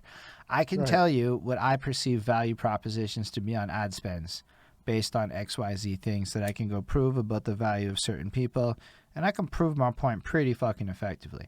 However, that isn't to say that there's like I'm gonna go maybe sign up for some Patreons and shit in the future, because like if nobody supports the media, then there's no like backbone of that blog culture. And I mean, I'm not asking for subscribers. Go give your money to another one. Like just fuck, like I mean, I would love your money, don't get me wrong, but like, this isn't an ask. It's more like somebody in media has to get paid. People are mad quick to like look at the New York Times and give them shit for gating their content, but they're the only people with good content. Everybody that has free content is trash. It's sensationalized, pandering to SEO metrics. Once you understand, I get freelance money to write articles that rank. Oh, page one Google. I know how to write an article on a keyword that will compete with other articles on that same keyword and rank. I can't promise page one, but usually I'm pretty good. It's really just taking the content in that article, understanding the structure of what Google thinks is important. So you do a little competitive analysis. You read the 3-4 of them. And then you take the same information, which is now authoritative and expert, and you add about 150, 200 words. Maybe you add a picture. Maybe you add a video. Maybe you add a 2 more link. So once you start understanding like just how fucking fake all this crap in world is and how manufactured all this stuff is, right? Like, it's crazy. I don't know. I kind of got distracted in the middle of that, but like, no, it was kind of more or less like what you were saying. I do understand what they were doing at the time, and I understand that it was never about local. But it was more like free media, in order to stay alive, requires web traffic, and the only way to get web traffic is SEO optimization. And like, I'm gonna be real with you, it's really shit money on AdSense on YouTube right now. It used to be good money, but it's real It used shit. to be great. Oh my gosh, I yeah, never dude. got the good money. I only got monetized when it was Adpocalypse 1. I always miss the good times of them shits. You know what I'm saying? Like I'm trying to get up on my YouTube shift now, and I'm almost thinking like it's damn near pointless. Why do I even want to get to Yeah, monetization you level? should. You should Because be on Twitch trying to get monetized, where it's not pointless. I should be on Twitch trying to get monetized. That's I mean, I'm gonna have a lot of time with this baby coming to just like sit here, and I'm thinking I might need to get a video camera and just All right, have just people Twitch. watch me make beats and just Yes, Twitch do it. because Fucking do it. it's like it's like I could do toy reviews on YouTube all day, but then I'm not gonna No, get you the can do views I toy want reviews because on it's, Twitch also. You can do all the shit you do on YouTube. I could do all the shit on Twitch, YouTube. I could do it here. Exactly. It would just make more sense. and you don't have to edit it. Right. I could just go live and just do it. But you can edit it, put it on YouTube for the archive.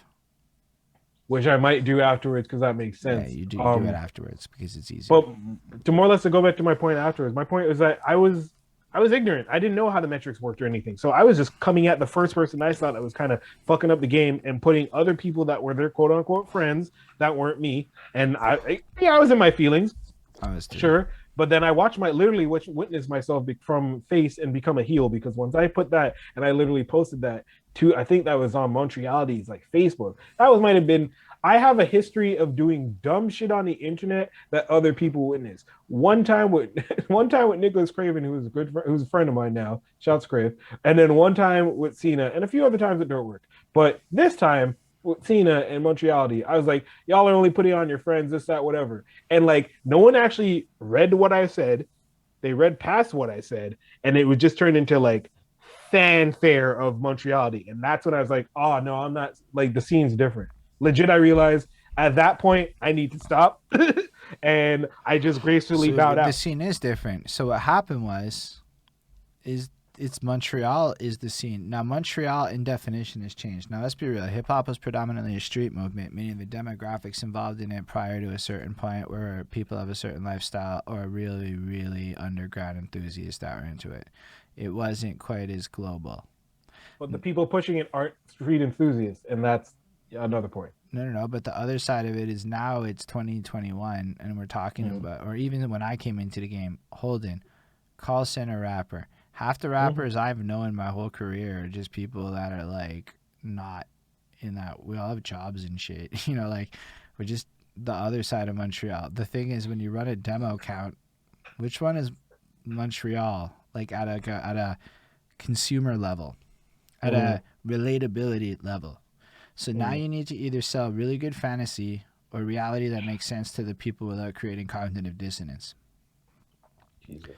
Now, demographically, Montreal used to be a blue-collar city about 30 years ago, but everybody works in an office now. Yeah. So there's twice as many white-collar employees as there are blue-collar employees in Montreal based on the only stat I could find. Yeah. Yo, Pre-Chankovia said some shit, and I had to go look into stuff. I was so fascinated by his perspective. What was he saying? It's a blue collar city. Just give me a glimpse of what he said. Yeah. And I'm like, it's not a blue collar city. Yo, Montreal's a white collar city. I'm sorry. We're like the software capital, like a big data is like Facebook's here, Google's here. These people open big places. There's a huge immigration push that gets a lot of specialists from other countries to come here and go work in software companies and shit. But like, y'all don't count them, but they're the city. Yeah. And I'm like seeing this smorgasbord of people who want to go at shows at 7 o'clock. I swear that's it, man. All that people would have had to do is start the shows at 7, man, and everybody would have made more money. Yeah, but this is the artists that don't want to be here. The artists that are getting trust, like trying to get through the border, and they couldn't guarantee. I'm talking local. Yeah, I'm saying I could sell local tickets to a show that starts at 7 for $10 on a Thursday. Because it's done by 11 and we all go home because we all got work at 9. It's like I couldn't get through to people that we all have work at 9. And I don't know who you were talking to because I was definitely down to do that. I swear, I have it on wax, multiple interviews. It's a consistent thing I pushed up until COVID. COVID was the biggest blessing in my life. It forced people to look at the internet different and have a better sense of perspective of how much money could be made online and stuff. But I was into all kinds of shit. I was into VR and stuff late 2019. I'm like, yo, really, this is where it is. Microtransaction that shit. Yo, why are we trying to sell shirts when we can sell logos and avatars for $2? Bro, everybody's got fucking $2. Okay? But yeah, because I'm watching True. software pimp the game. I'm watching all the moves software makes. I'm watching the subscription models take over, and you should do it, dude. You I know should. why? You know why? Because you make good content. I thoroughly enjoyed that episode that I consumed of your shit today. We've been around, man. We just, I guess, I'm not running the show. I usually, when things that I participate in, I try to rarely run the show because the pressure of it not doesn't get to me, but it's like it becomes not fun. So with Geektastic, I've I co-founded Free Agents Media that used to be Franklin Armstrong, um, and that was only because Brian, who wanted to do the podcast and do the whole collective thing, he was just like, "Yo, we're blurs, we're geeks." Back in the time when being a black dude in the West Island who listened to hip hop, you couldn't really talk about how you loved comics and shit. Is there French Just shit on Geektastic? is there French shit on Geektastic? No, we're opening it up. We're actually trying to get like a francophone like pod within our collective right now, because right now we just have like English pods across Canada. But when we started this shit, we just started it as we wanted to do that to kind of like, show that Montreal had a different showcase of media, as you're talking about how the media and all that built up, and we don't really have a, how do you say, demo, a decent demo, like a consistent demographic of who we are appealing to, because we are a white collar city with a lot of blue collar aspects. I want to go aspects. somewhere different with that. I don't want to like leave it like that. I want to go a little different. Go different. There's everything here, and there's fans of everything here, and the problem is that like I don't really see a huge number one bubbling for a minute. It's more like, like we started this crossroad thing where I decided, we're gonna be boring nice people. We're gonna like be appealing for certain vibes. There's certain things I'm trying to achieve. Places I'll be comfortable, and thus mine will be comfortable. Right. That's really what it is. I want to be comfortable at that show. You know what I don't like? Bars. Honestly, I go to these shows in these bars and I stand there and it's uncomfortable. Even if it's a lot of people. Like, I'm in my 30s now. I don't know how much I really want to be around a lot of people in the bar. You know what sounds kind of blessed? 15 people in a jam room that I trust. Jeez, okay. Yeah, I feel And then you. we broadcast that to the internet. So we get some human life interactions and vibes, but we also get money. See, you could flip that a whole different way. This is why a lot of people are going to start messing with you now, because like you have this whole perspective that none of us some of us were privy to it, some of us knew about it, but none of us, like, we all have super great ideas, but nobody's really out here executing. And I'm like one of those. I'm guilty of that myself. I have a ton of great ideas, but in terms of executing it, it comes down to where you're at with your everyday. You're at a point with your everyday where you can do this every day because you're sustained. You don't have kids. You're sustained. No. I want to make that abundantly clear. A lot of y'all are parents or parents to be, and I do not have kids. And I mean, I want kids. Yeah, but not right now. We're not being safe. It's not happened. Right. That's what it is. So I'm running with this run like I can, because one day I'm gonna get that conversation. And then there you go. Over. There you go. So I have to be like at this place. So I'm hungry like that. But I work for a software development company. I've been watching some tech shit play out for a decade on some. Like, it's my job to like follow big tech. But you're in your journey of big tech. Your company respected you and gave you the sustainability so that you can maintain and proceed something like this, which you can get to a point like this. If I had your shit 6 years, listen, I worked for Ubisoft for 6 years. And I was taking home a $900 paycheck after working on Assassin's Creed 3, Rogue, and all them other games. Watch Dogs 2, that's on my wrist right here for life. Like, I worked on all those games. I have my name in all those games. They didn't pay me worth a lick of shit. The reasons why I couldn't pursue music is because I had to survive with job. So if I had a job that was giving me what I make now, but back then, of course I could sit all day and I would have had a YouTube. Dude, if you know how much I wasted, just not even related to music, you'd slap me. You too meticulous, you'd also slap me. You'd have no idea how like frustrated you would be if you saw what I did with my money and my time. You have no idea. Like, I saw the flyer to the last Murderface show ever. And I knew who they were at this point, and I knew I should have gone to that shit. And imagine, me and Vince Price get along today. There's a feasible chance maybe I could have met Vince Price once upon a time and we would have got along then. before he does his Mook Life run. And then like I'm sitting there going, you know what I'd rather do? Not go to that show and just be a loser in my apartment. And I'm not saying cool. I mean probably being a loser in my apartment, just smoking. That's what a lot of people did though, and I don't blame them. I don't blame people because it just, I don't know. So then, like, 2016 kicks in and I start my podcast, which was just like, honestly, I saw Macklemore in 2013. And that was a very big thing, right? Like, that whole moment. And I'm a white rapper. And I'm not understanding shit. People keep looking at me like, bro, you're not even rapping. You're not hip-hop or whatever. Like, but I'm like, I don't care what anyone says. I can rap. But then I'm not something. So there's this link I'm not getting. And then Macklemore gets destroyed. And then Macklemore does White Privilege too. And then Macklemore made White Privilege too. And I listened to it a lot and I thought a lot about it because I'm a white dude in hip hop and Macklemore's king at that point. Let's be real. And then like I realized that cultural appropriation was not necessarily something I fully understood at the time, but it had a lot to do with contribution to the culture. So I figured I could do album reviews and publicly learn about shit. And then I spent years studying this topic. And I know it's not a lie. You can watch my evolution of this topic on wax since 2016 till today. And I realized that, but that's what led me to the album reviews because, my first project is this hip hop. I couldn't answer the question. I didn't even know if I was a hip hop artist or not. I knew I was a rapper. I was like a rap real good. But like that has nothing to do with hip hop. They're not even the same things at all. There's like Italian rappers in like 1932 if you're being real with the shit. For sure, yeah. So it's a vocal technique that I understood. I didn't understand the culture in any way. So I sound real dumb at first. My whole thing, I got into a lot of it being, I saw a lot of people getting pushes. And it wasn't, it was fucking jealousy. Fuck it, because I'm like, okay, you're at my point. If we go back from when I was 5 to now. Yeah, fair. In my head, being a Gemini, I should have made it 15 years ago. Facts. Okay, so then if you're in a city where everything you've done consistently hasn't been garbage, and you've been a part of some sick movements, and just hiccups and bumps have happened along the way, like everybody's life happens.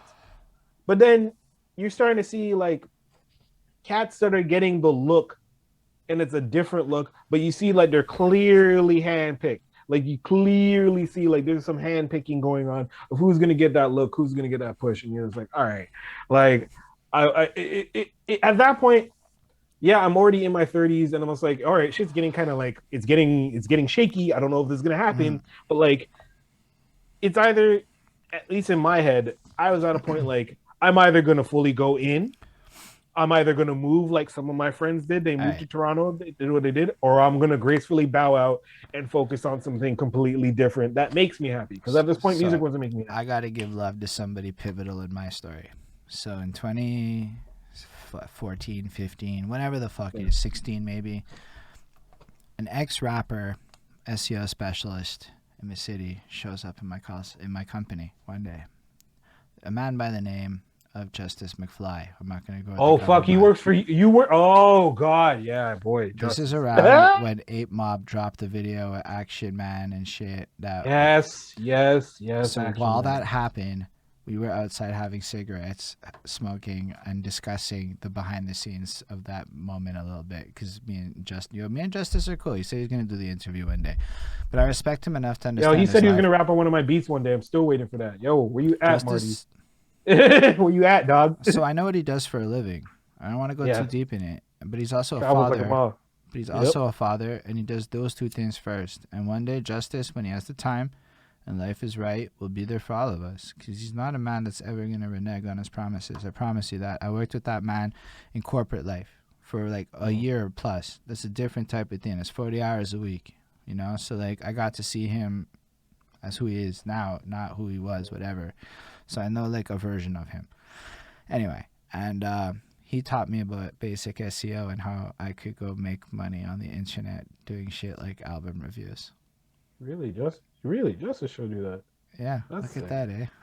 That's sick. That's super cool. Everything I'm Shouts doing to him, today man. links to Justice McFly having some conversations with me. So I'm doing that for myself because whatever, so I'm selfish at that time. Then I read a fucking 838 page book called The Gospel of Hip Hop by KRS-One. Oh boy. And in that book, he said the most interesting thing. If you put money into your scene for 3 years, they'll never ever let you have to worry again. Like they'll hold you down for life. And I realized up until that point, I never even said Montreal in a song. I've never done anything for the city. Ever. Yeah. So now I'd argue we're like 2 years, two and a bit years since that point, and a lot of people in Montreal are kind of holding me down in ways I can't believe are really happening. And all I had to do is give time and now literally a little bit of money to the city, just to the city. It's just that's it. Because KRS-One said it was important for hip hop, so I'm like, whatever. That guy has to know some shit. He wrote the gospel.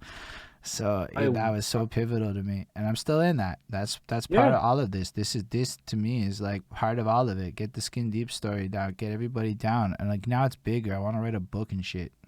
Do it. I We will. talked about doing a documentary. I want to tell you that you are very right in that sense, and the guys here can probably agree. In each era where we did really well, in which we came together and shit, there was a unification. We had our persons that would unify us, though we didn't already all know the person. We had one person in common. At one point, it was Bad News Brown and Dutch that brought us all together. We didn't realize it, but they were our glue that brought us together and kind of really helped us. Now I could say, with that span of years of everybody being about themselves and nobody really being about the city, I could fucking say very, very, very, very, very openly that you now are very much the glue that will probably bring us back I'm to just like, being but that that's why unification. every time somebody says that, I just want to say I'm one of, because we You're got one it. of. You're one of, yes, but you're one of who's the most, like, you're the selfless. Like everybody else, there's the people doing it. There's the let me knows. There's the mad people that will do it. But like it's not 300% selfless like you It's are. totally not selfless though. It's just that I also have met people with real money. Like the guy who owns my company has a house in Dollard. You can see from Google Maps. I've listened to big economics. I understand the big things. This is an investment. Of I'm just course. investing. I believe that I'm going to ultimately make millions of dollars without a shadow of a doubt in my mind. So what the fuck Good. is whatever I'm losing today? It's nothing. It's pennies on a dollar, right? Right. I'll What is be it? there right there with Just you. like I'm just MF Doom said on the Sarface project that dropped yesterday. Yo, scared money is broke money. yeah, that's true. And it's just like, yo, look, I'm in a position where I can afford to do this for now, and it's not a forever thing. Like at some point I'm gonna be like, yo, maybe we can finance Holden a little bit, maybe. But like that'll come when it has to, and it'll be cool because I have every intentions of doing bigger and better things. I've talked to a few people. Yo, dude, man, I just have an imagination, right? And I sit there and I'm like, what can we do like that's special, that's interesting? What can we do? Like, how is fried chicken worth $80? Right? No, in Montreal, it's trending. You can get like 50. Yo, we spent because I got Oh, a those stupid, the bucket chicken shit. no, but for real, I got a skip the dishes thing for Yeah, $50, and all we yeah, got with that motherfucker was a 5-piece meal. It was a that's delicious terrible. 5-piece meal, and I would not have ever bought it if it wasn't for that. But that I tells thought me you were talking about the pop up shop that was like around no. that There's people were just paying dude, like. go on fucking Uber Eats one day and go on the fried chicken and look at how expensive all these places are. There's just so many of them that are really expensive, and they're competing with each other to be the bougiest fucking chicken. My man's was on this. Okay, I did a work Sanka set, so when you do that shit, it's a different vibe, right? Because it's Yeah, not like yeah, this yeah. at all. So fried chicken Ubisoft is the comes king up, of that. and my man's does Uber Eats delivery. So he does that as a side hustle, and so he's telling us about all the chicken spots. And yo, it's bougie right now. Like yo, Bucky Rooster was what I had the other day, and it's Bucky Roosters is what I was talking about. Yeah. yo, it's lit though. It's so good. It was What in the undeniably fuck? really good. But if you look at all the chicken spots and how many there are that are fried chicken right now, it's how the hell did fried chicken that used to be the shit that was like $12 for 50,000 pieces that would maybe make you puke, maybe it wouldn't, but it was worth it because he was broke. How did Right. that become like fucking bougie. So there's a lesson here for everybody out there, is that we're selling a lot of things wrong. We're doing a lot of things incorrect. Yeah. Because if you can sell a fucking 5-piece bucket, and it was $50 after all the Uber Eats shit, but still, people are willing to spend then $50 for a 5-piece bucket with some potatoes. They were all delicious though, for real. Like, I can't deny that, but that's the point. It's like I have to interrupt myself to be like, but bro, it's worth it. How do you get that feeling with your people at your shit? Gentrified chicken. Thank you, Vince. I don't know how to Actually, get that. it is a gentrification of chicken. It breaks my fucking heart, dude. Big time gentrification. That's a big part of our city. Dude, Everything I went by like Vince's part of the land, and it was so cool. I saw a human, and I went one of the chicken spots is by Vince's part of the land, and the lineup at the chicken spot, and motherfuckers is just like out there waiting. I'm like, yo, there ain't. Yep. I lie. I did it once for Portuguese chicken for some family shit, but like, I've done that. but like, it's more like, yo, it's baffling. It's all for fried chicken now, you know, like. So, okay, what can we do? Hip hop, let's say, maybe has a fried chicken reputation in the city.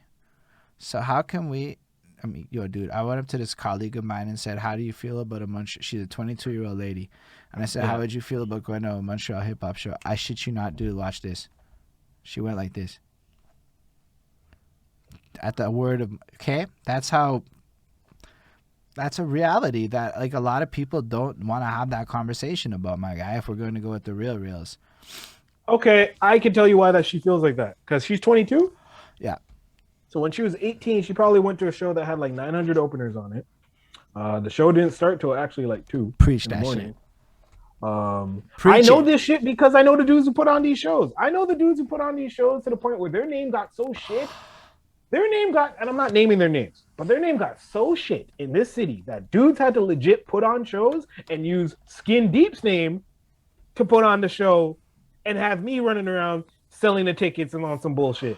And like, it got to a point where shouts to CY. I don't really fuck with CY, but shouts to CY. We're cool. But like, it was on some like, he was disrespecting me, being like, I'm not going to sell your tickets. And then when I sat back and I realized this, again, 2016-17 era, I was like, yeah, I wouldn't have sold my goddamn tickets either. What the fuck am I doing? That's where it got to. Like, legit, I understand why the 22-year-old is all like, at a hip-hop show in Montreal. So that's what I'm saying. Come on. That's why I say, like, we have to all acknowledge this as the 30-year-olds in our scene all need to acknowledge this shit. And because, yo, COVID's going to reopen. Yes. And then what's gonna happen? So what's gonna happen? What's gonna happen with the scene? What choices are we gonna make? Are we gonna learn from the mistakes? Are we gonna do the deep dive analysis of what worked and what didn't work and try to optimize the situation in order to get a higher ARO at each of your points? No, what we're not gonna do is approach no kind of girls about going to a dusty ass hip hop show within the first 6 months of COVID openness. You get that? You try that around November, leading into December, where like, because the first band of people are not trying to hear no local nigga, no local anybody do music. Not at all. For the first 6 months of COVID open, I don't want to hear nobody saying, I got a show going on, because everybody's going to be trying to see it's done. It's like, yo, what do you know is already happening? You know, people are, you know how I know? And I don't want to say names because, again, I want to not be get myself in trouble here. Right. I seen the posts. Yeah. Okay, I seen the posts. And I'm like, oh, yo, let's just do it on the internet. You know, we could all do it on Twitch, do a raid thing. The DJs are doing it. Montreal's DJ community is so popping right now because they just talk to each other on Twitch.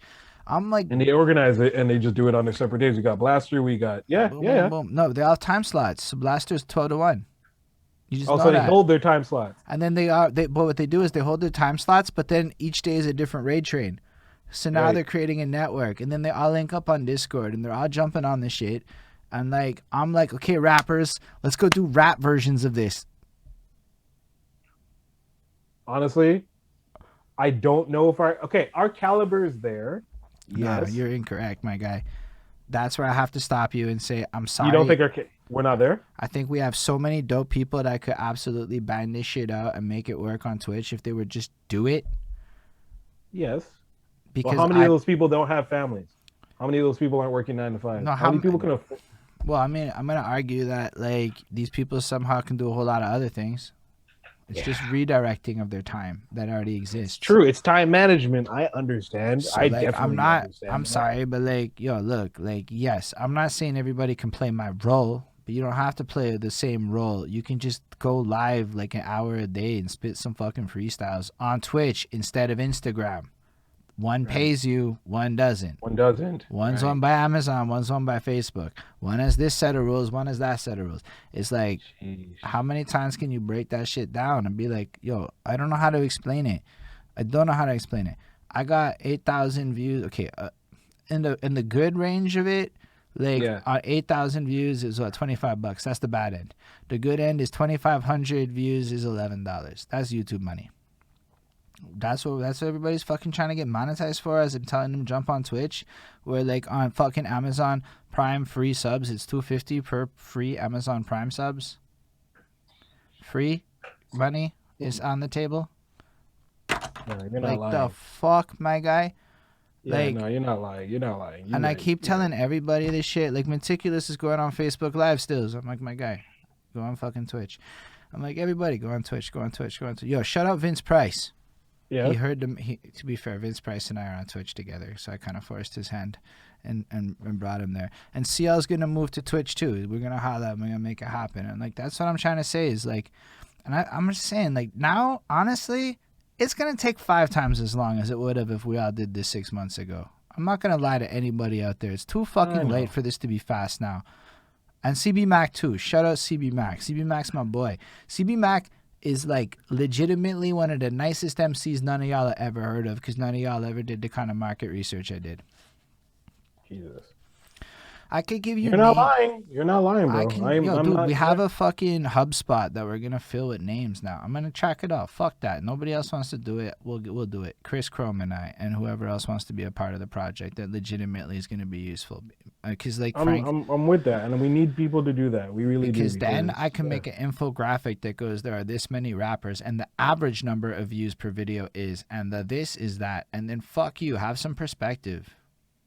Get some companies to back us, or somebody to just kind of, I don't know. But also, anyway, I feel like I'm getting my cranky aggressive mode. I don't want to. No, you're not getting cranky. You're not getting cranky. But like, I'm like super passionate on this. I feel like this is the solution that I have to do, and I can't even go work on some shit now. I can't even go make my album and shit. I can't go fucking focus on what I want to be doing, because like, frankly, it's like these are momentous giant projects. Like, fuck. But like, if it never happens, then we're just there forever, because there's no perspective on the real data of what's going on here, because people act like, yo, on demand. I'm like, bro, come on. Like, everybody's doing cool shit, and everybody acts like they're not. But like, I keep telling people, I'm sorry, dude, the list of amazing artists I love in this city just keeps going up. It's not going down. Why do I keep finding great producers? How do I keep having these conversations and they're not boring? And how are they all interesting? Right. But ask yourself why those same artists that you know aren't telling you about these great producers that they know. Ask yourself that. I don't have to ask myself that. You know why? I'm not doing that right now because of my position. But yo, okay. In your position, that's your position. In my position, which is disgruntled. Let me tell you what I am gonna do. Moving forward, every song I release, because I do understand it that well, is Holden Stephan Roy x Vincent Price. Holden Stephan Roy x Northern Beats Society. And equal, we're equal artists now. Because you're all the Eric B's to my Rakim. Oh. No, but like, yo, I told you, I do know why. Okay, you think fucking B-Makers are my favorite. Y'all are like the best interviews. We try. Y'all don't give a shit about like the fucking image. I don't give a shit about. Again, listen, I got more, and this is not even toot my horn. I stopped taking Montreal music seriously. I said, all right, if none of y'all, serious, though. If the same people who want to see, like, oh man, we like the same people, Montreal, here's Montreal. Montreal will love you in the streets and pretend you don't exist where it matters. So if you're like, yo, I got this coming up above, you're like, yeah, send me that. We're super down. But then the day your song drops, like, Nobody is hold on. showing me I would that. love to show you the data on my clips channel, the one where I interviewed a lot of these people and how few Do it. clips ever. I'm not doing it live. I'm not doing that because it puts like the whole Do city it. on blast. You know who it Okay. doesn't put on blast? It doesn't put Meticulous on blast. So I'll give him his props. Ticket's too good for that, man. The No, you're not gonna Meticulous get put on put the blast. clips on my website. Cool Man Logan shared some shit. Vince Price shared some shit. And Vince Price shared shit. It was so noticeable that Bonnie noticed us 20-something views and we got excited at 20-something views. And you know why? It was because, you know how, like, and it's not just Montreal. It's kind of like my clips channel is everybody I've talked to. And it's like the number of them. But then something fucking fascinating happened. We got a little surge in comments. And it was related to something I knew would happen. It was not a surge. It was like 3-4 comments, which is a surge of new people. Yeah.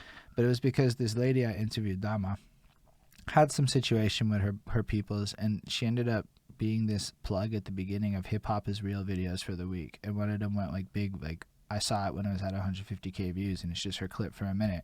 So she did something super duper interesting on a promotional front, and so people were willing to go Google her after an organic front and look her up. That's dope. Yeah.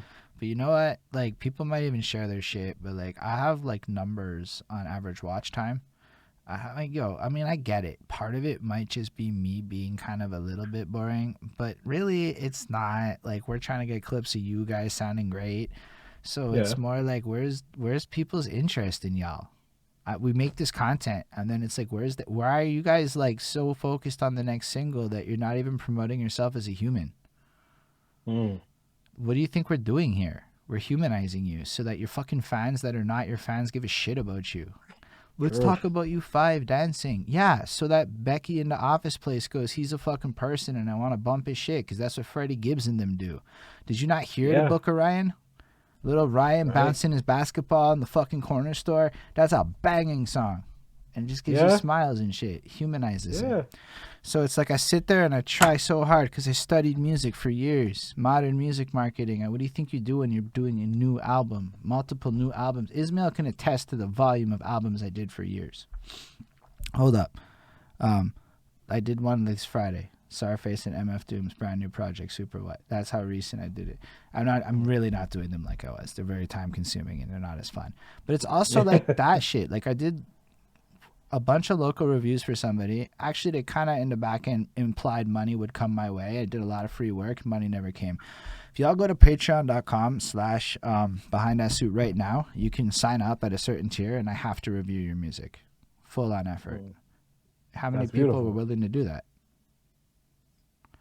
True.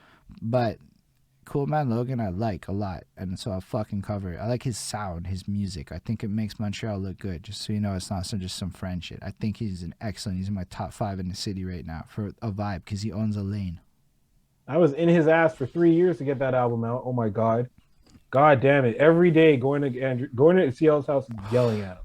Every day. And like on some I would be a dickhead where like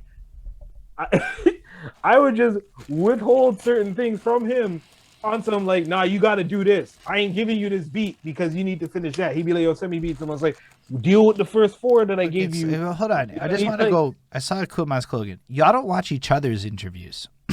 That's another thing. Oh, yeah. None of y'all give a shit about each other's interviews. So it's actually like we go even further with it. How many any of y'all watched another man's interview on my channel? If you even watched any of them. And that's where it's I will say that I don't. Okay, look, not for the people here in the lives. Like, you got like people who come in the lives, right? Cool. But like, do y'all like aren't here for like the whole 4 hours? And we do all these clips, and like none of y'all are curious about anybody else and what. Like, that's where I'm at with it. Like, and you know who it is? It's fucking Bonnie giving me this shit, cause she's uploading all the clips and she's writing all the copy and she's putting in hours of work on this shit every week. That no, you think she's getting? No, she's on some. You kind of don't have a job freelancing. You have time. Please do it. Shit, right? No offense, baby. I love you. You're the best. But like for real, it's like hour after hour, and it's like for what? And I know for what. I know all the for what. So I'm like, fuck that. Ignore the immediate. We go on places. And it's like, whatever. Like, I have every intentions of doing a very competitive run against you for top podcast in Call Montreal next year. You good? Listen, Geektastic, we're 250 deep soon. Like okay. Yeah, This man. goes into another little story. I will say this. I don't care about what fame I get from this city, but there's certain things you can't mention in this city without mentioning me. Number one is producers. A certain friend that I mentioned before fucked up and didn't do that before, and now we're friends now because I called them Okay, out on hold up. Twitter. Shout And out fucking Vince Price and CL. Yes, y'all are here all the time. It's more like a you know situation. I'm not like yeah, saying yeah, yeah, everybody, yeah, whatever. yeah. Okay, go on. So, Geektastic, being that we've been here, I could very cockily say, and very very easily say, that within the free agents media. So that's if you don't know, the morning detour at CKUT, that's me. That's us. Oh Running with yeah. Wolves with Wizzy Moonchaser, that's us. We That's why have he queer. like liked and shared your thing. Okay, because I didn't We know he have existed till like right. a week ago. Exactly. And he used to do the hood to hood mixtapes back in the day. So that's also Montreal history that you need to speak to him about. There's Queer FM in Calgary. That's us. We got the Newts podcast that's also coming up. I'm working on Chops Vision with my boy. We got Geektastic. Like, you're not fucking with us podcast wise. Bro, I So don't if even you want to care. beat us, you're gonna have to do a lot of work. Yo, And this bro, is just that's friendly comp, no, but that's what it is. It's I saw my you know. target and I said, oh, I can have that. Why? You think I'm not putting in my grind? You think I don't have I know you plays? I know you put in your grind, but I'm just saying we're My guy, 250 deep. We're I, 250 episodes deep. yo, We're my we're guy, we're this not is like stopping. interview 80 something and like episode. I have 860 videos on YouTube. So you're killing me. You're killing us in terms of that. You are killing us in terms of that. But I So can easily say I can So what I share it can because we're say family. is on work Yeah. ethic front, cool. Y'all have had more success to this point, but all I need is to get my fucking exponential grind on and it's done. I just need one lucky break, my guy, and it's a fair competition. That's what I need a lucky break too in terms of, and then again with producing in this city, I'm not gonna like this will be just one of my points where I'll kind of not end off on music, but whatever. In this city, in terms of production, you don't come through the city and don't mention Tick. You don't not mention 80 Rock. You don't not mention Vincent Price. You cannot not mention BK. You cannot mention not mention like there's so That's many true. of us. 80 Rock. There's like so many of us. So a certain individual you can't not mention now Nick Craven. Big facts, which You is can't fair. not mention Nick Craven. And that's all I'll say on that. We are friendly Look, now. y'all, And yeah, look, everybody's cool, and but in a friendly yeah, competition front, we do yeah. very different things. We do different things, but I So mean, it's mad random about which one of us could actually win, and because we have mad different audiences, mad different like, yes, dude, I love it. I saw y'all, I listen to your shit, and I'm like, I want to be friends with these guys.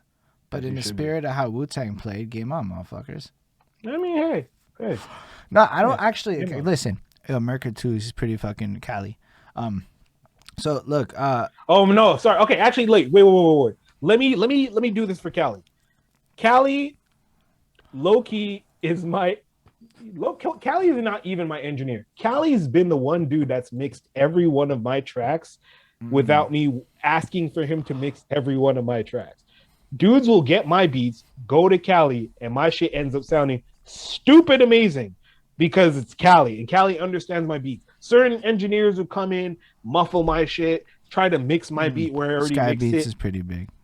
Sky Beats is huge. Jay Diligent, you can't not like, yeah, you cannot remember. Mm. Oh, there's a few Yeah, but others. I'm just gonna say I hear all that, but I'm a pretty ill podcaster. So we talking about podcasting game over the next couple of years. I would love to friendly compete on that tip. It sounds You great. need to be on the show first. I would love You to need be to be on on your the show. show. Want to get you on the show. But yeah, I Blessings, gotta say bless. for Merker and all the other producers I forgot out there, I apologize if I forgot you. Paco back in the day, shouts to Paco. But Merker, he is like my go-to engineer. If I have anybody that's gonna fuck with my shit and dissect the hell out of my shit, it's gotta be Merker because Bro, yeah, Merker is that's like the dude. so basically Merker is a pivotal part of my story now. And I have He's a never pivotal met part him of in my real sound. life. I never met him. You need to meet Merker. Merker will fuck you up with freestyles too. That's the thing. Merker can rap. Yeah. Oh my gosh. So like Like it's just I we we got did too the many of interview, which those. was cool. Gozer, yeah, I done said He said Gozer. You don't Gozer not mention earlier. Gozer. You kiss like we got too many in just terms of production. Yo, but We like, do have you know too how many. many rappers I know? And I swear this is the other side of it. Y'all know all these producers and shit. So like Yeah, CL's like sitting there, and y'all know CL. So CL's like, I know all the producers, which is cool. And I now have tapped in a little bit to this network. But, like, yo, me and my rapping homies, my nerd squad, I'm realizing I'm part of the nerd squad. We're like nerdcore, but from Montreal. And there's, like, more of us than there are probably any other kind of rapper, if I'm being real. Just on demos. Just facts. There's just a lot of us people that grew up studying Hobson, okay? Like, it's just kind of what happened. So, like, a lot of things like that ended up going down. And it's not like it's good, bad. Now everyone's fucking trying to be Atlanta and shit. But anyway, there's just a lot of things going on. There's a lot of people that are fucking copying these Amino Dominis and all these other things. Why? Because they literally don't know that. Do you know that Don Dada in December came on my platform, so people had actually checked the clips, and said, yo, all you have to do is steal my beat off of Spotify, call it a remix, and I'll approve it, and you can use it like that. We split the royalties. Any one of those instrumental packs he's dropping, he's down for that. Shouts to Don Dada. So I'm going, what? Why are y'all going to Amino Domini? What? Rappers? What? So trust. Like, listen, there's nothing a beat maker. I get it. I've been sitting here talking to everybody. It's actually a really weird and interesting position to be in. It is, huh? Yeah, it's fun. I like it a lot. But, yo, look, I'm not like, I'm going to be real with y'all. I don't want to be any kind of CEO person in my future. It's not interesting to me. I want to be like Cool Man Logan. He's like the fucking coolest. Like, you know, like I want to be able to just focus on my art and just make Cool Man Logan good music. But instead it's like all this distraction shit. And yo, just like everybody else, I want to sit there and like make my art one day, you know, and play some video games. That's really what I'm trying to do. I found my... Oh, Don Smooth's fucking wonderful. Don Smooth was Don Smooth is great. Don Smooth is so great. I'm at a point where now I'm just like, again, my daughter's on the way, and like I'm at my happy point now. Like I was angry, like I was so angry and bitter, and like why aren't I getting this, and why aren't I getting these opportunities, and all this shit, and like why is this certain blogger who knows me and follows me but doesn't reshare my shit, and all that weird shit that you shouldn't care about social media stuff, but then you do care about because it pertains to your business and your career. It gets in your head, and that shit really messed with me for a bit. And then me too. Now I'm at the point now where I'm like, nah, I can straight up fall back. And like, again, I need to really, I gotta thank Matik because Matik brought me back. I was not fucking with music. I didn't give a damn. I didn't have a computer last year. Like my computer died. That's what killed me. My computer died when I was at my apartment in Lachine, and that shit died. I had a really crappy landlord. I was just living with my fiance now, and then just didn't have the money to really I had the money, but I wasn't really into reinvesting into a computer to make beats because I was like, what am I making these beats for? I know I'm good. I'm not making these beats for me. I know I'm good. I'm making these beats for everybody else because I want them to hear this, what I feel when I make music. I want them to hear that. So I really just jump in. Thank you, Meticulous, because yo, I'm really happy that you're back in this. I'm really happy that you've made all this music and that we got to even have this chat, because had you not come back, probably wouldn't have happened. We definitely would not have had this chat. There wouldn't have been a guy popping up on my Facebook comment asking me to ask Poison Pen about Montreal. So I didn't have to, because Poison Pen brought up Montreal by himself. But I was just like, and I couldn't remember your fucking name at that time because I didn't know who you were. Good. I was like, what's a Skindeep? You know? What's a Skindeep? Yep. What's a Skindeep? And like, I mean, now I know. But like, and then you look Action Skinny Figgy, and it's like, bro, come on, you're not making Action Figgy Skinny, which is derivative, and that's just me because I like figures. And no, I know, but like when you're coming into it, you're just like, it's kind of hard to follow that. Yo, what is Action Finny Skiggy? Fuck, Action. Skinny. Okay, Action Figgy, which you know that Facebook. Actually, I will get into this quick. Facebook owns Instagram. Yes. At the time when you had to create usernames, I couldn't put the full Action and then Figgy in my username. So it says Action Figgy Skinny, but it's actually Action Figgy Skinny. Instagram, Facebook, if you guys can fix that for me, that'd be great, because I've built this natural thing of me just loving action figures. And I loved figs, and I've always loved 90s nostalgia and comic books. So that is kind of where I started off posting toy pics on my Skindeep MTL IG, which is mainly for music. And a lot of people who fuck with toys fucked with it, but a lot of people who didn't that I saw my followers drop, and I saw people like not really messing with, and like a few people in the city stopped really. Buddha Blaze stopped following, whatever, so on and so forth. Just like weak shit. Like it would just be like, oh well, he's not doing music anymore, so I don't really need to pay attention. Which I kind of took that as like, I took that shit personally, like Jordan says, but I really did. So Figgy Skinny just kind of came from me wanting to do that, like find my happy place again. And I did with these. It started off as just buying figs and posting them, and then finding a whole toy community, because the toy community is huge. Like in the States and in Yeah, it's Canada, huge. grown men Biggest that money on collect YouTube. toys, it's stupid. Sharp, and then that's where I kind of knew where I was doing it properly, because all the guys on YouTube. So there's like Shartimus Prime, there's Harley Morenstein, shouts to Harley. There's this guy Boog ACBA. There's it's Dan who. There's a lot of toy collectors that will do toy reviews back when YouTube money was good, and they were killing it. But then from what I was doing naturally, I have this segment called "What's in the Box," where I was getting so much shit shipped to myself that at one point, like, it was just not enjoyable for me to just open the box and be like, oh, I got this new toy, whatever. So I started going on IG, and I would just do this like random segment and be like, it's time for another edition of What's in the Box. And I did it once, and I realized I fucked up, because once you do that once and people like it, you got to keep doing it. So since I've been doing Action Figgy Skinny for 4 years now. And every time I get something in, whether it be Star Wars, whether it be Marvel, whether it be whatever, I do an unboxing. I don't open the toy, but I do an unboxing of what it's supposed to be, and people fucking love it. And I've built that, and every toy reviewer that I started coming into the game and watching now fuck with me. And it didn't reinvigorate me, but it made me believe like, oh shit, Yeah. like you can do it. You can So, literally do it. You know that nuclear convoy fellow? Yeah. One time I go to his house in Hudson. Yeah. We go into the basement. I've been a few times, but the first time. So you walk into his room, dude. I swear there are 1,000 Transformers. Yeah. The whole wall. And now that we're having this conversation, I'm gonna be like, dude, you need to get back to your crib in Hudson post-COVID and do like a whole series, just one by one, a post on each of your Transformers now. Yeah, Because he's got like some old shit too. Like we're talking 1,000 Transformers in like 2007. I believe that. The biggest Transformer collector, one of them in North America, lives in fucking Pierrefonds. That's Proto Man. Proto Man, he does biographies for Hasbro based on just him having a collection. Hasbro saw that shit, says, "Oh wow, you're really about it. How about you write up biographies on Transformers for us?" And now, whenever you see an English bio on a Transformers toy, if you look on the back and you see an English bio or anything describing the toy and its history, that's Proto Man that wrote that shit. And that's a dude from Montreal off of toy shit. There's people who I do little photos and whatever. People have seen them. I'll post photos of toy photography that I do, and Hasbro and other toy companies, Toys R Us, will look at that stuff, see that you're doing it, and hire you to take photos of their products. Yeah, that's like cool.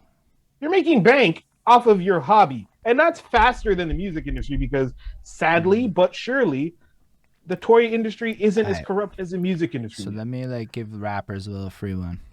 Y'all know how to rap, right? Go on Fiverr and say you can do voiceover work. No, you just need this voice, or you find your own voice. You can do a few. I use this one. Hey everyone, and welcome to Soda PDF's How to Tuesdays. This week we're going to be covering how to convert from PDFs to doc using Soda PDF. First, click on the convert tab, and boom, screencast that motherfucker. Whatever, send it off. You're done. $15-$20 right there, just reading a script. Just get a little fucking template on the mixing. Yo, motherfuckers, like, I actually did this at work. That, as you can tell, 200 weeks in a row, 208 weeks in a row. Boom.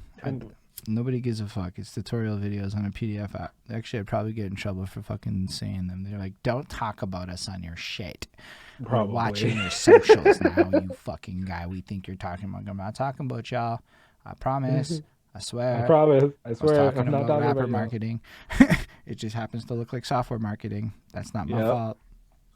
But yeah, so that's essentially where that fig stuff again is. Essentially, it was a way for me to kind of just find my love for whatever the fuck I do now, because now through that, I hooked up with the reviewers, and I was like, oh, you guys do YouTube reviews. You need beats. Do you want some beats? I send them beats. And now within most of the toy reviewers are using Skindeep beats, not knowing that they're Skindeep beats. I'm not getting paid from it, but I still get to hear my shit in a different kind of landscape. My you know guy, what I mean? you just dropped some big man moves with that. Oh, Skindeep, I knew I fucked with you for a reason. That was cool. You displayed Yeah, something powerful. You met people of certain levels of influence, and you were able to provide something of value to them. yeah, gotta. That's how you bring value to your own shit. I mean, I didn't really realize how valuable these beats were until I was like, oh, I could go to this lane where nobody knows anything about local producers and they'll just take my stuff and post it in your YouTube vids. Fine. But then their YouTube vids within an hour of posting them have like 10,000 views. That's 10,000 people in the States hearing your beats, not knowing it's your beats. But you know what I mean? Like, it's just like that unison. And then when I realized, okay, I can build this action figgy skinny character and then kind of side swipe it into he also does podcasts, but he's also this guy named My Skindeep. guy, you spitting it proper. Big Yeah, Bamos, influencer, big boy. Yo, what? Yo, the way I look at it is, let's go a little different. If you're above, name me a single like successful artist above the age of 25 that's just an MC. I mean, they're either the CEO of a record label, or they're the investor in a tech company, or they're all things. They all do things. you got to do multiple things now. You have to have like But five. this isn't new. Yeah. This is like, It's not new. No. it's always kind of been that. Like, yo, everybody was like doing 100 things back in the day, and we're talking like above the age of 25. You either are rich or you have to be like mad interesting. Mm-hmm. And like, how are you in? Like, I don't know. Like, I feel like again, I'm in that like, it's not petty. It's just like, I don't know how to fully just communicate. Like, yo, when I hear somebody is 30 and the only thing they can bring to the table is rap. Now take a CL. CL is a valuable skill I don't have. That guy can sell. Yes. I'm not a salesperson. So all of a sudden, CL has a value beyond rapping. We need people that know how to sell. Without that, it's like, yo, when CL tells me I can bring people to a show, I'm like, yo, I actually believe you. I want to go buy your ticket myself, my guy. So it's like, that's a powerful thing. Or like, yo, I'm doing this shit. It's a service of a kind, and I try to make it an experience that's unreplicatable. Who else is going to ask you about dancing at 5? Nobody. It's the only person ever. And you know how I know? I watched a lot of boring-ass music interviews in my life, and they're all trash. I fucking hate them. You know what nobody really needs? Like the list of your fucking everythings. So tell me your favorite influencers. My guy, just go watch every other interview. You didn't even. That's great because you didn't even ask me that, and that's super I dope. don't give a shit. No offense. I'm glad. No, hey, cool. You hear my, if you're really listening to my shit, you know my influences. I don't necessarily know them all, but like, yo, I heard a Led Zeppelin track that made me want to rap. You heard Mr. Zeppelin. That shit was fun. You added the drums in like real nice, and then you just had the and then just cut, and then because you can't, right? Because you can't use that. You can't use that then, song but part. then you just want to. But the whole time I'm like, I come from the land of the ice and snow. But then it came. So now I'm like, what am I gonna do? It's like, yo, okay, it's gonna be rough. It's like you're getting a handy or something, and you never get to finish. You're edging the whole way through the song. Yeah. And I was like, that's an There's appealing situation. That's a lot. No, shout out Lindell. Lindell wants to know artists that inspire people, but we kept asking the question wrong. So we found out he wants to know the top 3 inspirations of a person, and that is interesting. So he asked me to ask this when he shows up. So Lindell's a patron, so shout out Lindell. What up, Lindell? He's not even here now, so he's gonna watch it though. He watches every video. So we should my top 3 influences. Yeah, just as a artist, beat maker, person. I don't know, fucking pick something.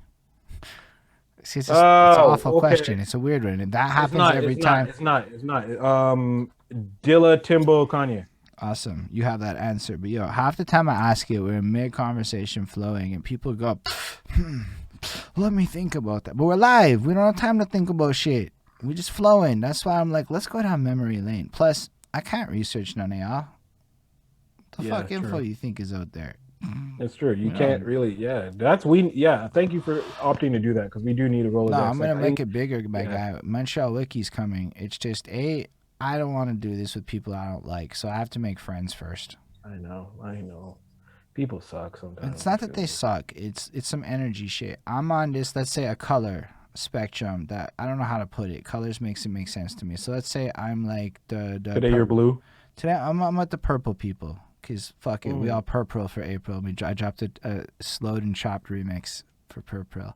Anyway, that's my boy's campaign. Yo, we all changed Okay. our fucking Facebook colors purple for him. That was some love Okay. we did. It was kind of cool. Mirko was involved in that. You may have saw his thing went purple too. Yeah.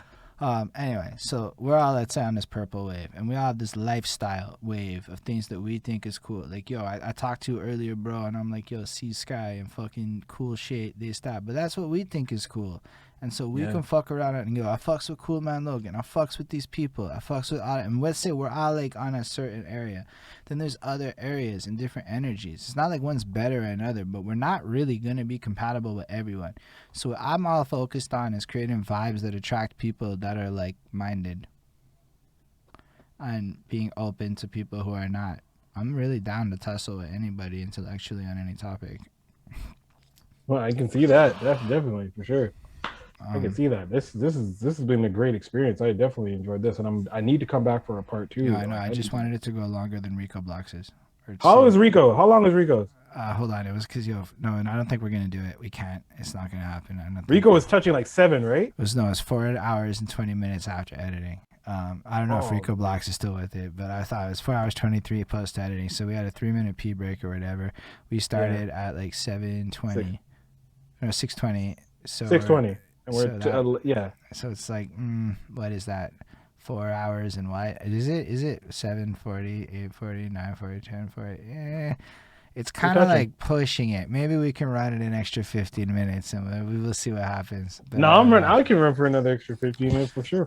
I just, I got food and wifey's probably like, where you at, motherfucker? I know, but I just thought like, yo, Skindeep's mad cool. Let's see if we can push it 4 hours and change and see if we can like. Let's go. Because we haven't touched on so much. Let's go. Well, I knew because that's what happens after about 2 to 3 hours. You derail the story a little bit and you make sure there is a part 2 because if you can go past 3 hours, there should be a part 2. I haven't touched on tour stories. I haven't touched on touring with Perry. I haven't touched on mad shit. There's a lot of shit that I haven't even touched on at all. Nah, and that's cool. But we got to talk a bit about the future then. So let's talk about the VR wave then if we have a little bit more time. Let's go. So you're able to do coding stuff at all? Or what do you do? What do I do? I work in Linux. Coding, I wasn't privy to because I didn't study it, but I can learn it because I kind of taught myself can you fuck with everything about my job right now. Slightly. But I will have to learn, like, I'll have to go back to, like, Gate and really study it. But yeah, I don't know if Unity is necessary. I'm not really privy to customization, but let's say Allspace VR right now is a Microsoft owned app, so that means it's a player. It's not going to disappear as quick, so you have to mention it for that reason.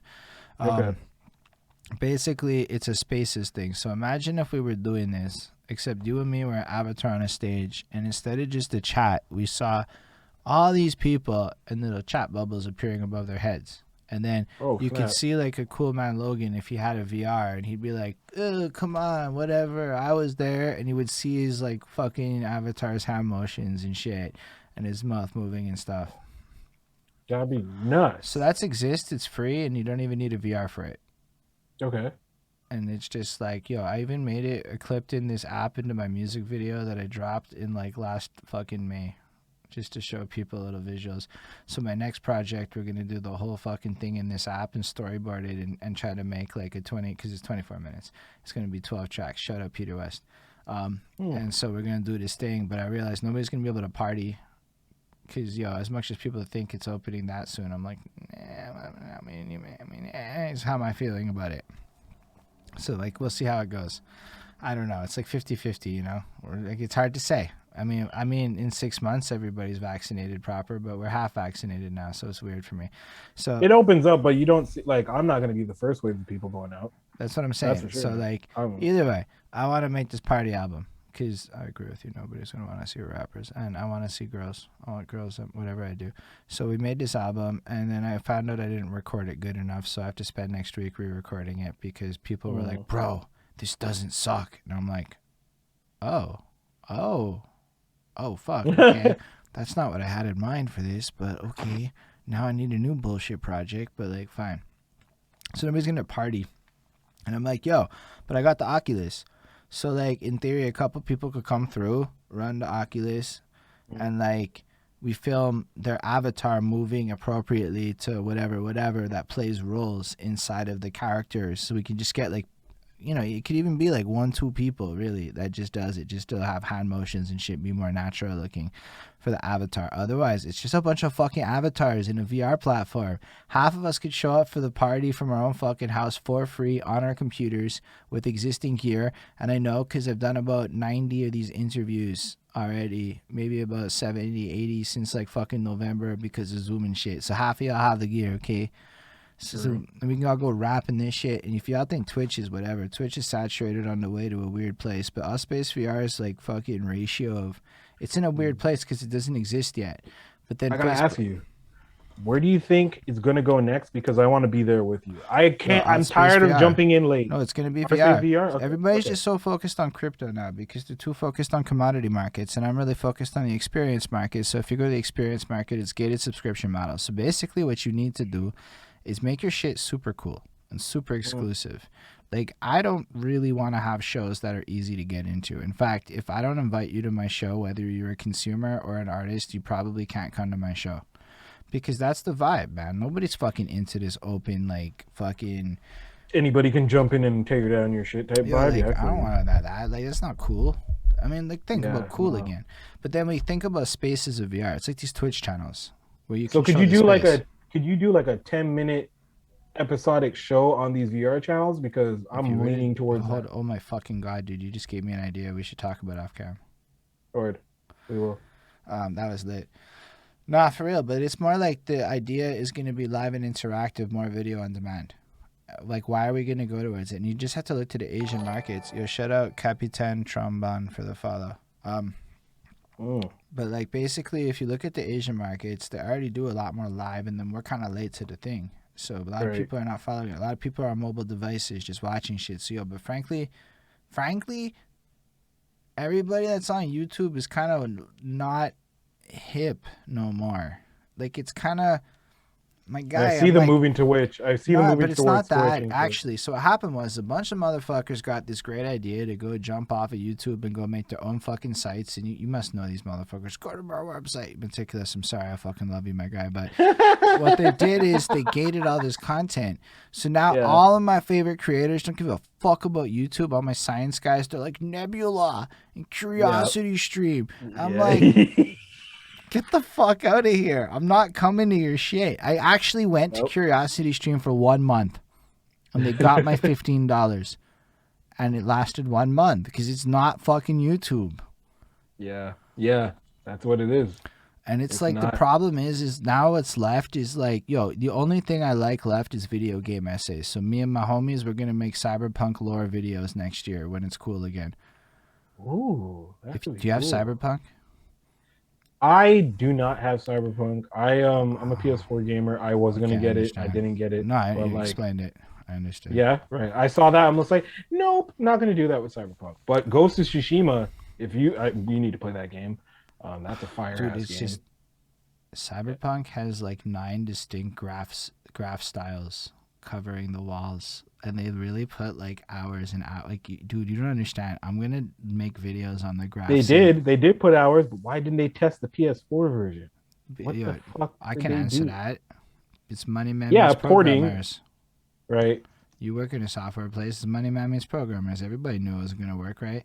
But the stockholders in the current market, and I have to be very careful and dense. But you make promises to your shareholders in the public market. You say, my company will make this much money. That's a promise you make. Now, if you're coming to the end of it and that promise isn't kept, you watch how a lot of bad decisions end up getting met.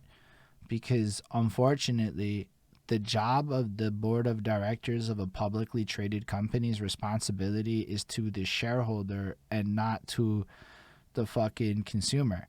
And 100%. There's misconception of anything, but the second they do an IPO, it's basically like saying, I don't give a fuck about you, consumer.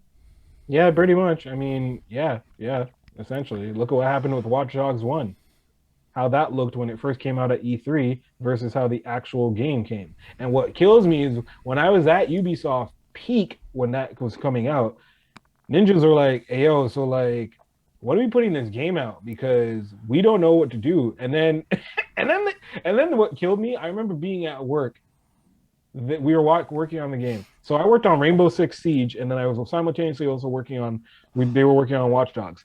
So the day Grand Theft Auto 5, the trailer for PS3, not even PS4, but the day the trailer for GTA 5 dropped, I remember being in the office and like 30 minutes later, you're just seeing mass emails go out being like, yo, we can't drop this shit. We cannot put this game out. We can't drop this shit. And if you remember, Grand Theft Auto came out first, even though Watch Dogs was announced before it. And like, Watch Dogs, I think, if Grand Theft Auto came out September 2013, Watch Dogs might have only came out like May that year. Yeah, honestly though, it's like it's crazy though, because man, I know a lot about this industry, and I'm kind of limited on how deep I can go on some contract shit. Because I mean, video games and software are like mad similar. So we're talking about like SaaS model marketing for software now, and like y'all don't get it. It's really about keeping you in the ecosystem for as long as possible, and that's all that fucking matters. That's all we care about. And people act like quality of game matters, but y'all also hyped up and bought the pre-sales. So it's like y'all spent like, who in their right mind after, and this is where I'm shitting on every gamer out there who did not made a bad decision with their PS4s. Oblivion came out. Oblivion came out. I remember and that you know what happened, dude? My computer couldn't run it. So you know what I didn't do? I didn't buy it. And you know what? We knew it was going to be shitty on console at launch, so nobody bought it. It used to be, you knew it. Wait till Game of the Year edition. Yep, always. Remember that? Remember? Yes. Okay, we waited till that. So why would any human being buy the pre-sale to a fucking game on a last-gen console on the next-gen consoles there after it's been pushed back 3 times? I got shivers thinking about the amount of times we'd put shit out, legit, be like, oh, the game went gold, and we're still testing, and we're like, this ain't gold. What are you talking about? This is nowhere near gold. And they're like, no, we'll just put in the day one patch. And I'm like, what the fuck are you talking about, day one patch? And like, for months, we'd be testing builds of games that they're just looking to patch day one. And that's when you come and you get your game and you have like a 10 gig day one patch. That's because we're still working on that shit. And the game's out. No, dude, we're still like look, but here's the other side of it. Like, it's mad complicated too, right? So here's the problem: is expectations from gamers are heavily influenced by gaming media. So I got really into gaming media because I needed a break from music and shit. And I watched these gaming motherfuckers talk about Cyberpunk while I'm playing this game. I watched the reviews, and I'm like, y'all really give a fuck about whether or not the ambiance character eats a fucking piece of toast, right? Bro, if that's what's needed for your... it's to nitpick. I'm like, if that's what you need for your immersion, we are not living the fucking same. Yo, I'm walking around Cyberpunk, dude, staring at artwork on the wall. Yeah. Driving my car around and it's goofy things. People are like, bro, it's blah, blah, blah, blah. And I'm like, what are you talking about? I get to walk with my bat and smash people. It's fucking cool. Right. And then you like look at the ads and they're really well done. And then you read the text in the game and they're like everything you want from a CD Projekt Red experience. And like, honestly, you could just explore the cityscape like you travel into a new place and it's just not actually do anything. But nobody really, they were like, yeah, okay, the game design is pretty. And I'm like, bro, but like that was the point. Yeah, but we're spoiled now. Or so it's the like, gamers that are complaining are spoiled now. So it's like, yeah, they're not going to appreciate it like we would. I don't care about graphics like that. If the game looks pretty, I also like come from, Seven Saga on the fucking SNES is a masterpiece. Yes, it is. There's so many fucking games like that I grew up on. Secret of Mana. Oh, Secret of Evermore, my friend. Evermore is Evermore. With the dog, that game is litty. I don't care what anybody fucking. There's all these games, but like they're not at all graphics. It was just concepts and gameplays and dynamics and engagement. And we are nerds. Shut up, CL. Okay, yeah, hell yeah. It's nerd life, baby. My girlfriend is a bird nerd, and she's trying to come at me like being a video game nerd is dorky. And I'm like, it's just the same as being a bird nerd. It's in the same She's realm. A bird nerd, or she's into like birds? I can identify birds by their calls now, my guy. Oh, that's nice. So I feed blue jays in my backyard. No, so we feed the blue jays, which attracted the squirrels, which attracts the starlings, which attracts the chickadees. So we have bird feeders for the chickadees and the sparrows, and Now she's really excited because a fucking new woodpecker showed up that she never heard before. So she Those spent fucking time. woodpeckers, man. She spent fucking time, and she said, "I'm literally reading a book about birds while I'm watching this." We get The okay. So northern the Blue flicker. Jays, Yo, we have like 9 our family of Blue Jays, but Bonnie, then they can you have get me babies water, that keep please? coming. So we got a blue comes through, and then yeah, it does attract the squirrels because Blackie and his family are always running up my damn stairs and trying to like tight rope the friggin' clothesline to get to the bird feeder. The red wing blackbirds, they love my shit. The sparrows, chickadees are my favorites. I love those. If I could command those, I will one day. Chickadees are And pretty fucking cute. yeah, chickadees are awesome. Cardinals is like Danielle's family bird, so we stay having cardinals all over, and they follow us every day. I like they're the just red always ones. around. Yeah, the red ones are those are my babies. I love those. They're like they they're super nice. So I'm a big nature bird pet person. So like yeah, I don't hate. That's a cool hobby. I'm a nerd on many different things that I probably No, wouldn't all I even was say. saying is that if you're a bird nerd to that extent, is no different than being any other kind of nerd. No, it's not. No, I not at just all. wanted that on the table, so she had to accept that when she's calling me a nerd, she She's is a also a nerd, nerd. and that's it. Yeah. No, my I got lucky that my wife is into most of the stuff I'm into. So, well, not most of it, but like she worked for Disney on their cruises. So, going from there, she got into Marvel. Now she collects figs as much as I collect figs because I buy them for her. And yeah, we're just a big Disney, big nerdy family. So, like, yeah, I'm big on that nerdish. Love it.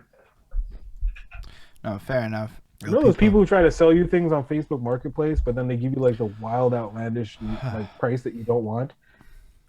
Then they come Honestly, back to I you like just 4 years later. Facebook Marketplace is just wild. Every time I do any kind of competitive analysis, can you hear us? Or is that just CL that can't hear us? Oh, we stopped talking for a quick minute because I was waiting on that water thing, and then I'm fucking dying still. Sorry, CL. Sorry. Didn't mean to scare you. That's amazing.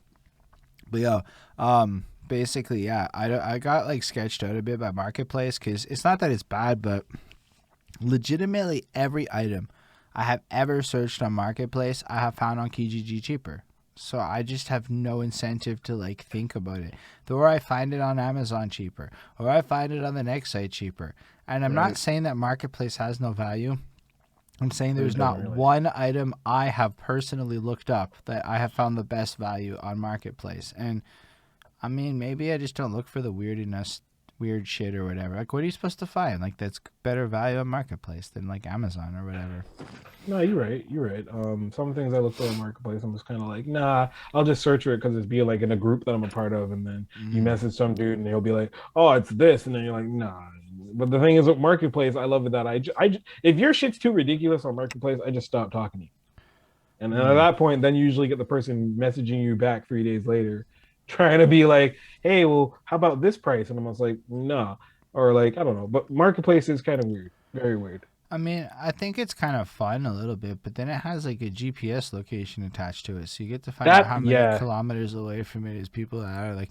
So, just imagine. Yeah, I definitely think we beat the record. I'm very happy with that. So, like. Oh, shit, we did. Yeah, I just let it run a little bit. You got to like set it a bit. It's like, I watch speed running sometimes. Speed running is like, you can beat it by the second or you can beat it by 3.5 seconds. I came out here saying like I want to beat Rico's, but I was like, they ain't like a goal, but if it happens, okay, that's dope. I'm glad it was fun for the most part. I do have to pee and or eat soon. Nah, it's real cool. We should probably wrap up though for real. I mean at this point it's like I got another interview at 2 tomorrow, and I'm like, I kind of want to like stop soon. Push it, yeah, no, yeah, we should. I mean, you like to get your sleep on it, but we'll do part 2. We gotta have me back. Yeah, for sure. We're gonna set that up. But I say that you leave it, you're gonna find out I'm gonna be like at least 3 months, my guy, and then it's like, yeah, because we got to give it some space to breathe and stuff. Of course, anyway, of course. But shout out all of you that like stuck it through. No, honestly, Rico, trust. My tummy's grumbling. I know there's food. It's been like it's 11:12. I'm very acutely aware of the time. I'm like fucking choking at this point. It's like he's choking. My body. He's been shotgunning joints this whole time. I'm looking at him like I need to smoke a joint. That part's fair. So and then at the end of the day, it's like every good thing has to come to an end, and there's still just a whole bunch of potential for part 2, and everything that will come with that. And anyway, I'm really excited about how this went. This was fucking great. I appreciate all y'all that watched it across I the appreciate you times. guys that all watching too. I appreciate my fam for being in here. Shouts to all y'all, Rico, CL, Vinny, Yep. Meticulous. Thank you again, Tick, for bringing me back and putting that battery in my back. Because again, And I really thank you. thank So you, you know, Bonnie, for bringing water and everything else that she does. But no, but for real, thank you. Thank you for coming through, Mr. Skindeep, Mr. Skinny, Mr. yeah. Action Skinny Figgy Action Skinny. figgies, action fig skin, mysterious black, fucking I don't know, that dude. No, I'm kidding, I'm not that dude. But yeah, just thanks for having me, man. No, I this was enjoyed this amazing. thoroughly, and this is I always like platforms where I could just speak my mind and whatnot. And this morning in my head, I'm like, I'm gonna get on some ranty shit, talk about all the shit that's wrong. But at the same time, I'm like, nah, because like we get to that later, and like there's this mad things that we go and build, and building is gonna be good. That's it. Building is we're So, bringing back building in 2022, and so, it's gonna be a good build. so the thing is I'm down to talk about what's wrong, but you'll notice for me, it's like, nah, I'm bringing this up so we can go somewhere with a solution. I got a lot of solutions in my mind. I'm not really into it. Now, people don't have to like my solutions, but they are kind of based on watching how really rich people make money. So Right? we can roll with how y'all want to roll, and people can squad up how they want to squad. If y'all like the internet, I'm going to go run this way, and we can run on that internet game together.